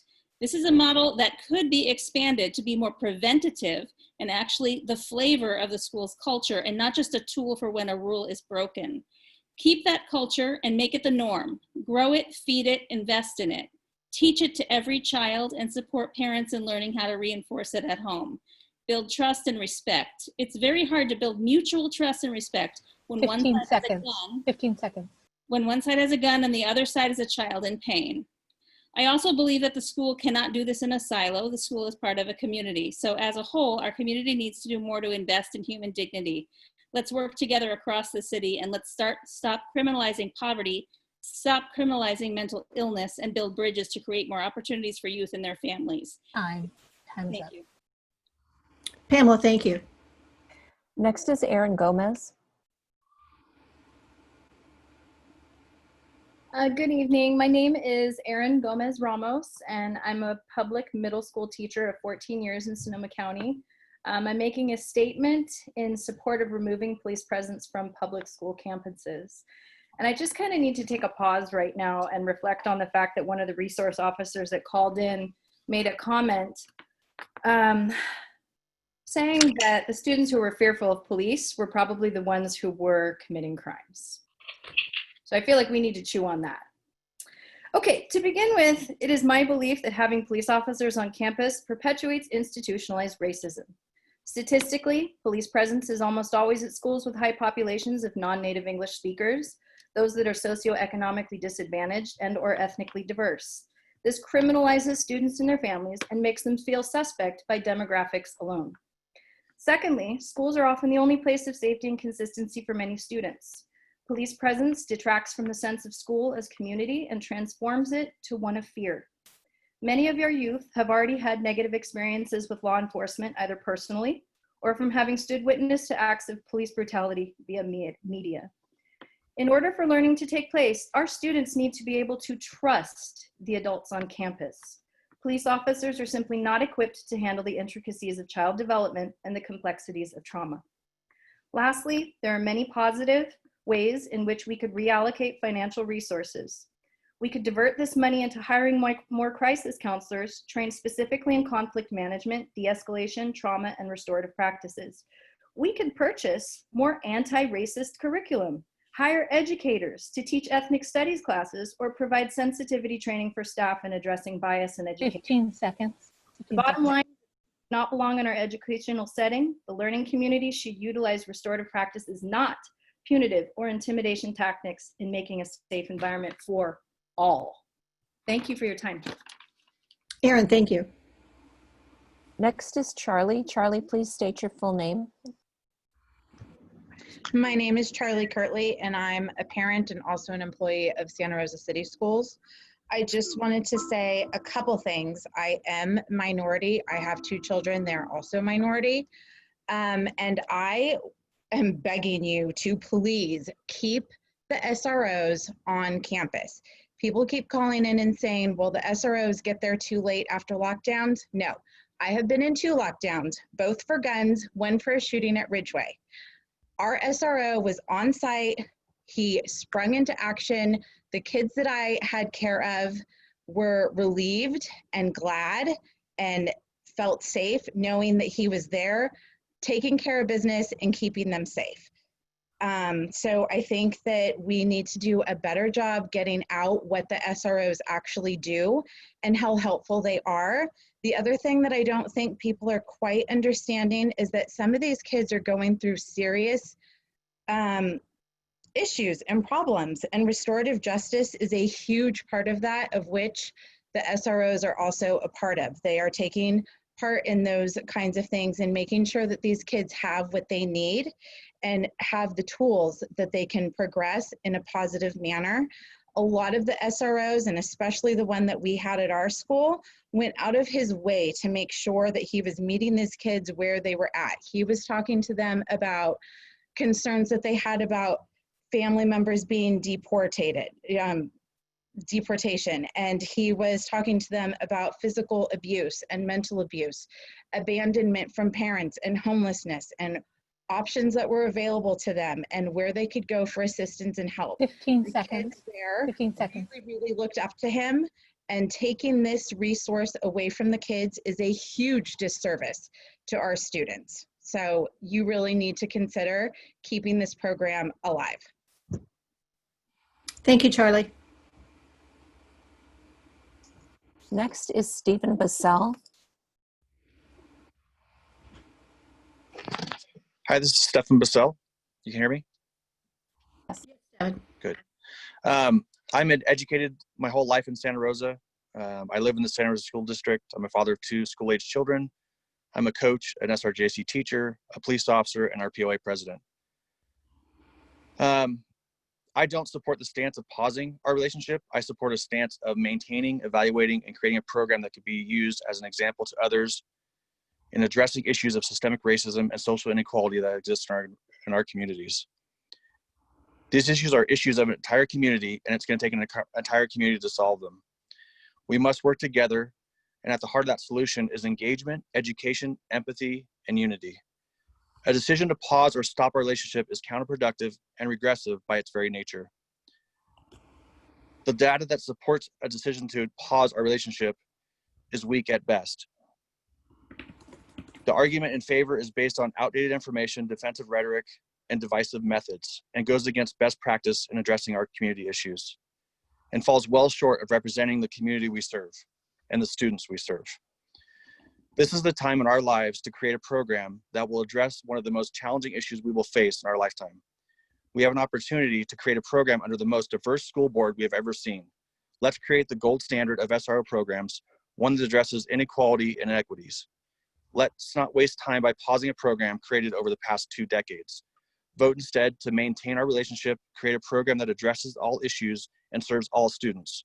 Vote against this item, and we are stronger together. Thank you for your time. Thank you, Stephen.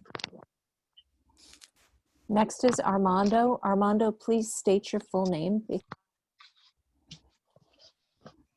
Hello, can you hear me? Yes. Hi, my name is Armando Jauregui. I am a first-generation Mexican-American. My parents were immigrants into this country. I'm a police officer with the Santa Rosa Police Department for the past 21 years, and I have been a SRO at LC Allen High School, Go Lobos, for the past 5 years. A lot of good points have been brought up, and I don't want to waste a lot of time because I know my time's limited. But I did want to answer a question that was brought up as far as the roles the SROs have with restorative practices or with the dialogue with the community regarding an issue within the community. And I have personally been part of those groups. I am part of the Community Building Initiative. That's part of the Roseland group that discusses issues within the community. I have an open dialogue with them, and I think that's very important to build better relationships between the community and the Santa Rosa Police Department. And I believe that that's the core of what we do at Santa Rosa Police Department and an SRO is building positive relationships. We wear many hats as SROs, from law enforcement to counselors and educators. but the biggest thing, what we do is building trust within the community. We have to build that trust so individuals, whether they're students or someone in the community, feel safe and comfortable approaching an officer. We're all human beings. We're all trying to do what's best. And I think everybody within the board and the Santa Rosa Police Department and SROs have a 15 seconds. 15 have seconds. a common goal in the safety and the success of these kids in our schools. And I support that we just continue working with the Santa Rosa City Schools and maintain the SRO program. Thank you. Armando, thank you. Next is Dr. Rome. Could you please state your full name for the record? Hi, I'm Dr. Rome Romanoli. Can you hear me? Yes. Great. Thank you for giving me the opportunity to speak tonight. I'm an English professor at Santa Rosa Junior College, and I also teach in the Department of Education Leadership at San Francisco State. I began my career in public education more than 15 years ago, working on measures to reduce disproportionate discipline in the district office for one of California's largest school districts. Since then, I've taught on K-12, community college, and CSU campuses all across the state. In 2018, I went back to school for my doctorate because I wanted to research a public health crisis called the school to prison pipeline, which has come up on numerous occasions tonight. As a teacher, I've been deeply struck by the fact that every school that I've taught at has been able to afford a fully militarized police force, but at the same time has not been able to afford critical resources like therapists, supports for students with disabilities, social workers, librarians, and classes small enough so that every student has the attention they deserve and require to be engaged in a meaningful learning process. While that's just my personal experience, I'd also like to share what we know from decades of research. To say that the research is insufficient is false. I studied while working on my dissertation, literally decades of research, and the most important thing I learned through my doctoral work is that school resource officers are the primary vehicle of the school to prison pipeline. There's a vast body of research which reveals that Black, Indigenous, people of color, and LGBTQ+ students suffer the most, meaning they are disproportionately funneled out of our schools and into the carceral system because they are disproportionately targeted by campus police when compared to white or non-LGBTQ+ peers. There are demonstrable connections between an individual's school discipline record and their likelihood of incarceration. We've been conditioned to believe that campus police reduce and prevent crime, but the actual research shows us that not only is that untrue, but that once our students are funneled into the carceral system, they're actually more likely to commit more crime and engage in a cycle of recidivism or reincarceration.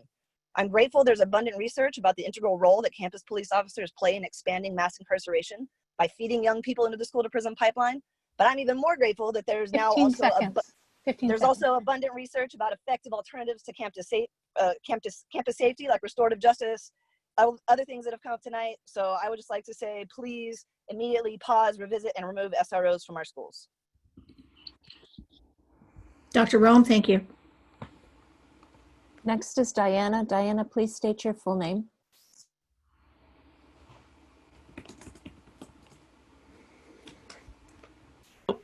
Hi, sorry, I had to unmute.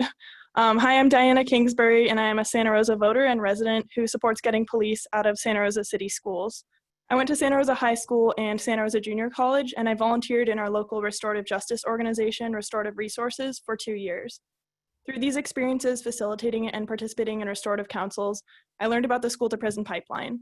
I heard from a young man who had a police officer plant evidence on him. We heard from a family where the Latino parents were ignored and disrespected. We heard about police racially profiling people, and I have seen with my own eyes and heard from Black and Latino people I know how differently police treat them compared to white people. The phrase school resource officer seems to ignore that these are police with badges and guns ready to arrest children. When we have police in schools, we are treating students as criminals, and let's face it, we are particularly treating students of color as criminals. We need to shift funding from police to programs to support students, since so much misconduct can be traced back to lack of appropriate resources and inappropriate ways of handling moments of distress. Now is the time to focus on prevention and actual de-escalation instead of impulsive fixing at the last minute. We need to respond effectively rather than overreact with the violent, life-disrupting force of the police when things come to a head. In other words, we need to think upstream. To put it plainly, many people are focusing on keeping people safe when there's already an active shooter, but that misses the point. The roots of mass shootings are deeper and often harder to get at, yet we do a disservice to our students and teachers by not addressing root causes. Imagine how many mass shootings could have been prevented by adequate mental health counseling and other on-site preventative measures. To have more effective education that empowers students to thrive and participate fully in our communities, We need to make school a supportive place of learning and not an atmosphere of fear and hostility, which is what the police presence creates for so many, especially students of color. And one last thing, according to the Mapping Police Violence Project, Santa Rosa Police Department killed one of our community members, not to mention the 8 other victims of police killings by the Sheriff's Department. SRPD shot Marcus Martinez, who is kneeling recently in protest, point blank in the face, causing such damage that he had to be moved to a hospital in Sacramento for oral surgery. And 15 seconds. Michaela Staggs with rubber bullets that caused major bleeding, and she had to be hospitalized. The nurse at the hospital said, "It's a car accident, right?" SRPD is not making our community safer for all, so we should not have them in our schools. Thank you. Diana, thank you. Next is Lindsay Rose. Good evening, everybody. Can you hear me all right? Yes, Lindsay.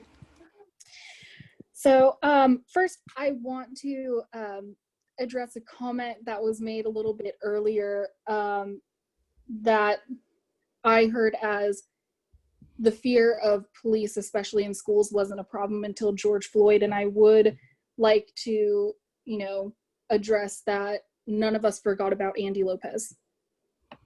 And he should have graduated with us in 2018, and he didn't. So to overlook that situation is actually quite offensive. But I'm going to get to what I was going to say in the first place.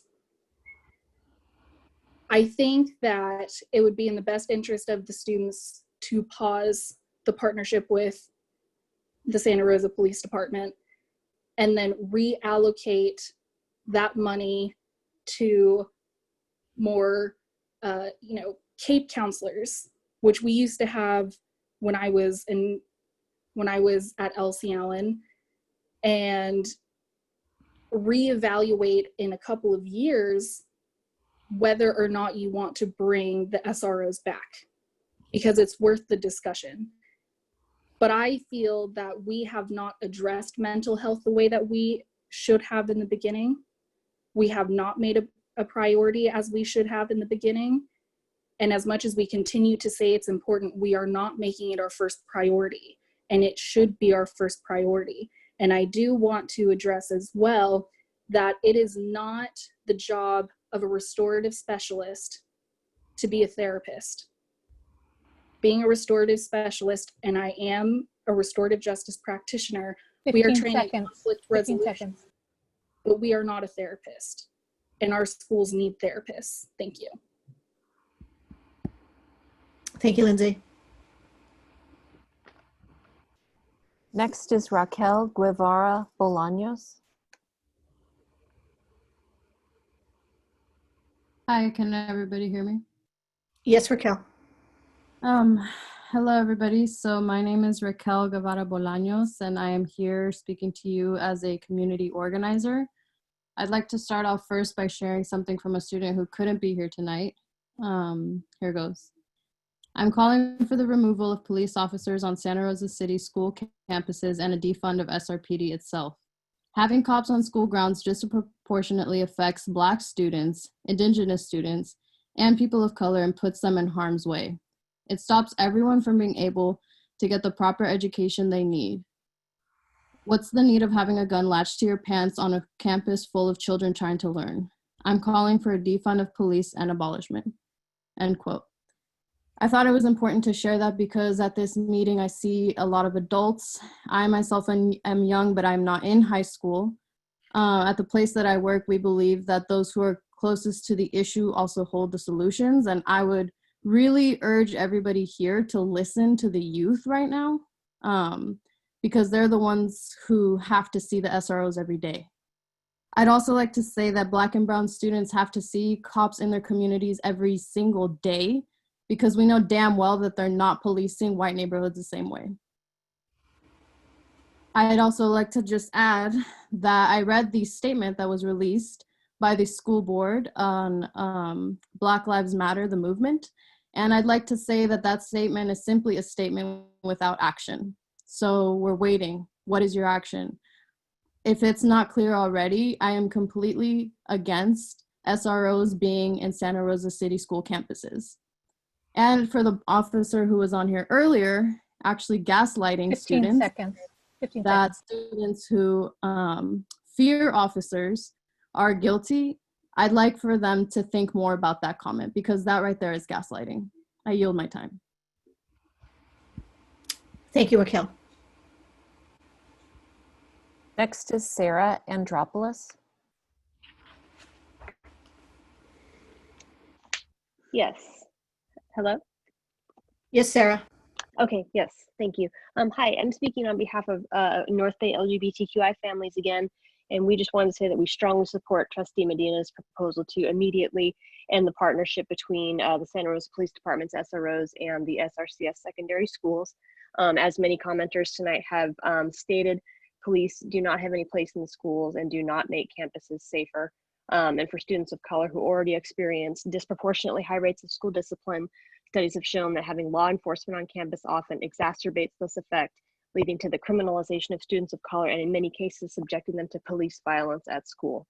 The presence of police officers on campus can also be threatening and intimidating for students of color, LGBTQI+ students, students with disabilities, and many others, including students who through their own experience or the experiences of their families and communities have lived with the fear and threat of immigration enforcement. Schools should not be another part of our society in which police are carrying out work that should be handled by mental health and other professionals who are there to provide support to students. Please take this step toward dismantling the school to prison pipeline, honoring the lived experience of those who do not feel safe around law enforcement, and take decisive action to keep SROs out of Santa Rosa City School campuses. Thank you. Thank you, Sarah. Next is Michael. Michael, please state your full.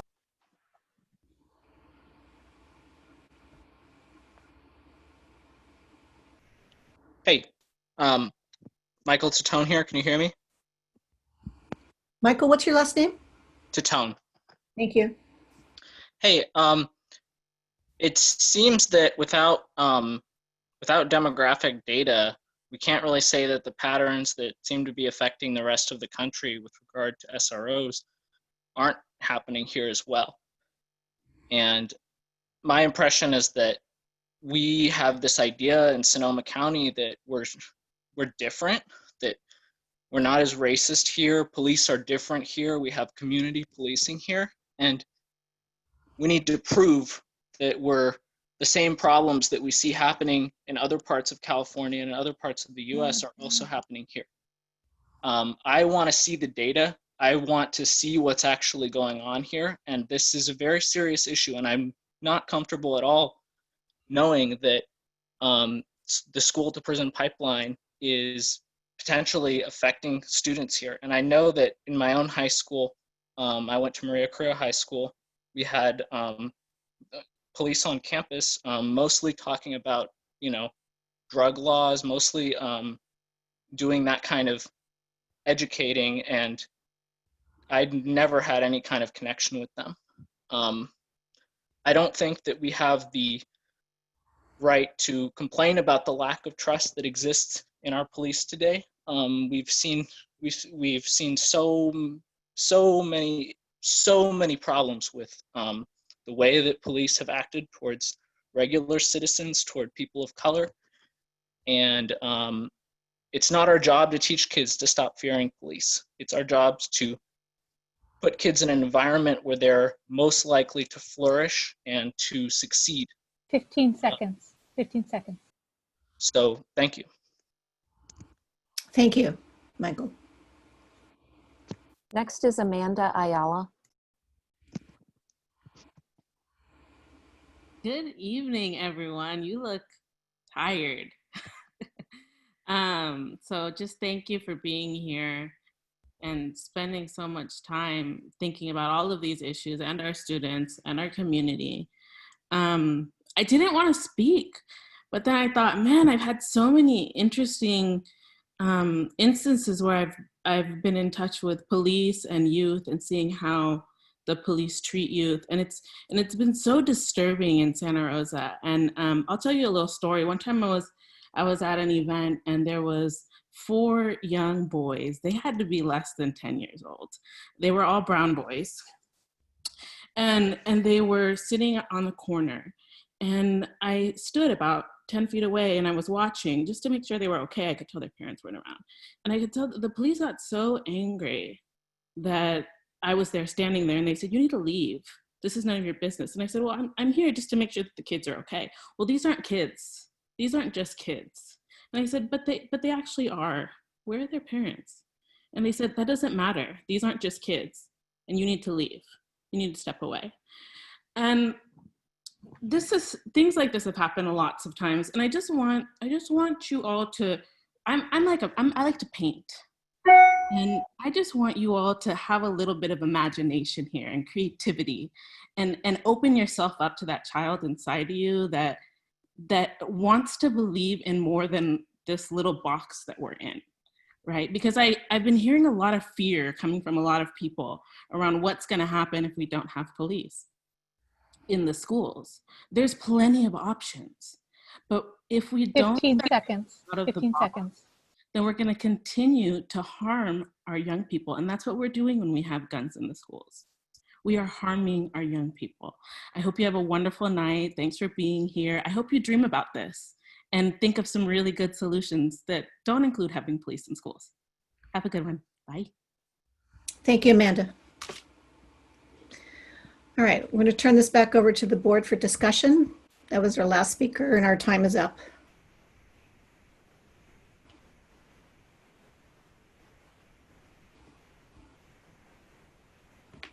Director Sheffield. Wow, me first. I saw a bunch of hands go up, but I appreciate hearing all the public comment. I'm kind of losing my voice. It's been a long day. I'm tired.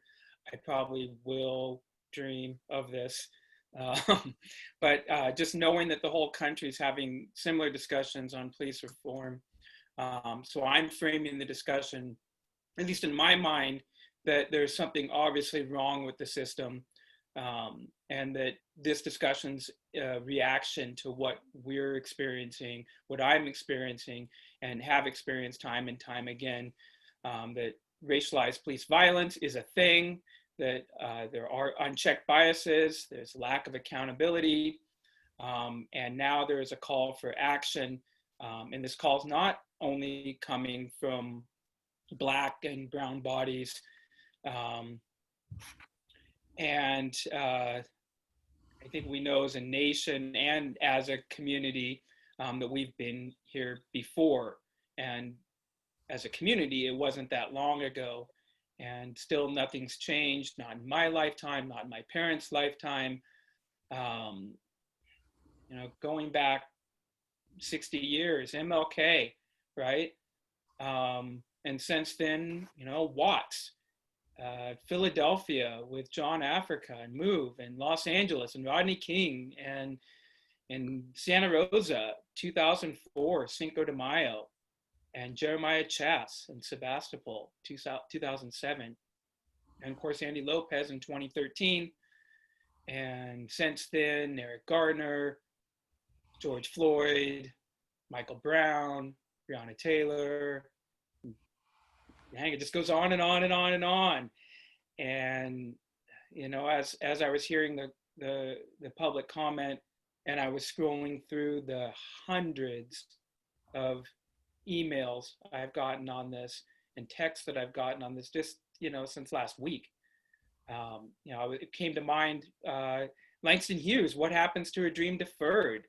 And that it doesn't sag like a heavy load, it explodes. And that's what is happening right now. It's exploding. And maybe this is, you know, a bit of ethnic studies for us tonight. But my point is that 60 years of good intention and through faith in the system and meaningless reforms and policies and laws that are all designed to protect people of color, nothing's really changed. And, you know, for me, out of this movement and out of BLM, I want more than just, you know, an acknowledgement that Aunt Jemima is racist. You know, I think we can do better than that. We need to do better than that. What are we going to do that's different this time? And because because Jeremiah Chass and Andy Lopez was right here, this national call for police reform needs to be a local call for reform as well. The kids that I see out protesting are Andy's generation. And, you know, they couldn't express themselves when they were 13. And they're doing it now as adults, right? And, you know, if removing SROs from our school is embedded in this movement, I cannot stand in the way. I've heard from too many voices. We've heard it through the public comment, and we heard it through the countless comments that we've all received, all of us, the hundreds. I'll stress that. And I think it's unfortunate that sides have been drawn, and that sides were already drawn before we even had this discussion tonight, right?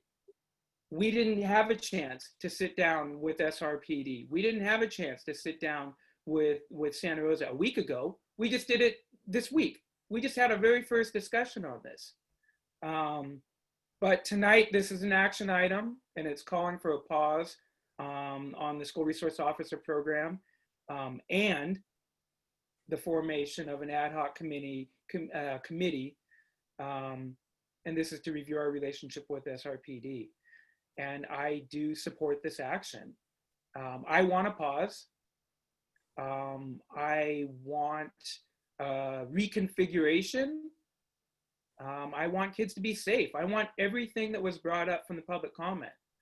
And I want an ad hoc committee that has a lot of youth input on it. I'll end my comments by saying that, you know, my generation, we were not successful in bringing justice to the issue around police reform. And my parents' generation was not successful. And now we have a new generation. This is Gen Z. This is Andy's generation. This is Jeremiah's generation. And they have a new approach. They're demanding change.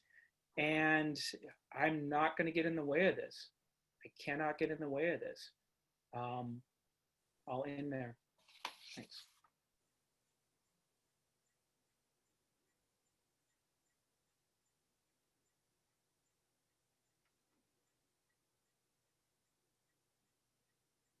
Sorry. I see Omar, I see Jen, I see Jill. President Fong, is it okay if I speak after all of them? Because I'm probably going to speak for a long time. I'm sorry, Omar, what was your question? I said, is it okay if I speak after all of them? Because I'm probably going to speak for a real long time. All right. He wants the last word. Director. Okay, thank you, President Fong. I'm going to try to be pretty succinct. I mean, this is an action item that's a pause to do a study on something that needs to be studied. So, you know, I can say right off the bat that I support. I'm super disappointed in, and I hate to bring up individuals, but when you call and make a public comment, then you're sort of and say very specific things. You kind of put yourself in that position. And Officer Boyd, I've heard a lot of great things about you, and your passion for kids and the way you do your job. And some of the things you said tonight are super disturbing, and I'd love to talk to you about them. And I don't think that there are students who are afraid of men and women in uniform. I know that there are students who are afraid of men and women in uniform, and give me a call if you want to know how exactly I know that. But if for no other reason, we could talk about Andy Lopez. Or I can say very briefly that I grew up with two besties who were Black, and one was darker than the other, and I watched the world treat them both different than me, and I watched the world treat them differently because one was darker than the other. And same thing with a best friend of mine in college who got pulled over driving while Black, while I was in the back seat, and where the cops actually pulled the safety or whatever that thing's called that opens up their holster and put their hand on their gun, and had no reason to pull him over. And and it was terrifying. And that has stuck with me for 30 years. And I'm grateful for relationships I've had with police officers later in my life to help sort of undo that a little bit for me. But I was safe the whole time, and still that stuck with me for 30 years. So and that's just like a little bit of my personal experience. So I bring that to this, and I know that there is real fear, and I know that the data is real, that people of color, students of color, are disproportionately targeted for discipline. The prison, the school to prison pipeline is real. SRO's, role in that is real. That's data that cannot be denied. So all of that is true. And the other perspective I bring to this is my 7.5 years on the board, during which time there have been some really wonderful relationships with SROs. Officer Macias, I think, is probably the best example that I know of. And I know that there have been numerous threats of school shootings that were resolved really quickly. Are they real? Are they not? Do we have to lock down? Do we not have to lock down? What level of response do we need to bring to this? Because those SROs had some deep relationships within the schools and some trusted relationships with the schools. And I've sat on the dais when students called and said, we want our SRO back, or why don't we have SROs? And so it's real complicated. And so I like the idea of doing an ad hoc committee. I like the idea of doing a study. And I hope that we do it really quickly. Because I think there's an opportunity here. Police are not going away. I do think there's a reality of around building relationships, but we are an innovative district, and we have, and we are an equity centered and driven innovative district. And so this is an opportunity to actually change how things are done. And if the city of Santa Rosa wants to pay for us to have officers on campus, well, then maybe we should talk about what we would like that to look like. Do they need to wear uniforms? I don't know. Do they need to be armed? I don't know. Do they need to have specific training in implicit bias or unconscious bias? Do they need, what would that look like for us? Because we've heard from folks that there's some advantages. I've seen some advantages, and we know undeniably that there's a problem with how things are done now. And there's absolutely no reason to think that Sonoma County or Santa Rosa is the unicorn in the country. That's would be ridiculous. So I'd say let's look at how we can do this better and do this differently and protect our students the best we can in all ways, and really grow and build relationships. So I'm for the pause. I'm for the committee. I'm not.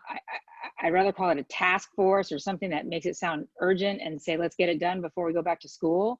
Like, let's be real about this and not let City of Santa Rosa put their money somewhere else, but keep it in our schools because we could use it. And, are there cops that are also social workers? Maybe, I don't know. But if there are, we would like them. But let's write this the way we want to write it.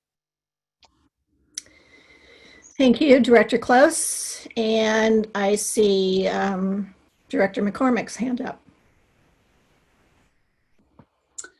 I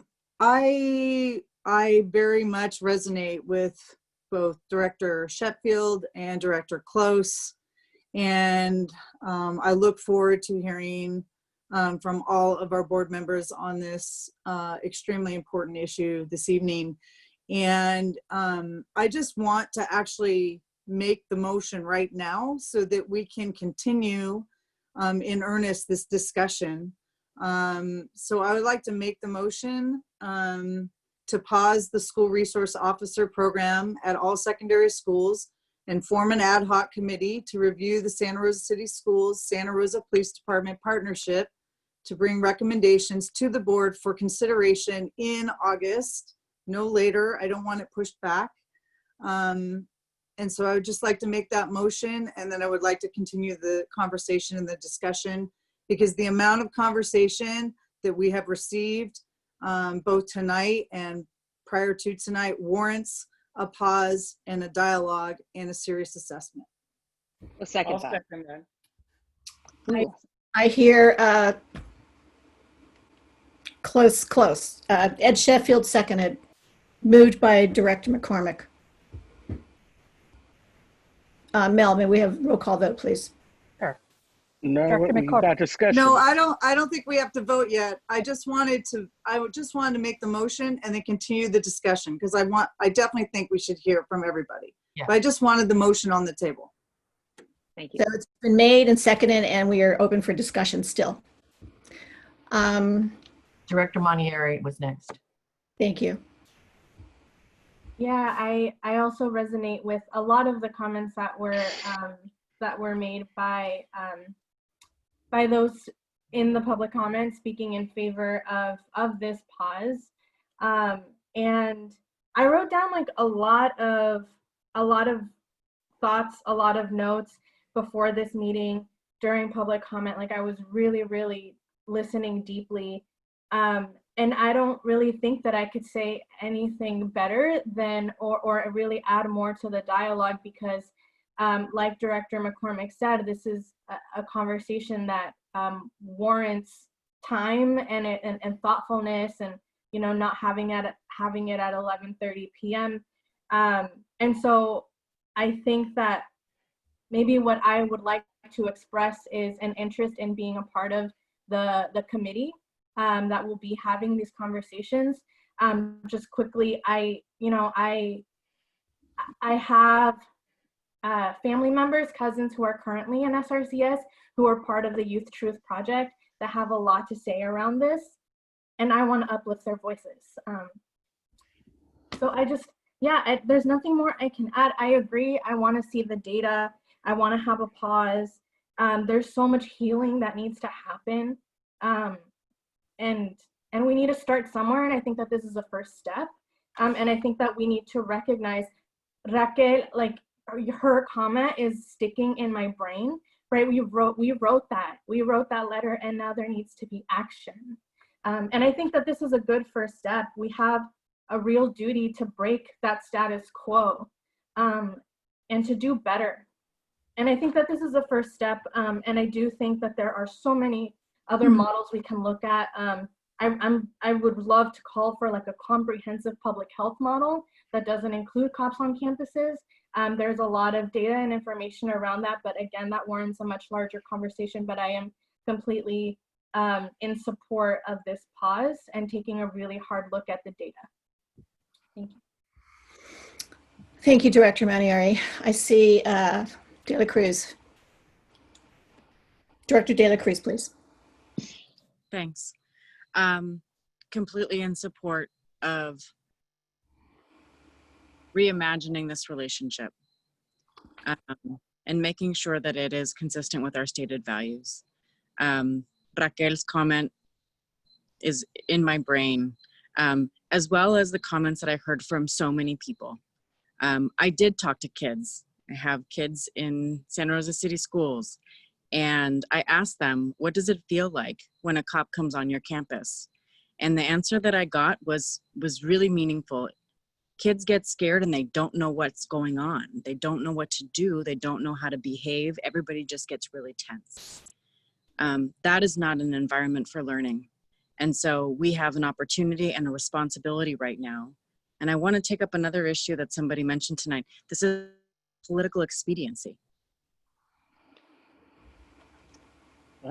This is about listening to kids and seeing with our eyes wide open what's happening to those kids right here in our town, and making sure that we are taking up the responsibility of keeping them safe in their school, making sure that that environment is a place of learning and of safety. And right now, what I'm hearing from those kids is that it's not, and it won't be if those cops are back in their uniforms with their guns, doing the same old status quo as we've done before. So, you know, an equity pause is a tool that equity design identifies as a really critical moment to just stop and examine and recognize kind of the need and the importance and the weight of the pause. And I would say right now, you know, there is no MOU in place. We don't have a current relationship. And so what we have is an opportunity and a responsibility. And I'm excited about what that means for a reimagination of that relationship. I want to listen to those kids. That's our job.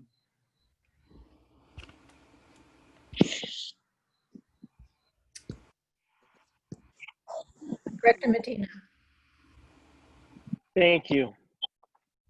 I'm going to start off by reading something. I was 16 on a summer night in 1996. I was walking home from the local mini mart, having purchased my routine Mystic Peach iced tea. Walking home, I passed the DMV. An officer was parked there, lights off. He calls me over. He asked what I was doing and said there was a disturbance in the area. I'm frisked, handcuffed on the side of the car, facing the freeway. He places me in handcuffs, on my knees. I knew something wasn't right. The officer then asked me to do a sexual favor. I froze.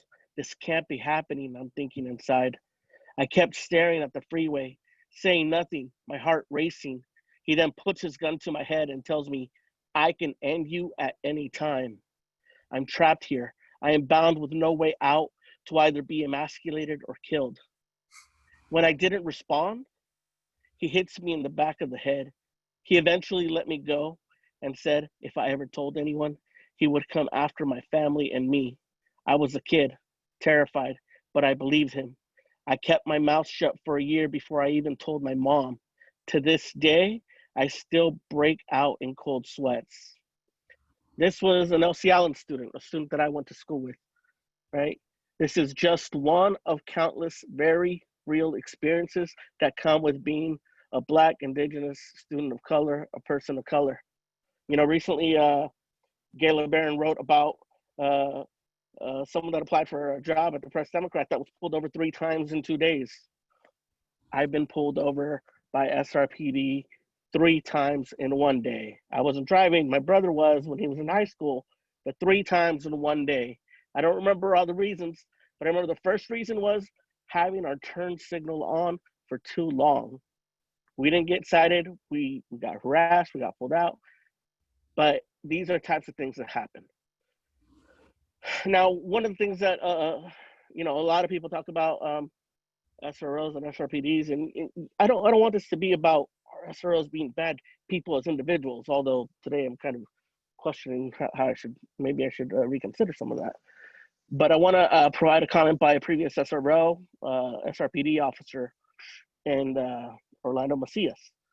He wrote just recently in response to what happened with George Floyd, this is a systemic problem that I would call systemic racism. He goes on, here is how it is a problem in particular to law enforcement. And then he writes about his experience here locally. Some officers would trump up charges on certain people while not treating others the same, cruise quote unquote tough neighborhoods because it was more quote unquote fun.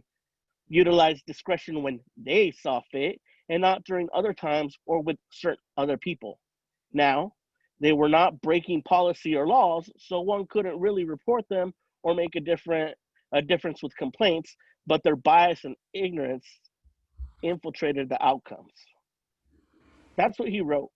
And I bring that up because I think it's really important to recognize the systemic nature of what we're dealing with. And so I wanted to revisit, how did we get here? How did the SRO program come into Santa Rosa City Schools? And then looking back, the election of 1994, Janet Condren running for Santa Rosa City Council, she pushed the Cops on Campus program as part of her election campaign. And she ended up winning. That was her second time running after losing in 92, but she ended up winning. Then later, you know, 94 was a year where there was the crime bill by Clinton. And if you recall, well, I don't know, maybe not everybody was alive then, but the rhetoric around that time, there was a lot of racism and bias built into that we still live to this day, right? And so on December 19th, 2014, after that election, SRPD learned from the Clinton administration that it could get grant funding for police officers. right? SRPD Police Chief Sal Rosano at the time, who believes eventually he get a 5th officer, has recommended that the first option for use of the officers be the Cops on Campus program. So I want to emphasize that this wasn't something that was coming from the district. Condren was the education director for the Chamber of Commerce, one of the main backers of the Cops on Campus program. According to the Press Democrat, the backers of the Cops on Campus program included the Santa Rosa Police Department, the city council members, the Chamber of Commerce, and the Press Democrat editorial board, the Press Democrat itself. So one of the things that stood out to me in the context of that time was the narrative that was then created, you know, the Press Democrat being one of the backers of this program. And a letter to the editor from a Santa Rosa high school teacher at the time, you know, I'm quoting, he said, "The editors at the local papers are reluctant to run stories that show youth in a positive light." Then quote, "We have already run our quota of do-gooder stories," end quote, is a direct quote from the Press Democrat as it turned down several stories from our school regarding the recent floods. So again, I highlight that to show the narrative that was being created to push for this program. A teacher from Lawrence Cook Middle School at the time, he wrote, "I queried my students at Cook Middle School on the topic and asked for their opinions. They felt very insecure and indecisive about having a police officer on the campus." A student from Santa Rosa High School then wrote, "As a student at Santa Rosa High School, I feel it unnecessary to have a uniformed police officer on campus. With the presence of a cop, the level of tension would rise, and as a student, I would feel uncomfortable. I may be oblivious to the problems, but most students share my opinion that this would be a waste of money." The Press Democrat around that time did a whole piece on "Are you safe on school?" I actually was one of the people that they talked to. All the students from the Santa Rosa City Schools District expressed that they felt safe, or like I did, said I didn't feel any danger. When the issue came up and was presented to our school board, Jim Gray, the only person of color on the board at the time, he said, "Do we really need it? There's no justification for it." No justification for it. Later on, several trustees ended up saying that they have been shown no need for police on campus, right? So there was all this political pressure that was being applied. So the board didn't vote to support it because it involved money, right? We had to spend money on it. And the other thing that happened at the same time, because I'm trying to like add to the systemic issue of it here, you know, in 94, Congress passed the Gun-Free Schools Act that required school districts to adopt zero tolerance policies for weapons offenses, which I think we saw in some of our earlier language, some of the requirements we have.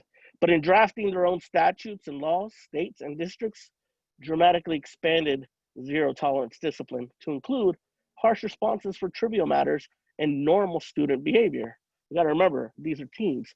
You know, rebellious behavior comes normal. So later on in 1996, March of 96, it was reported and the police did a report. Police visited Santa Rosa secondary schools almost 1,600 times last year, that being 95, a reflection of the district's zero tolerance for criminal behavior on campus, school officials said. A report from Santa Rosa Police Department says that visits to Santa Rosa's 9 middle and junior high schools and high schools were an increase from an estimated 1,000 calls made 2 years ago, right? So one of the things that was also reflected in that article was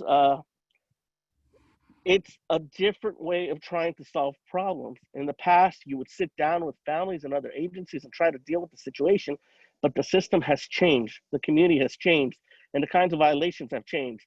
That was the principle of Santa Rosa Junior High School. Police Chief Sal Rosano, he said that these new numbers demonstrate that his Cops on Campus program that last year failed is still something that is needed. And under the program, an officer would be assigned to each school to curtail crime and work personally with students, which is oftentimes what's reflected. So what happened next year? The school was able to get a grant. Collaborating in May of 1996, the school district collaborated with the district and applied for a drug suppression grant that then in June was approved, right? So the point that I'm making is that this didn't come from us. Had we listened to students at the time, students would have said, we don't need this. We were never showed justification for it. The political pressure, I think, comes from fears and biases that exist that are tied to race. So I feel this is deep rooted in racism, in policies at the federal level that are systemic and that help perpetuate this. You know, just this Monday, a study came out from UCLA, from the Center of Civil Rights Remedies. It's called, Is California Doing Enough to Close the School Discipline Gap? And a couple of things that stood out to me there was one about having more police can predict higher rates of lost instruction. But the other part was the hidden problem, that of the excessive reliance on school police and that being another issue.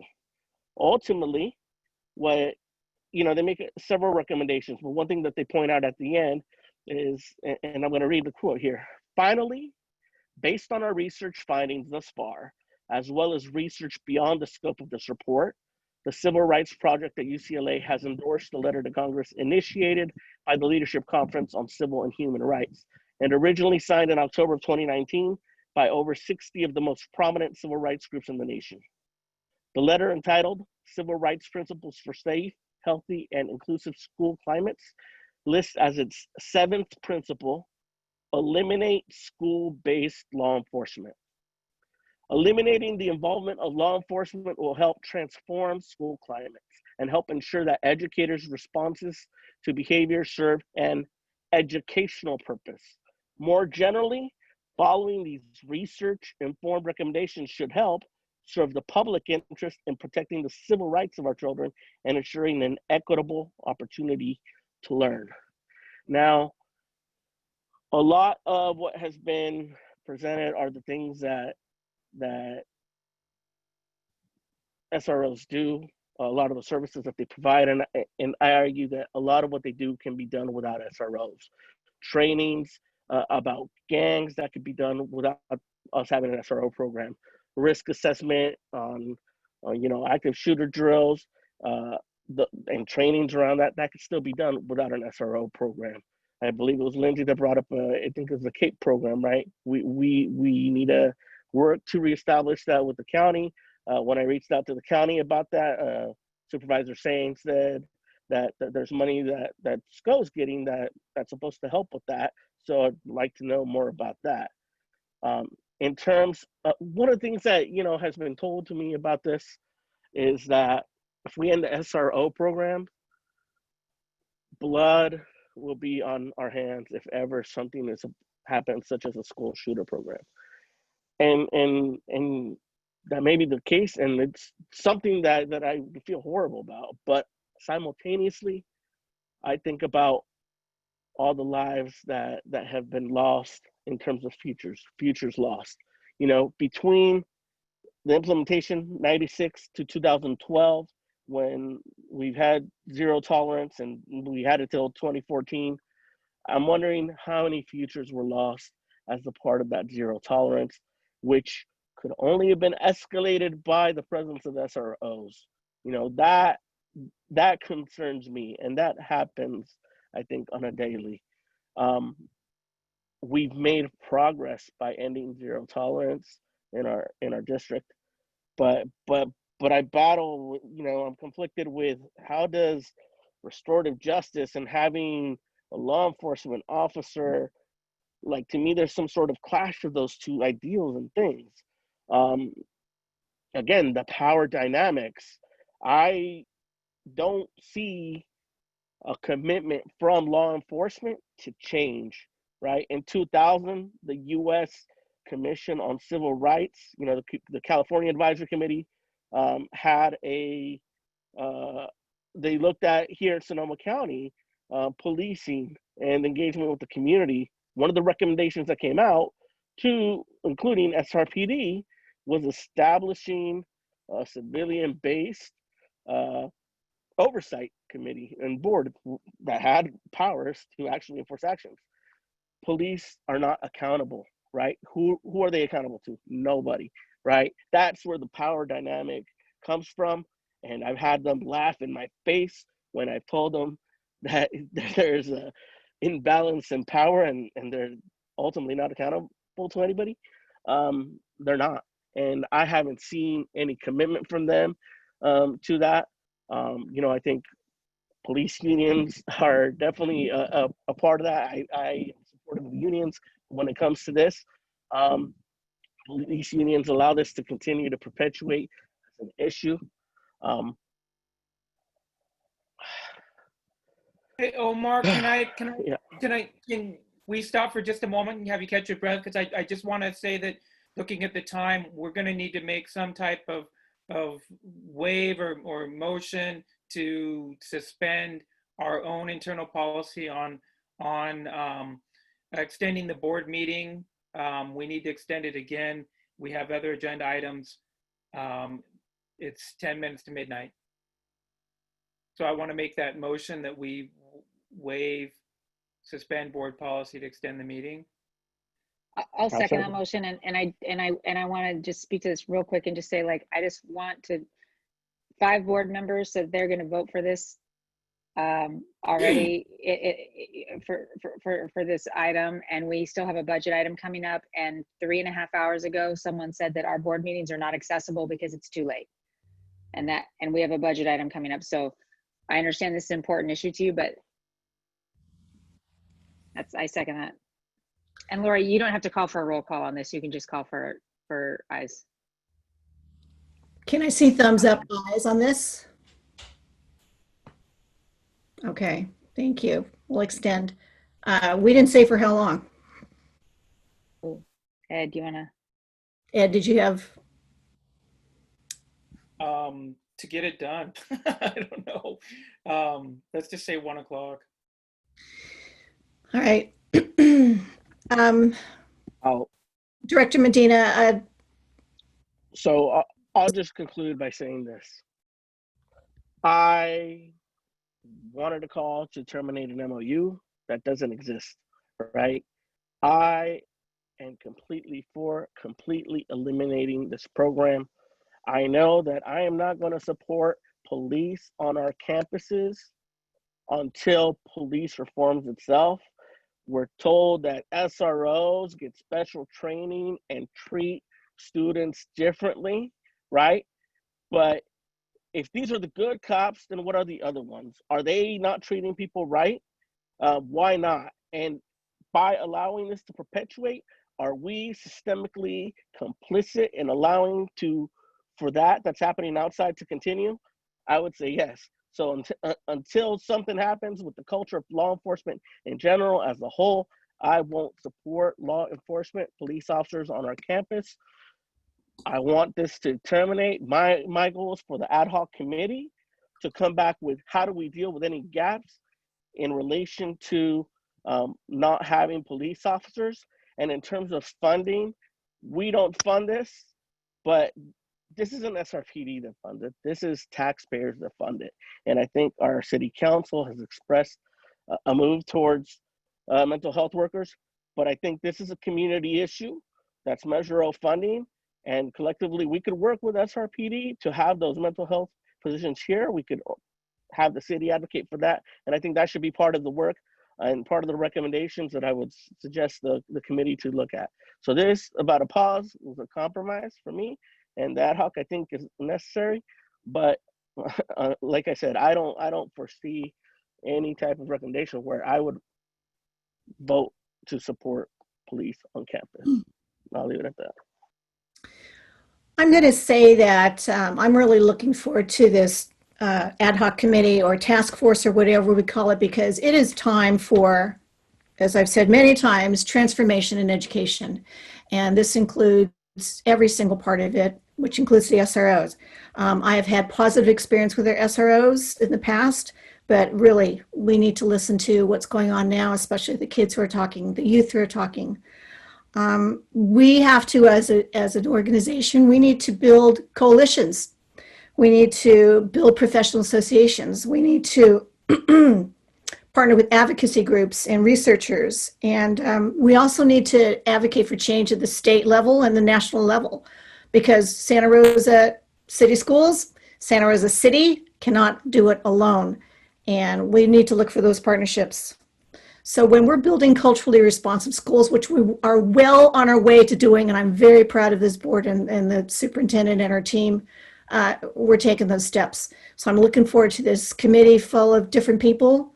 I'm in charge of this committee, and it's a lot of work to get done in a very short amount of time. So Stephanie Manieri, you already said that you would like to be on the committee, and Hold on, President Fong. I think you need to take the vote to approve. We haven't even approved that this is the way we're going to go. That's right. We need to do that first. Getting ahead of myself. So I move that we pause the school resource officer program at the secondary school. And I already moved it. Oh, it's already been It moved? was moved and seconded. We just made a call for the vote. Roll call vote. So calling for the vote, Mel, please, roll call vote. Director McCormick, Aye. Director Sheffield, Aye. Director Manieri, Aye. Director De La Cruz, Aye. Director Close, Aye. Director Medina, Aye. President Fong. Aye. All right. Board members, I'm not making a decision tonight, but I'd like to see an indication from you if you would like to be on this committee. And if you can't decide this very second, if you would just text me or email me by tomorrow. Actually, it is tomorrow, by the end of the day. Oh, not yet. It's almost tomorrow. I see Director Mary, Director Medina, Ed. Director Sheffield, Director De La Director Ed. We all want. Director De La Cruz. Is this everybody? Yes. It's interesting to everybody, I think. And was Forward that everybody. Director Close? I don't need to do it, but I would do it. Director McCormick, was your hand up? Okay, we need to know exactly who wants to be a part of this, and then we're, okay, Director Manieri, Director Medina, Director Sheffield, Director De La Cruz. Okay, got it. Okay. And then Lori, yourself as well, I would imagine. I mean, President Fong. Definitely. Okay. All right. So also, I want to state here that at our meeting on Monday with the City Council, that they also requested a position on this committee. So someone from there, the City Council, Mayor Schwedhelm's Public Safety Committee, that a representative from there also be on this committee. So. New standing committee, 3 people. Okay, so for the public who is asking about this in terms of the transparency of the committee and who's on the committee, we will be getting that out to you through Diane's office. Thank you, Diane. You're welcome. Thank you, everyone. Director Medina, special thanks. And Assistant Superintendent Mazzaro, also thank you for the presentation tonight. Yes, and thank you, Sydney Smith. Those of you who may have not seen Sydney since she first came aboard, she's been doing an awesome job, and we're glad that she's here. So. Thank you for the opportunity to present, to help present, and thank you for the kind words, Diane. Good night. Good night. Thank you, Cindy. All right. We're on E5. It's a public hearing, and I'm going to open the public hearing. Oh, Diane, would you like to introduce this first? It's fine. Oh, keep going. That's okay. The public hearing. There is a City Schools 2020-21 budget adoption. Public hearing is open. Moderator. Are there any comments? Anyone who would like to comment on item E5, the public hearing, please raise your hand at this time by clicking the raise hand button.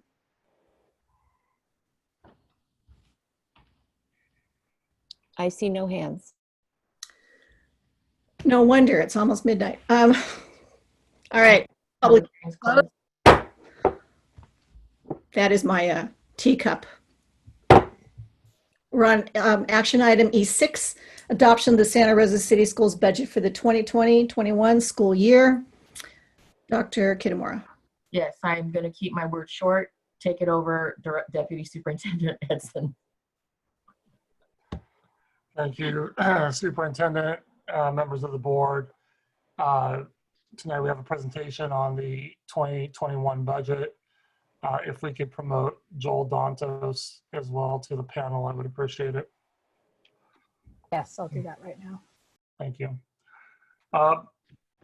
Before I share my screen, I'd just like to share that in light of what we've been going through with COVID and some of the uncertainty, information that we put together for the budget on Friday, much like for the third interim, proves to be incorrect either the next day or a couple days after, with new agreements reached by the legislature and the governor. In fact, that happened yesterday, where we tried to incorporate a couple of things into the presentation to give you an idea, but we did not go and revise the entire budget until we see the final signed document. I believe by the 27th is what I read yesterday. With that, I will share my screen.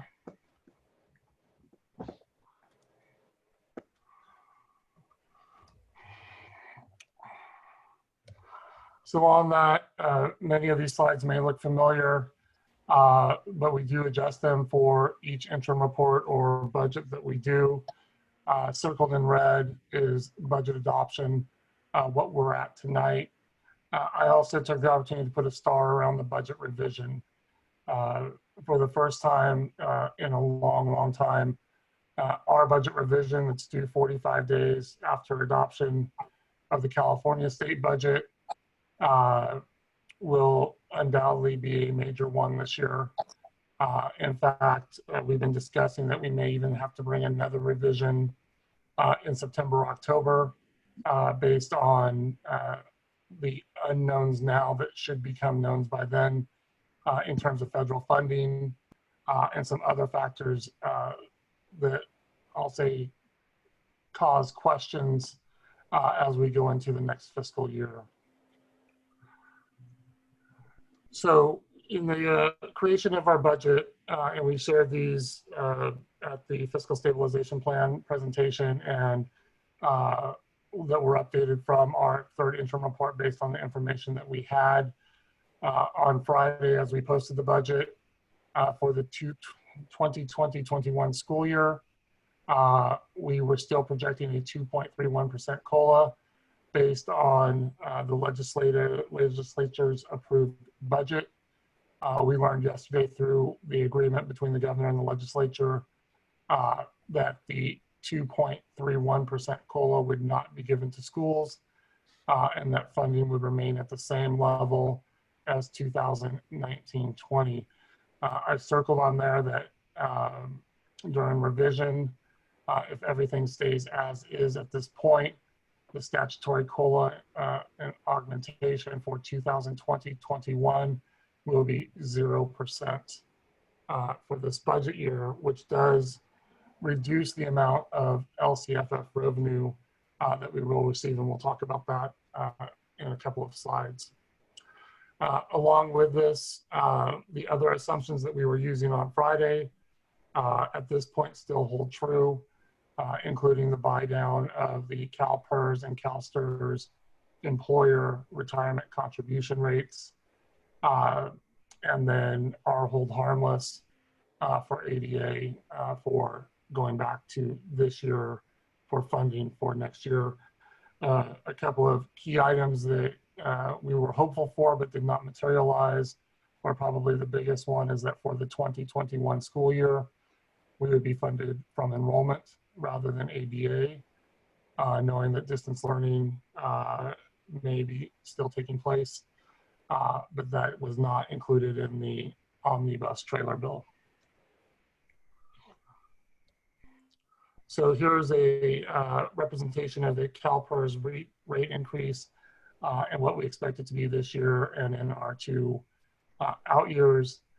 At the bottom of the screen, I did add the savings from the governor's buy down, not really a savings, but an expenditure reduction, with him putting that money towards short-term use rather than long-term liability. Our expenditure reduction for CalPERS for our staff is approximately $535,000. For CalSTRS, the same scenario. Prior to the May revision, our anticipated rate was 18.4% for 2021.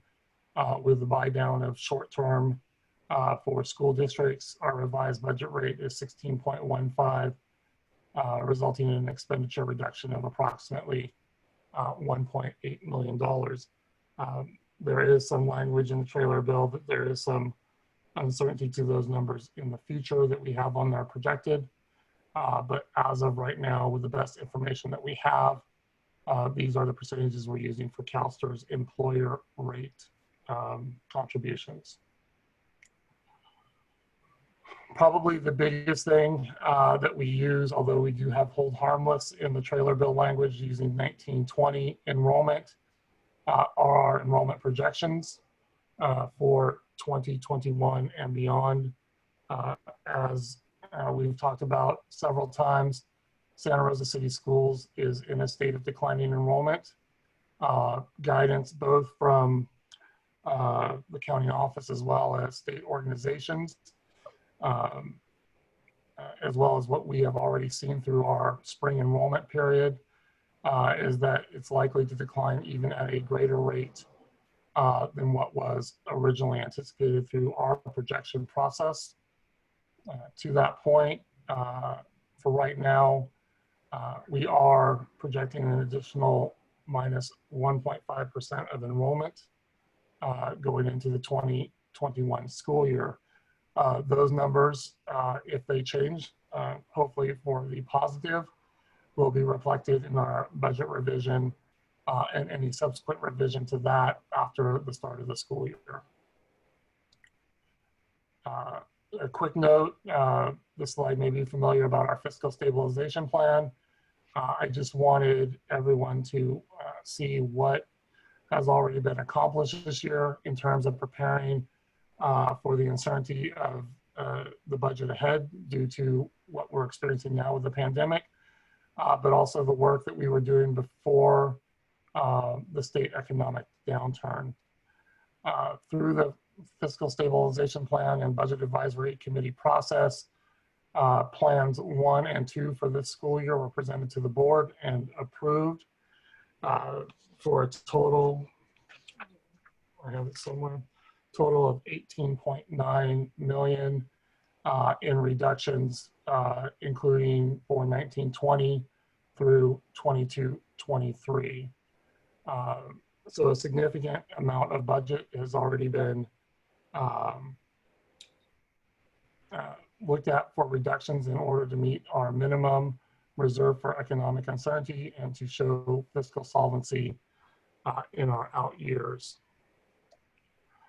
So moving into the 2021 budget, this shows from our SACS report, our 1920 estimated actuals and our 2021 budget. I will make note, and I apologize I didn't put a circle here, but this number here, 145,023,173, approximately 145 million. That number will be reduced with the reduction of the 2.31% COLA to 0. Right now we're looking at about a minus 3.1 million from that number in revenues for LCFF sources.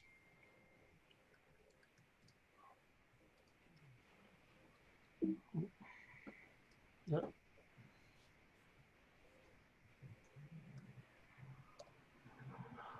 So moving on, this is the multi-year projection for the 2021 budget as we published Friday night, showing that with the 2.31% COLA that we were still projecting at that point, the impact that it would have on our budget. You can see highlighted and boxed in red were the future unidentified fiscal stabilization measures that with this flat funding would put our district in a position to have to make significant budgetary reductions. I'd also like to share that this is not unique to Santa Rosa City Schools at this point. Every district that I've been in contact with, the districts that we hear about are showing similar needed reductions based on the economic forecast for the state of California and the proposal for the 2021 budget. With these cuts, important to also remember, if the 14.9 million in 21-22 are identified, they would be included, and if they are ongoing cuts, would be included in line items for the 22-23, thus reducing that 19.8 million in 22-23 that would have to be cut down to approximately 5 million, providing all 21-22 cuts were ongoing. With those fiscal stabilization measures, we show that we can provide for our reserve for economic uncertainty, as well as have an unassigned ending balance of approximately $7,500 in our out year. With the information that we got yesterday, we put together what a revised general fund multi-year projection could look like. We're still going through some of the nuances of the trailer bill language, but as it stands right now, we would have to identify an additional $257,000 in 2021, coupled with 17 million going up, about that $3.1 million, give or take, for 21-22, with the out year remaining the same. The same that I mentioned on the previous multi-year projection, ongoing cuts in either 2021, 21-22 would carry forward and reduce the 22-23 number. With these fiscal stabilization measures, once identified, we now show that we are meeting our reserve for economic uncertainty. But you can see at the end of each year, the unassigned ending balance is at 0. This slide, moving forward to show where we're at, was not updated with revised numbers. We will make the assumption for the sake of this presentation that revenue for 2021 is going to go down by about 3.1 million, and then affect the out years as well. But it's important to note the downturn in the expenditure line is due to the work of our budget advisory committee in coordination with the work done by our site leaders as well as our district office leaders as we move through this process. The blue line also dropping is due to the funding uncertainty in California, as well as declining enrollment. And as I mentioned, to a level that we're not sure yet for the 2021 school year. This shows what our projected ending fund balances will be in our other funds. The one of note, Fund 13, the cafeteria fund. We are certainly running a deficit right now with the meals that we are providing. Superintendent Kitamura mentioned the number of about 400,000 earlier tonight of the work that they're doing and will continue to do through June, July, and August in preparation for the start of the school year.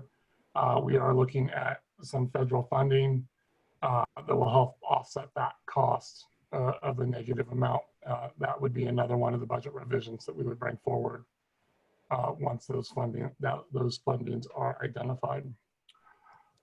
The next two slides are based on what was in the trailer bill language and the best that we could estimate at this point of additional revenue for the district. We did not include this in the multi-year projection or the revised multi-year projection because we know there's going to be significant expenses to offset that cost and would have painted a very different picture for unidentified stabilization measures. So once we get full information on how these funds need to be expended and what we can put those monies towards, especially in preparation for our return to school, including PPE or personal protective equipment, including and other technologies, software, and other resources that we'll need to open school. We'll include this as part of our revision to show how these monies are added to revenue, as well as the expenditures that will be associated with them. There's 3 buckets of money here. One for students with disabilities, additional funding for LCFF, and then funding based on supplemental and concentration. Consider the learning loss mitigation funds. And we do note on here that the funds are contingent upon the adoption of a learning continuity and attendance plan that will be brought back as we start to go re-enter the school year. Another one that we're waiting for that we have not received, excuse me, is the CARES Act funding, which right now looks like to be approximately $2.2 million to also assist with reopening of schools in the 2021 school year. With that, next steps tonight and the next day are the public hearing, which has already been concluded, and the budget adoption. We will bring the 45-day budget revision back at the first meeting in August and continue to work with the Budget Advisory Committee on identifying those numbers that we showed as unidentified fiscal stabilization plan measures. Unaudited actuals from the 1920 school year will be brought at the first board meeting in September, along with revisions based on a possibly huge state revision after tax income is realized. Continue to work with the Budget Advisory Committee through the fall. And then at the November meeting, bring back recommendations from the Budget Advisory Committee and the superintendent to submit to the Board of Education for consideration for inclusion in the 2020-21 first interim report in December that will include the board approved fiscal stabilization recommendations, as well as of writing on Friday, the LCAP public hearing and approval for 2021, but there's also language in the trailer bill that changes some of the requirements as well for that plan. But we will still bring back what will be hopefully newly adopted by the governor later this month. I will finish by saying there is still a great amount of uncertainty in the funding. The budgets, our budget is likely to change several more times as we go through our iterations based on the information we have and the how things are defined through the trailer bill language and how they can be accounted for, and if there are any more opportunities the state gives us for excuse me, I can't think of the word, but flexibility in our budget for 2021. With that, I'll turn it back over to the board for any questions that either Mr. Dantas or I can answer for you. All right, I need to see the whole screen again because I can't see whose hands are up for questions. I think Mr. Medina, is that a hand or, okay, it's a hand. Yes, Omar. Yeah, just So some quick things that I'm kind of just more hoping that that'll be clear probably the next time around. I know that there's, I believe, language around instructional minute waivers, but there's also going to be like additional requirements in terms of how we calculate ADA and like the requirements of teachers to ADA. So I'm wondering if that'll be simple or complex, and if it would require like special training for teachers to have those determinations done accurately. I don't want us to lose money because maybe we're not doing something right. And the other part is in terms of kind of the proposed plans, kind of payment deferral thing. I believe I understand that this would come also at a cost like of financing it. And do we know how impactful or how big the cost of potentially financing those payment deferrals would be? Let me take the first one. Yeah, so there are instructional minutes, some flexibility on that for 2021 as it's written in the trailer bill. There's also an accountability piece for attendance as you alluded to, Director Medina. And that will be what we work out when we get some more information on that from the trailer bill language and some interpretation that will be included in our return to school committee work as well, and discussed in that venue to bring back as part of the update. There was no, at this point, there was no flexibility with instructional days, but there was with instructional minutes for the 2021 year.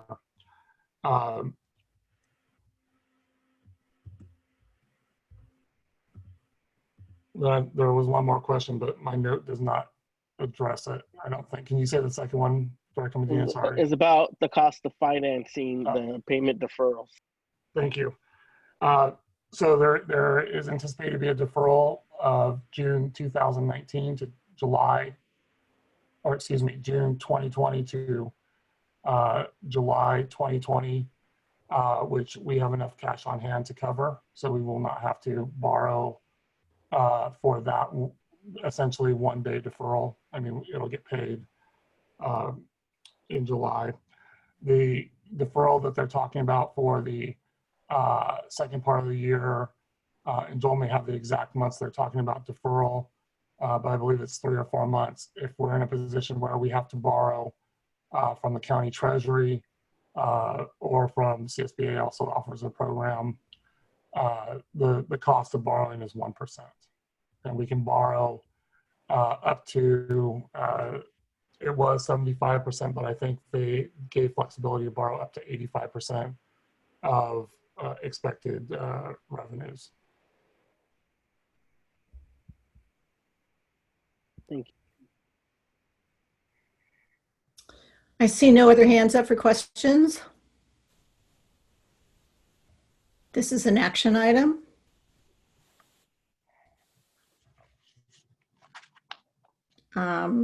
Director Medina.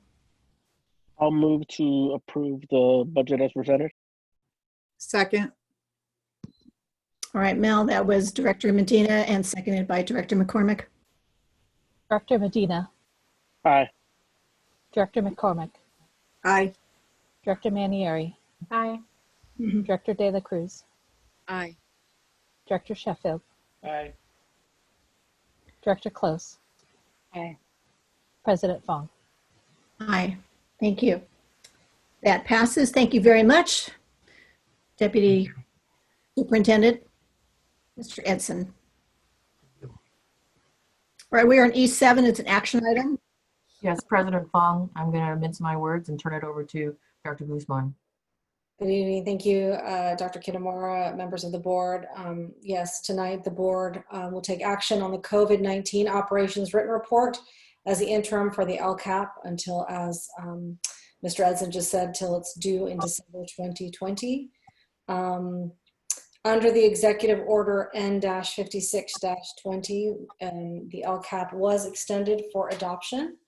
However, part of that order is, as you just did, you have to adopt a budget, and then we have to compile a 300-word written report under COVID-19.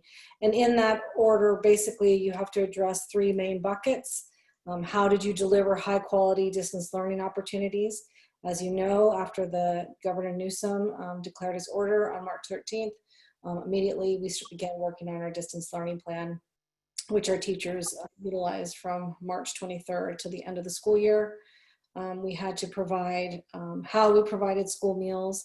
And during that time, we provided over 200,000 meals to not only Santa Rosa City Schools students, but also students within Santa Rosa. And also, how did we arrange for supervision of students during school hours? We partnered with North Bay Children's Center, who used our facilities for essential workers, specifically in the healthcare profession. And we also utilized our partnership with Boys and Girls Clubs towards the end of that time as well. And so we look forward to working with our stakeholders when we come back to school, whatever that may look like, as we look at the LCAP moving forward.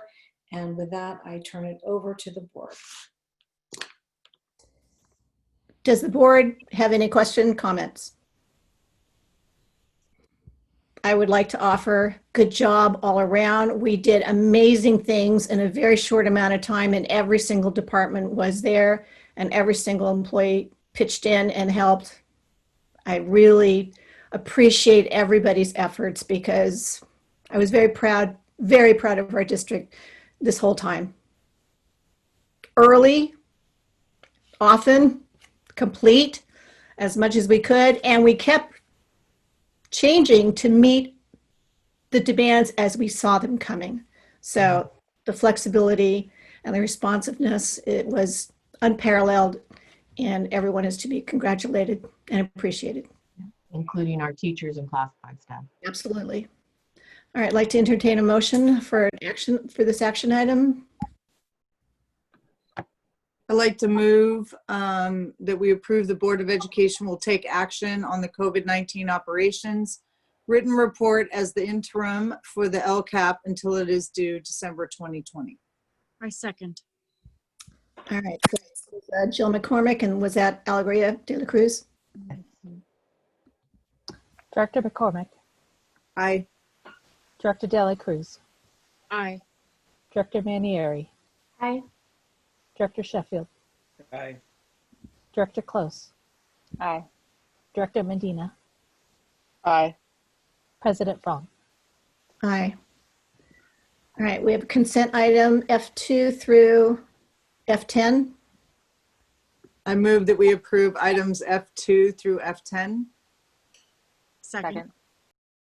Okay, so that was Jill McCormick and seconded by Alegria de la Cruz. Director McCormick. Aye. Director De La Cruz.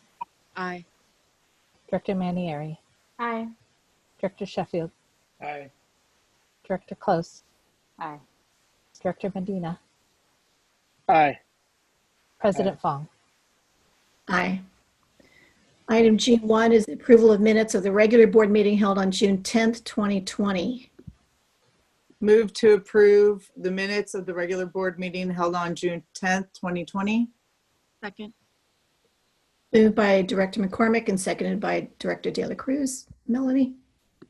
Director McCormick. Aye. Director De La Cruz. Aye. Director Manieri. Aye. Director Sheffield. Aye. Director Close. Aye. Director Medina. Aye. President Fong. Aye. Item G2 is the approval of minutes of the special board meeting held on June 3rd, 2020. Move to approve the minutes of the special board meeting held on June 3rd, 2020. Second. Seconded by, moved by Director McCormick, seconded by Director De La Cruz. Melanie? Director McCormick.